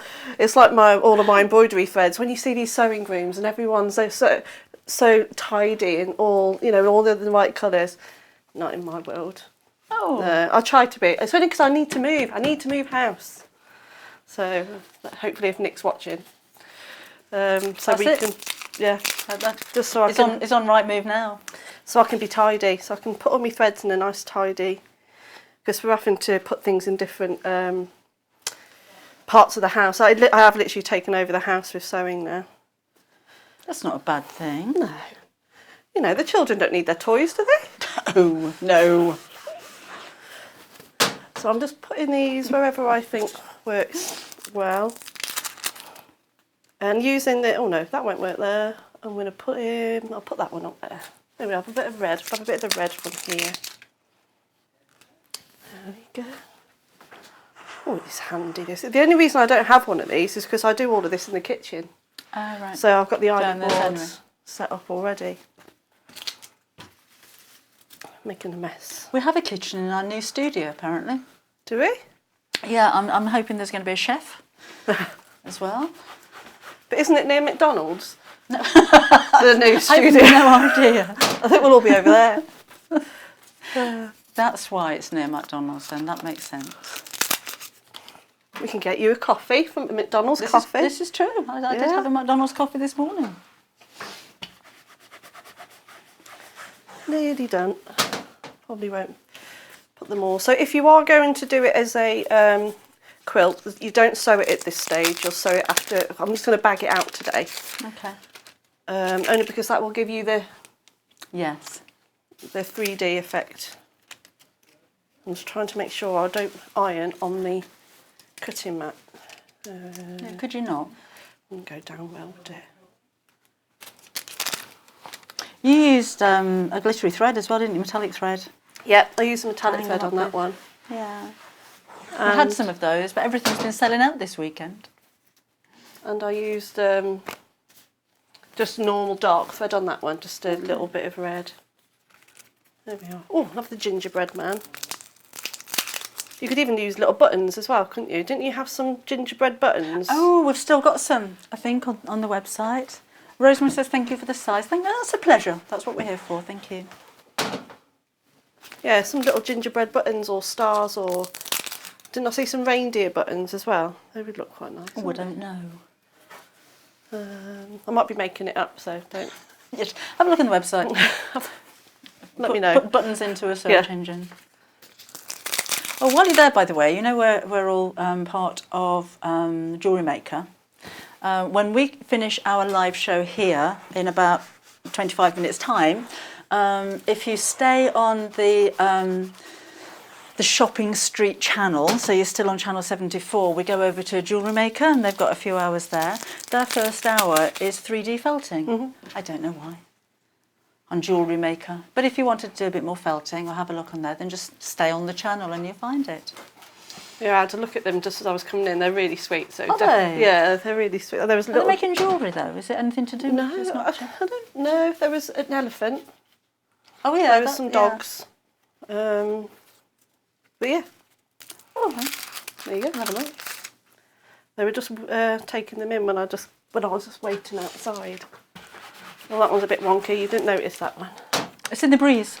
It is. Yeah. Someone just opened a window. Yeah. Last couple then. Nice colours you've chosen for them. They're quite rich, aren't they? Yeah. Just wanted to. Have I even peeled that off? Who cares? Chuck it. We've gone past that this morning. This afternoon now, isn't it? Yeah. It's nearly time for Sunday dinner. I'm going to put this another star. Oh well, there we go. Yeah, we'll be fine. Okay, so like I said, you can add as many or as little as you wish. And also, I've done it so they're hanging. All the baubles are hanging off the antler's ears, but I thought it's quite nice coming in from the top as well. Yeah. Right, I'll just tidy up a little bit. I've made a bit of a mess. Chuck it under there. I will tidy it up, I promise. And, oh, there we go. We could have a bin. Actually, we do have a bin, but it's full of there? McDonald's wrappers by the looks. It's pretty full. Oh, Morag, are you still awake, Morag? I'm ever so pleased. And she's got a suggestion for us. Could you make the decorations detachable? You could do, yeah. And then you could add flowers, so you could leave the stag's head out all year round. Yeah, That's a nice love that idea, idea. isn't it? Yeah. It's nice seeing what people come up with, isn't it? When you go on the Sewing Street fan page and seeing people make your makes. Yes. Yeah, I love that bit. That's like, that's the best, isn't it? It's like really rewarding when you see people, you know, you'll be going through the page and you see something, you're like, oh, I haven't recognised that, and it's what somebody else has created from your pattern. Yeah. I love that. Yeah. So I've got a bit of wadding, a bit of just a plain piece of backing fabric. Like you say, this is, I'm just doing it as a quilt, but if you was going to make it as a tablecloth, then just you just add a piece of fabric, wouldn't you? And then sew it all the way around, a bit like I'm going to do now. I'm going to bag it out. Right. Okay, so yeah, I'm going to move that out of the way. So I'm going to put my wad in first.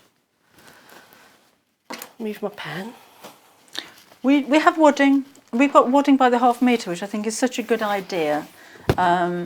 So I reckon if you're going to go for that, you need a metre, don't you? Yeah, definitely a metre. And you could even have enough that if you wanted to quilt it, you know, as a sandwich and then do binding instead of doing the bag it out, you'd have enough to do the binding there. Lovely.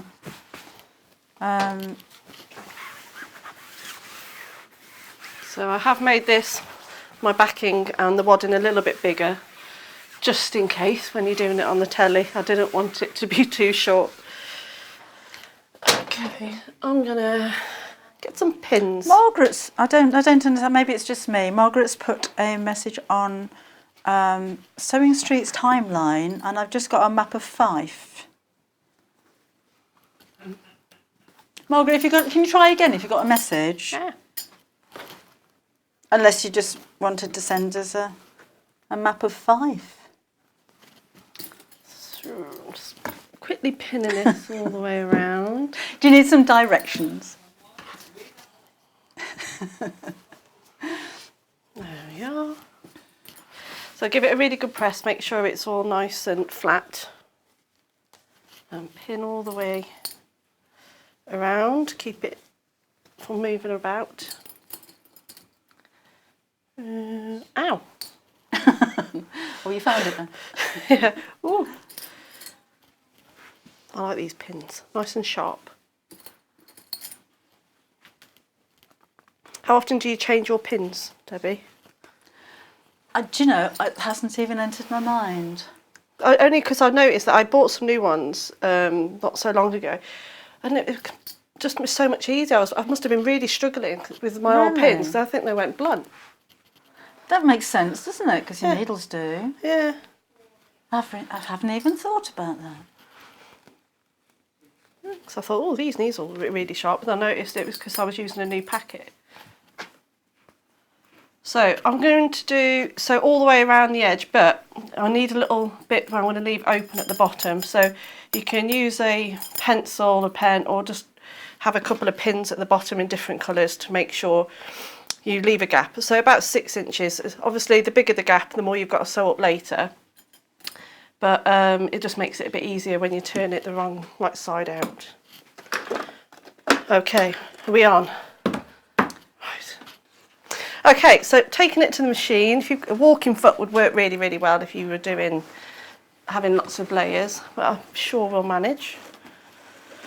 Okay, so I'm going to say that that's where I've marked it out for the opening. Let me just take that pin out first. So I'm just going to give it a quick back stitch, so when I turn it out, the threads won't come undone. And I'm going to sew all the way on the edge.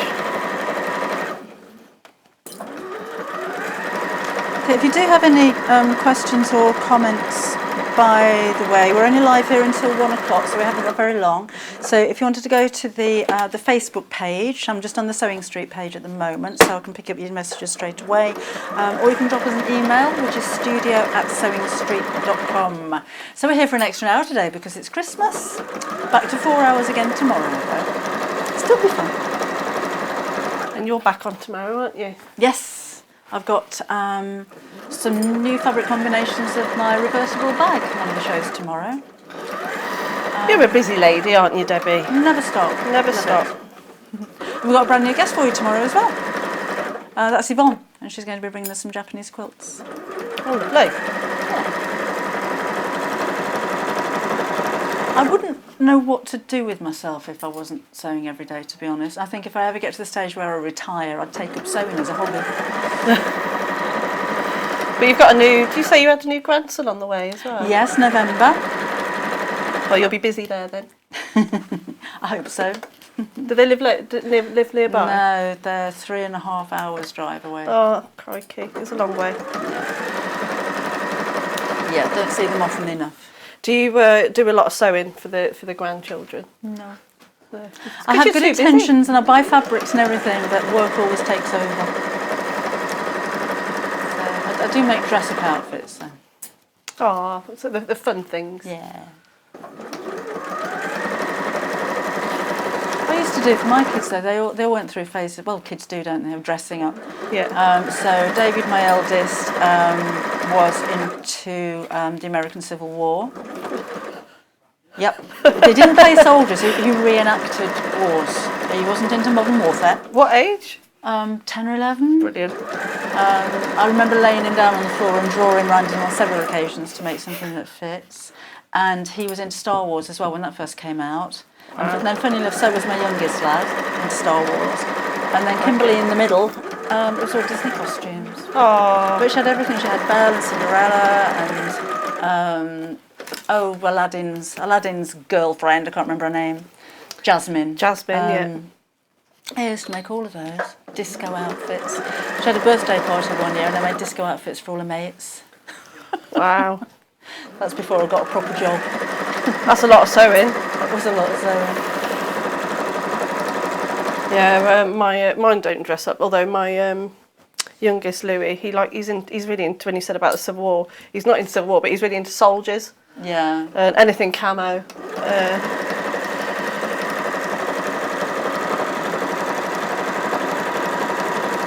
We used to make dress-up outfits for us when we were little though. We used to have a trunk in the loft. We'd just go rummaging through and find things to wear that were far too big. I've had to make a few because, you know, when they have, is it Roald Dahl Day and Will Book Day? Yes. I've had to do stuff for Charlie. I did a Fantastic Mr. Fox. Is it the Fantastic Mr. Fox? So he had one of those and I did a big felt tail and like a waistcoat and everything. Aww. What else? I've done Mr. Bump. And I don't know if you've seen heard the book Supermarket Gremlins? No. Oh, it's brilliant. If anyone's got any grandkids out there or any little kids, Supermarket Gremlins, it is so funny. So I made them big gremlin ears. But now if they're naughty, I'm like, you're going on the step with your gremlin ears. No, Mummy, no. But yeah, they're quite fun there. What else have I made? I made Willy Wonka costume. But you've got to be quite, because a lot of time it's always when it's a really hot day. So I base it all on like a t-shirt. So I have a t-shirt and I cut it like just stick things on, because it's got to be comfortable for them, isn't it? So I've done that a few times. Right, I'm nearing the end now. Nearing the end. I did similar for Kimberly when she was little, was in a play and she was Autumn. And it was just felt leaves all over t-shirts and clothes and everything. That's lovely. That's like in Grease 2. Is it? It's in Grease 2? Grease 2. Is it Grease 2? Yeah. With Michelle Pfeiffer. And they're in like a concert at the end. And they have different seasons at the pageant at the end. And they had autumn and they had summer. And all different outfits. Yeah, but I think one of them is a tree. Back to trees. Okay, so I'm going to trim off any of the waste.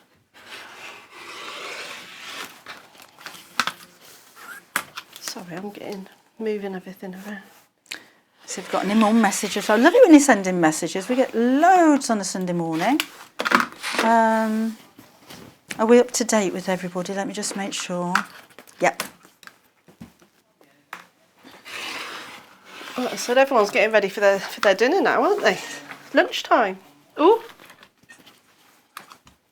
You can still watch while you're eating. Yeah. It's that's good form, isn't it? So those two. Ooh, you have to tiptoe. There we go, last few bits. How are we for time? Am I doing all right for time? Yeah, we've got what, 10 minutes or so, Oh, something like that. yeah. Thereabouts. Oh, lovely.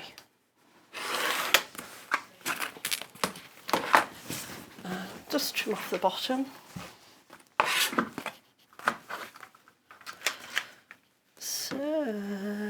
So it's quite a nice quick way of quilting this, isn't it? Yeah. Sorry if I got getting attached to the decorations again. So we had the set dressers for hours this morning decorating the set. But I'm breaking Made a good job there. On a budget. So I'm just clipping the corners, so when you turn it out the right way, it's nice and pointy. So do that on all four, making sure that you don't go through the stitches. Same way as you do if you're making a cushion. There we are. That's that done. Right, so the little gap that you had at the bottom. So if you reach for the top corner and put it out.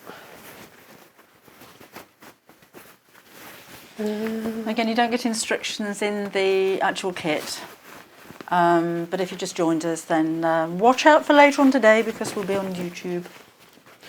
So if you've got a little, oh we have, I'm just going to push out those corners.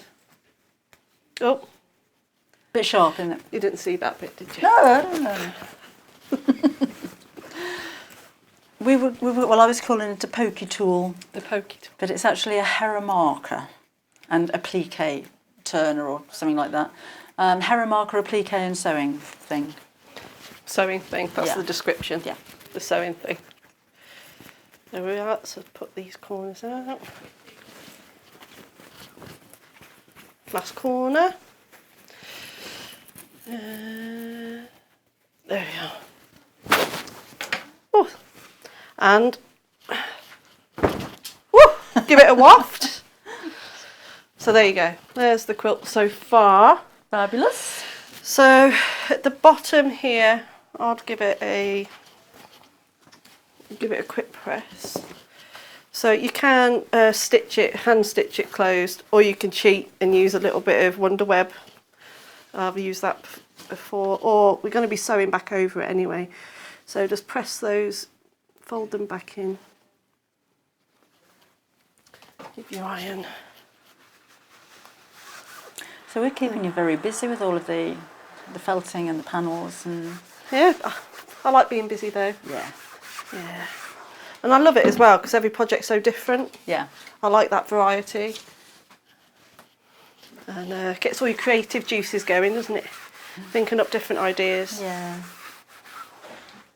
So you would give that a really, really good press all the way around the corners, up, edges, sides, edges. You know what I mean? We know what you mean. Yeah.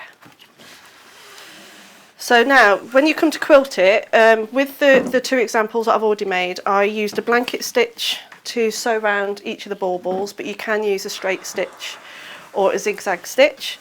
I did make the stitches a bit smaller, so I did change the stitch length a little bit, so it wasn't all about the stitches. You know, I didn't want them to be I didn't want them to take over the fabric really. Yeah. And quilting it on both of these, I free motion quilted it, but if you're not a fan of that, use the lines of the reindeer, stag's head, whatever you want to call it, and just follow those lines on the tartan of the stag's head, and that will help you keep our lines nice and straight. And I also used a straight stitch and I sewed all the way around the stag's head as well. So that is quite time consuming, so I'm not going to do that now. It's worth it though, isn't it? It is. That's what makes it really 3D, doesn't it? Yeah. So that's what I would have done. I would have sewn all the way around the antlers and a blanket stitch or a zigzag stitch around each of the baubles.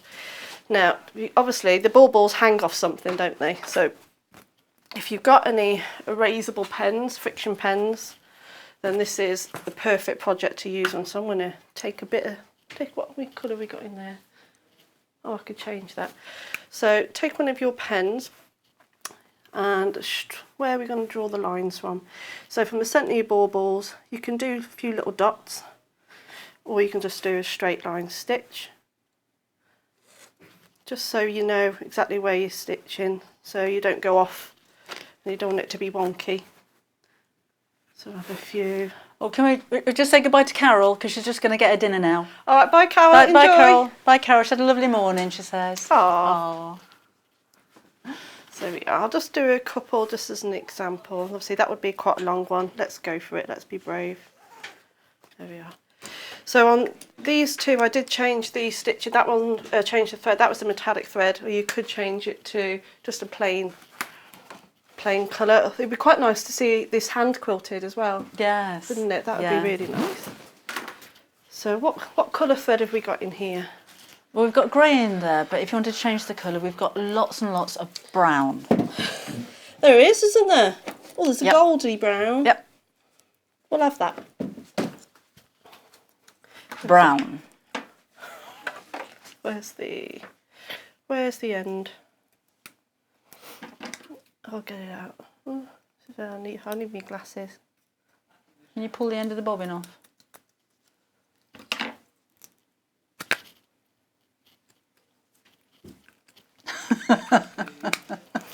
That's why it's Debbie Shaw, eh?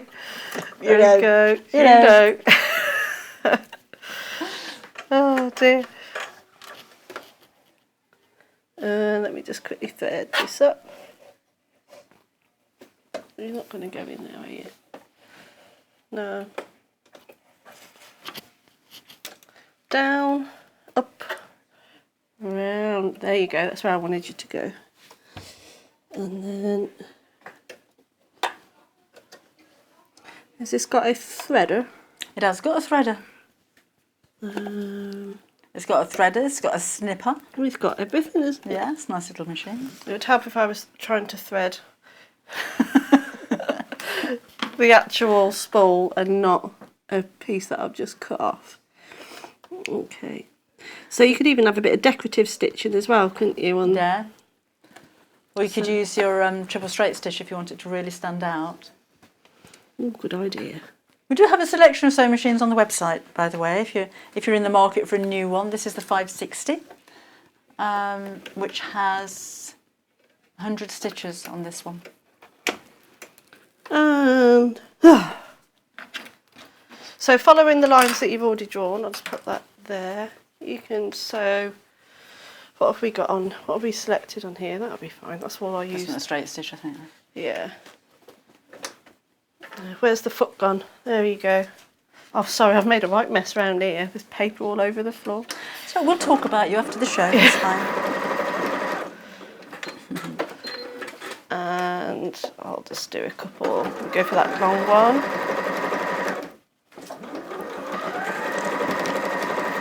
Whoop! They pushed it off the table. And do a couple here. So you can have them dangling off the antlers, dangling off each bauble, the pretend ceiling at the top. So the little beads you've just sewn on afterwards? Yeah, I just sat there and just added a few details on after. Like you see, you don't need to put them on. I just wanted to show that different ideas. It's a nice finishing touch though, isn't it? It has that little bit of sparkle. And again, if you have a look on the Jewellery Maker website, they've got loads of stuff like this. I love that twinkle. You could even, you can even just sew. You can even sew some French knots or something at the top. Yes, yeah. Or little stars or something, couldn't you, at the top with some the metallic thread. Oh, I missed one. Vanessa's messaged in. Hi, Vanessa. Hi. She says, hi, Debbie and all. She's had a fab morning, she said. Great shows and beautiful things to sew. Oh, I'm glad you've had a nice morning. Thank you. She says, after saying that she's not buying anything, she couldn't resist the gingerbread house. She's got that one. Lovely. But she's missed out on the antler quilt. I know they went ever so quickly. I'm sorry about that. There we are. And thank you for a great morning's entertainment. Thank you, Vanessa. Thank you for sharing your morning with us. They're a nice bunch, aren't they? They're a lovely bunch. So there you are. I've just done a few as an example. So as you can see, when I just drew the line, sewn over the top, and then the irons made it all disappear, so it looks like the nice straight lines. Yeah. So you'll do those on all of your baubles. Put a little bit of bling wherever you want to, or if you don't want to do it, you don't need to. And then there you go. I think it's absolutely striking. It really is such a beautiful quilt. And then to the one I made earlier. There you go. And again, I mean, well done for getting hold of this. I'm so sorry that we sold out so quickly, but we are having an exceptionally busy weekend. So yeah, sorry about that. Hopefully we'll be able to get some more back in stock. Hopefully. Be nice, wouldn't it? We'll see what we can do. See how many arms we can bend up backs over the next few weeks, because we don't want you to be disappointed. Okay, so when are you going to be back again? I know I've asked you once. Saturday. Oh, are you? Yeah, what you got? Saturday. Oh, I'm making one of your patterns, Debbie. Oh, is that half your kids? Yes. Right. Oh, yeah. Saturday, is it? Right, I'll be watching. Oh, no pressure. And I'm also doing a garden theme. Oh, lovely. Yeah. So I'm quite excited about that one as well. So, oh, good. Oh, I should look forward to that one. So thank you. I've had a lovely morning. Happy Christmas. Merry Christmas. See you soon. Thank you. Let's give you a reminder of if you wanted to place an order now, how are you going to do that?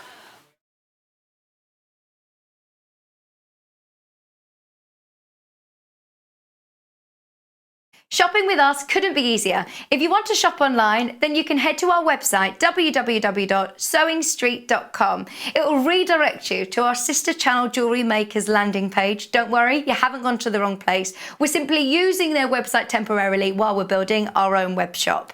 Scroll down past the Watch Live part and you'll see all of the products that you will have seen on air on today's live show.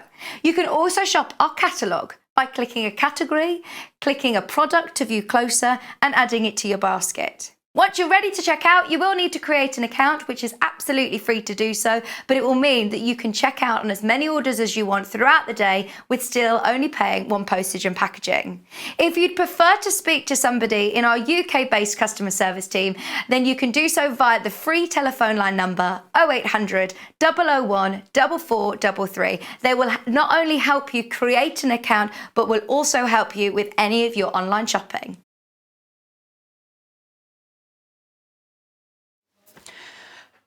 Hasn't Christmas gone quickly? Well, we're just about out of time. That's the end of our Christmas event. So thank you for joining us. It's been an absolute pleasure to be in your homes over this weekend.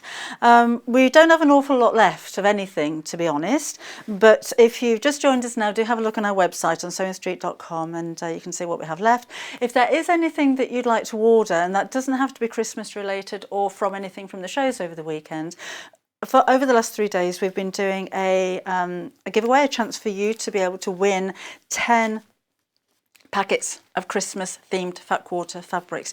3 of you are going to win these. So if you still want to order anything, as small or as large as you like, all the way through to midnight tonight, you're automatically going to be entered into the draw where you could win over £100 worth of fat quarters. So it's worth doing, isn't it? If there's anything that you need to stock up on, if you need thread, if you need pins or needles, or if you want to buy a new sewing machine or a dress form or an overlocker, everything's going.